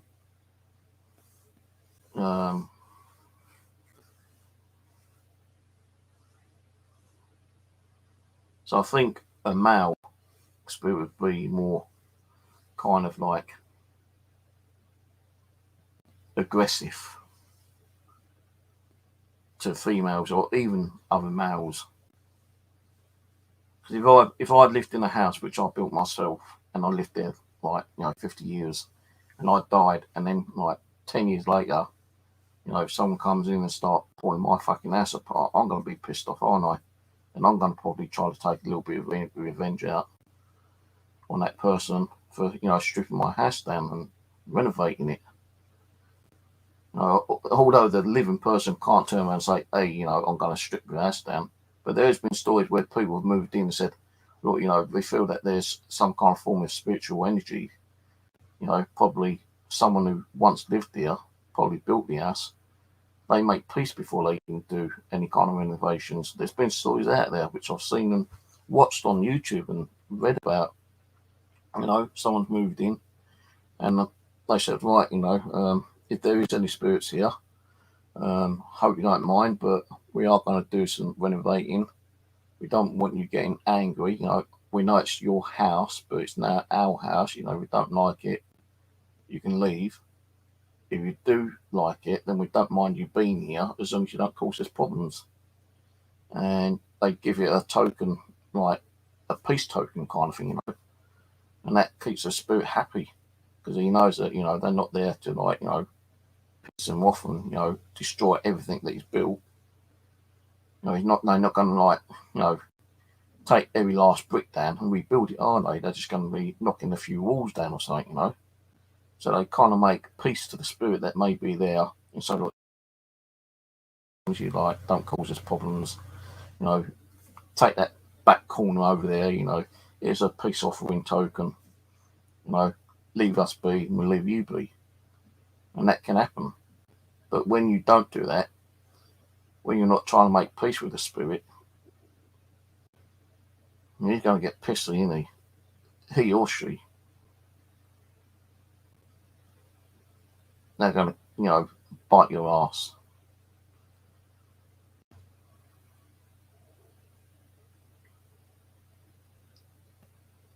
Well, that's what I mean, cohabitate, yeah.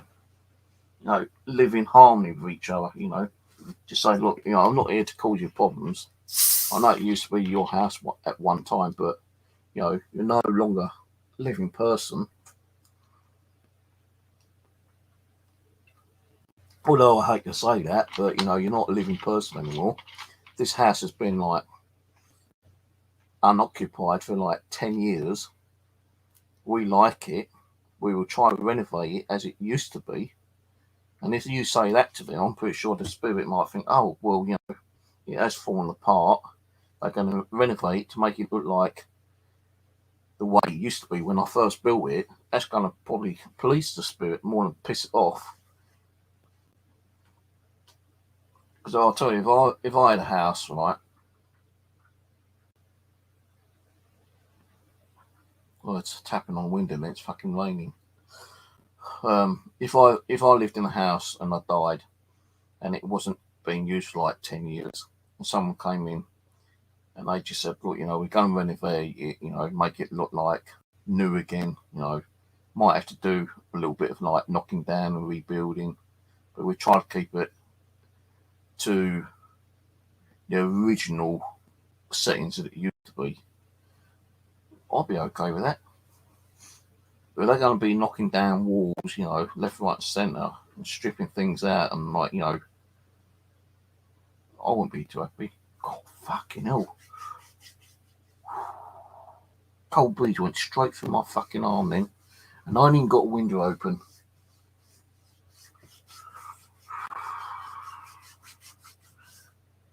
Got fucking goosebumps on my arm. The hairs are standing up. What hairs I've got on my arm? Jesus, man.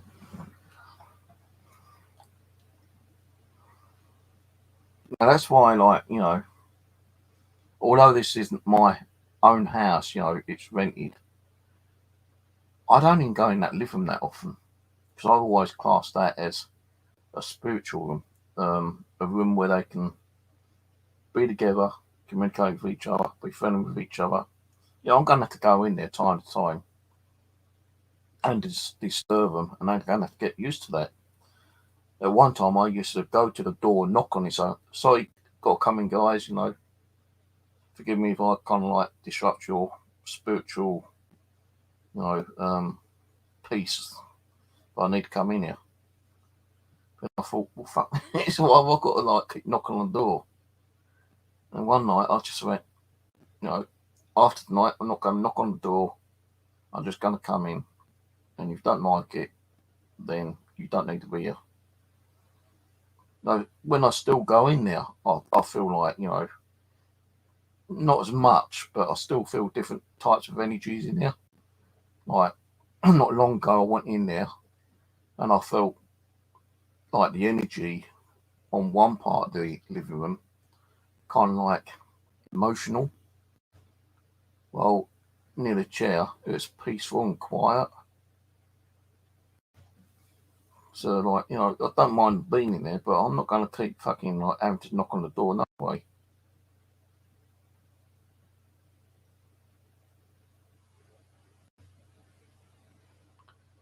You know, the ones that is more active used to be my living room. And I've only got one camera in it at the moment. And I can't get it onto the PC. I can't get that DVR on the PC anymore. Which is a fucking shame. Because I used to be able to get my DVRs on the PC, but it's not doing it. Not even through the Wi-Fi settings. Just don't want to do it. But when I was looking on eBay yesterday, before I bought those Wi-Fi cameras, the you know, like little baby monitor things, I was looking at a DVR system which does not have a hard drive, and you've got to buy the hard drive separately. But it's a 4-channel Wi-Fi one. And I said to the guy through, you know, I messaged him, I said, if I was to get one of these, how do I connect it up to my PC? And he said through HDMI. Well, the thing is, the set-top box has HDMI, but how the hell can you connect one HDMI up from the back of the box to the PC and to the monitor? Like your big screen TV, you can't. Not even with a splitter. I've tried it. And the problem with like the Wi-Fi static DVR cameras, a lot of them are just like static. They won't pan and tilt and move around. With the cameras that I've got coming, these will move up and down, left and right. I don't know if they zoom in or not, but you've got two-way audio. So I could talk through the app and they can hear me. So, like, say this one here, yeah, for instance, yeah, I don't think that's got two-way. But I can't get these connected because I ain't got the cables, I ain't got the software. But they are going to be something similar to these anyway. But these ones have got like two-way audio. So when you actually speak for the app will transmit your voice to the camera. And if you hear anything, like, you know, if it picks up a sound in that room, then the sound it's picking up will be sent to your app wirelessly. And with these, you know, you can actually tilt up and down and go left and right. And that's the ones I'm getting. So, because I want them so that if it picks up anything moving in the living room, the DVRs I've had in the past doesn't pan and tilt. It doesn't like follow any kind of motion. So if it picks up like a massive bright orb and it's able to like be picked up from the sensor, with the static cameras, if it goes across, you're just going to see it go across. If it's like slowly moving, then the camera will kind of like just go around slowly and follow it around, hopefully. So that's why I decided I'm going to go for these kind of cameras and run it through the Android. You know, you can run the Android app through BlueStacks on your PC, which is good because then I can screen share it. But I'm only going to be using 2 cameras for now. The living room one, I won't be doing the living room one until I sort the living room out and got some of that fucking shit out. But probably in the new year, it'll be 3 cameras. I might add the 4th one. I don't know yet. You know, I don't really know why I've got 8 cameras, because like, what's the point of having 8 cameras if they're not motion detected and they don't turn up, left, right, up and down? No, it's pointless. So I don't think I will probably be buying a new DVR. I'll probably be taking that apart and just, you know, connecting new cameras through the Android, because I can, you know, like add the Android app on my phone and I can like go out and, you know, check what's going on through the internet settings through the mobile phone, if you know what I mean. But when I'm at home, I can still use it on my mobile phone, but I can also use it on PC because I'll have the Android app running through BlueStacks on the PC, because BlueStacks actually allows you to run the Android apps. Then if I can get it working, I can screen share 2, 3, 4 cameras or whatever. Fucking hell, it's 20 to 5, man.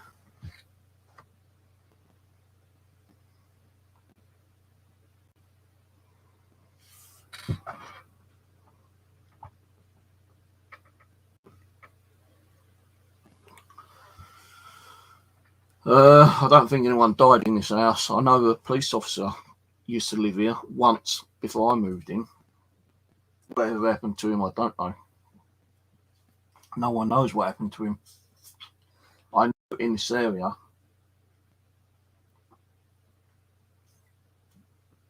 because no, I don't remember the streams I've done on those 2 bungalows that used to be across the road, which are now no longer there because you've got the residential flats across the road now.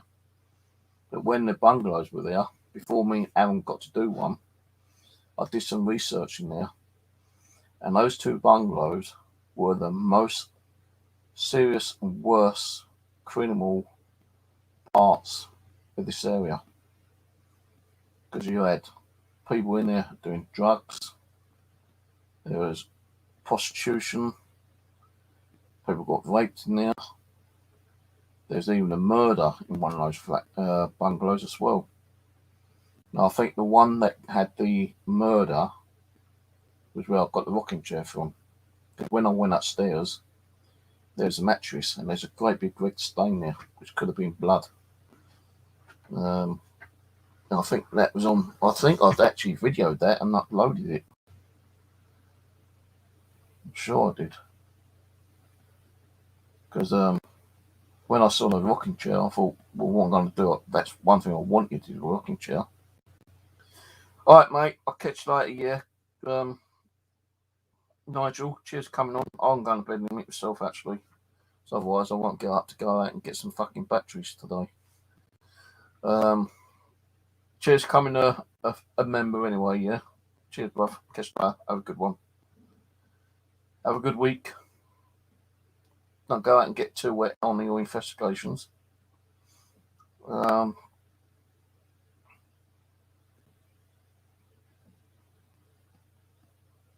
Yeah, the rocking chair. I always wanted to get a rocking chair, and I never had one. Eventually, like me stepmum gave me like a kind of rocking chair, but that's after I got the one from the one across the road, because it's a proper wooden one. Like, the house was like, the back doors was all smashed in, broken kitchen windows. Thing was though, the kitchens were like, practically sparkling, new appliances in there, new cooker, washing machine, microwave, the sinks were all clean, the cupboards were all clean, but the rest of the house was like covered in dirt and rubbish and grime and cobwebs. But the kitchen was perfect in both of the bloody bungalows, So the one where I saw the rocking chair, I thought, I want that rocking chair. And I took it out into the garden. And I thought, well, I'll leave that there and come back for that later. And I thought, well, hang on, you got like some homeless guy there, I think, because I've seen like, someone. I actually got a picture of like someone standing up in one of the bedrooms. So I thought, yeah, there's got to be a homeless guy. But I also got another picture, and it looked like a fucking spirit looking at the window because it was all grey. That wasn't no human. But I did get a picture of some guy standing there, and I think he was a living guy. At least I think he was a living guy. But anyway, I bought the rocking chair out and I put it in the garden. And I thought, I'll come back for that later tonight. And as I went to the gate, I was looking around and thought, no, fuck it. I've got to take that now. Because if I come back later, it might already been taken, or it could be put back in the house, and I ain't going to go in the house at night time. You just don't know who's in there. You know, if there's a homeless guy in there, there could be more than one. Because when I went in there during the daytime, I was calling out, went, hello, anyone here? Hello, hello. And all the lights were fucking turned on. There's still electricity running through. So I went up in every room and turned off the lights. And closed all the doors. Took the rocking chair out. And like you had to like climb over the fence because the gate was locked. And I thought, fucking up, no, I'm going to take it now. So I grabbed it, put it over the fence, jumped over the fence, and just picked it up and carried it home. It's only like 2 minutes. So I brought it home and I thought, right, fuck this, I've got it. Rocking chair. Now, next day I went out and it looked like the curtains had been moved, because I think I closed the curtains and the curtains were actually like half open. So I thought, well, I ain't going to go back in there. I'll wait till tonight and come out and see what's happening during the night time. Well, I went out the next night and the lights were back on, and I know I turned them off. So I thought, got to be someone, like a homeless person living there. And I know at the time there were some Polish people that were doing, like working on the side, and they had nowhere to go apart from these like bungalows. So I thought, right, okay. But some people say, oh well, you stole that item. Well, the fucking house was like in a shithole mess anyway, apart from the kitchen. The back door was practically missing. The only door that was intact was the front door on both of them. Even both of the actual bungalows, back doors missing, and the back windows all smashed in. So I thought, right, well, some people say, oh, you stole that. I said, well, no, I kind of just recycled it, really, giving it a new home. And it's about 3 or 4 months later, I found out that construction workers started putting a fencing along. I went up to him, I go, what's happening here, mate? He goes, oh, we're knocking them down. Some business guys bought them, going to put residential flats up. For fucking hell. And in the other bungalow, which was on this side, on the right side, because the one on the left side I've got the rocking chair. On the outside they had some really old looking like lanterns. So I said to the foreman, I said, what's happening to the lanterns? He's going, oh, is everything going to be like demolished and thrown away? So can you keep them for me? He goes, yeah, okay. So I went back out a couple of days later, and the house has practically been knocked down. It's halfway knocked down. So I called out and I said, there's a foreman there. He goes, yeah. So this foreman comes over, but it wasn't the one I spoke to a couple of days earlier. I said, oh, I spoke to a different guy. He goes, yeah, he's been put onto another job. I said, oh, because I asked for some lanterns that have been sticking up there, and I asked him if he could keep them for me. He said, yeah. He goes, well, they're not in there. They're probably in the back, under a load of rubble that's going to be, set a light later. And I can't let you in because, health and safety. Oh, fuck it. And there's like this really nice kind of like window. What's that bloody name for it? Stained glass window. And I said to him, is that going to be smashed up? He goes, yeah. I said, don't smash it up. Can I have it? I said, I'll give you something for it. He goes, yeah, all right then. So I'll give you a tenner. He goes, yeah, all right. It's only going to be smashed up. I'll take your tenner, mate. So what they done, he called over a couple of guys with one of those diggers. and they was pulling the roof down, but I was trying to be careful so I wouldn't break the stained glass window. And I was able to get it, I brought it home, but after a few days, moving it around, it's apart. So what I done, I kept some of it, but I actually sold like the round circle part on eBay.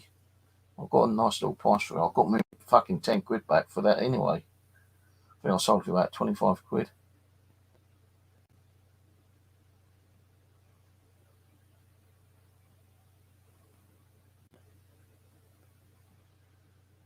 And there ain't no water around near me, near my bushcraft. I was thinking like asking the landowner if I can fucking dig a massive hole and put a fish pond on there, kind of thing. Create some carp or something. But the fucking horses will come around and like drink the water and piss and shit in there. As it is, I've had to try to repair the fencing around there again today. I didn't even finish that off. Because the horses just come along and like fuck everything up. Well, they're not horses, but the ponies just come along and like use their head, and those branches ain't that strong anyway. Weatherproof. They're not weatherproof. It's just like damp and rotting away. But I did try to do a little bit of repair on the old fencing today. But yeah, there ain't no lakes around there at all. I don't know where the nearest lake is. I've got a lake where I live in Mitcham Common and Clacton Common. But that's about it. Got the River Wandle.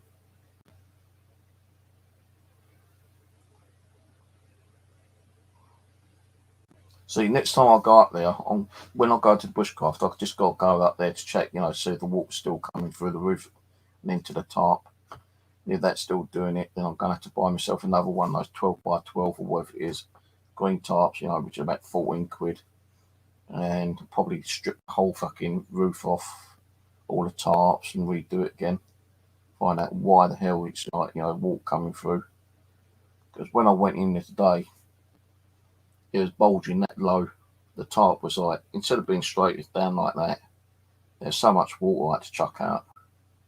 I tried to record it, but it's so dark in there during the, in the morning.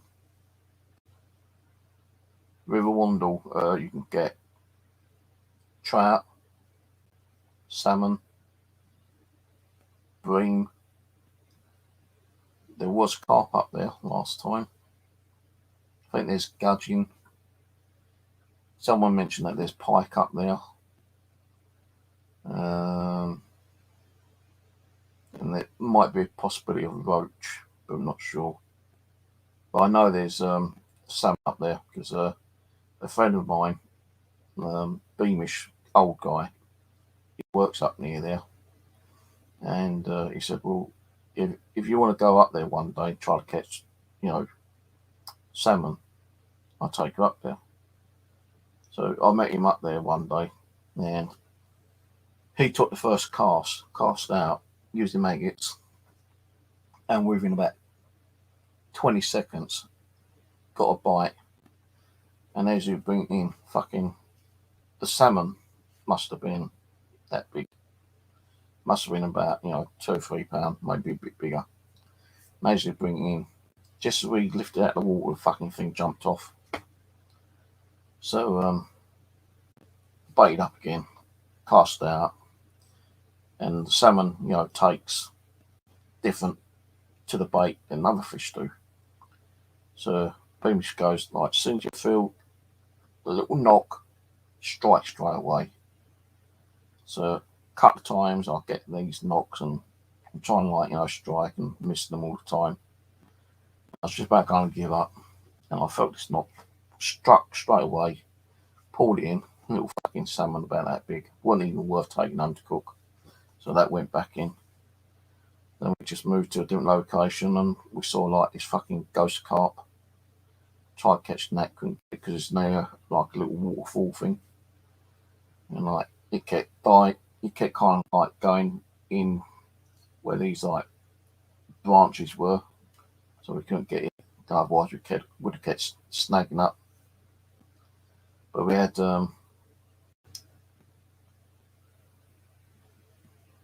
rainbow trout,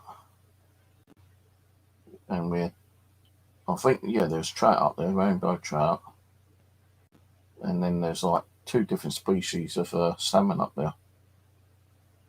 Now that the Wandle at one time got polluted years and years and years ago, you know, about 30, 40 years ago.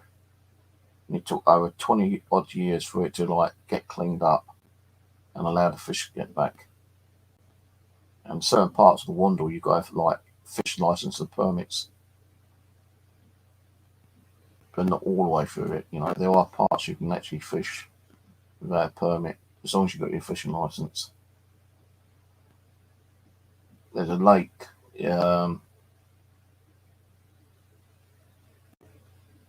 near, where is it? There's a big sports ground, and beside it you've got like a footpath that goes down into like a kind of a park area. Now in that park area they closed off for 2 years because like there was something wrong with one of the bridges over there. It took them 2 years to do a fucking bridge, little wooden bridge, 2 years. But before that got closed off, and now it's actually repaired and reopened again, there's like a little pond there, like a little lake, and there's supposed to be some big fish in there, but you've got to have a permit to get there. Hello, Jamie.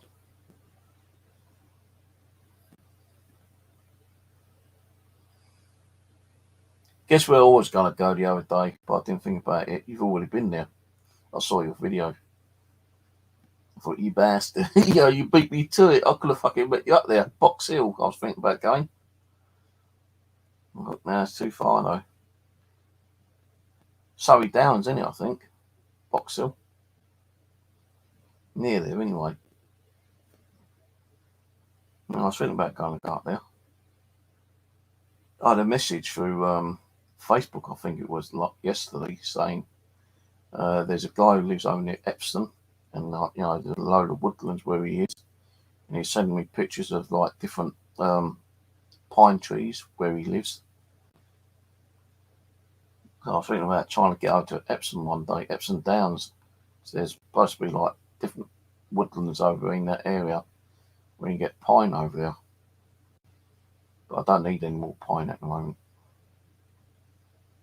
So that pine I got from that other woodlands, it burns for a while, I tell you. You know, I was cutting down like the branches off the tree, and like, you know, branches about that thick, stuck on fire, it is burning really nice.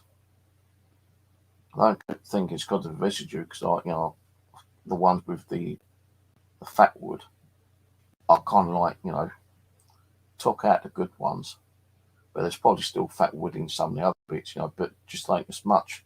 But it's still pretty burnt, you know, burnt pretty well yesterday when I was up at Bushcraft.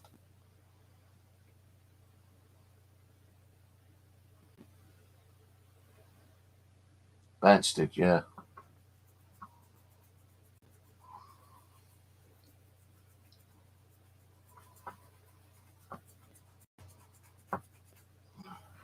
I'll tell you where I've been late the last couple of times.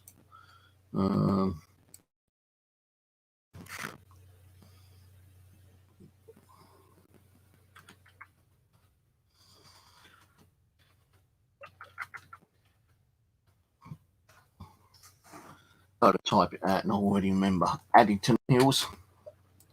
I've been over there a couple of times. Found some pine over there. Some big fucking pine trees up there. You know, looking and thinking, how the hell can you get some branches on there? You know, you're talking about fucking 30 or 30, 40 foot high. But there are some, you know, which had like, you know, lower branches which I'd have to cut down, but not many of them had fucking like fat wood in it. That resin. I did find one tree where it was already down. There's some branches on, and I sawing away, and like I heard some people, a couple with a kid. I thought shit, so I had to take my saw and hide that quickly. I'm just sitting there because I was bloody knackered anyway, walking up and down them fucking hills. And as soon as I went, I started sawing some more off, and some of them actually had fat wood in them, but only a small amount. But one of them had a fair amount of it. So I'm thinking about going back there again sometime, but when I'm not sure yet. So I don't really need any at the moment.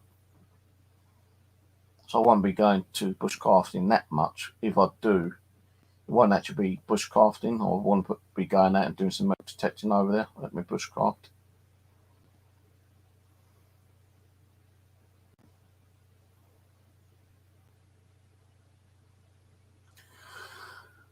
Right, well, I'm going to go, guys. It's 5 o'clock.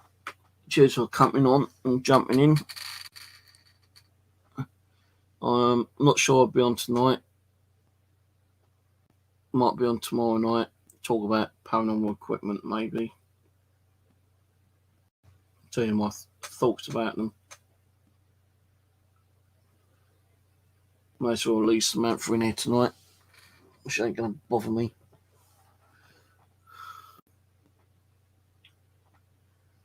There were just a few more things I was going to mention about what's happened in here. Like, the time I've been sleeping in bed when I used to get all that activity. There was quite a few times when I felt the impression of the bed going down like that. It's just someone sitting on the bottom and then my feet getting cold. That's another experience I had in here quite a few times. Then another time I got woken up by someone kissed me on the cheek. It wasn't the cat, because the cat wasn't here at that time, I don't think. If she was in the hallway sleeping.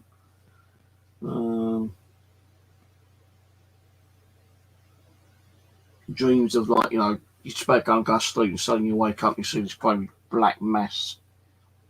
And then it explodes into a billion spiders, That was creepy. That used to happen every night for several months. And it suddenly stopped.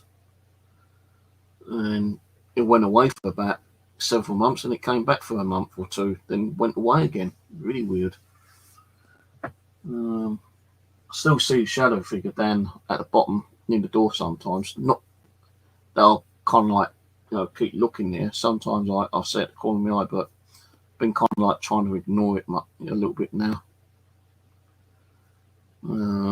Still get the little knocks and creaks and taps in here most nights. Nothing to worry me about,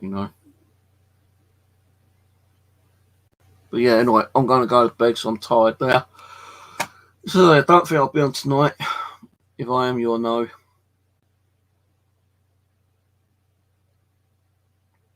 I've not been pulled out of the bed, but I've had the impression of being someone sitting next to me and the cold feet.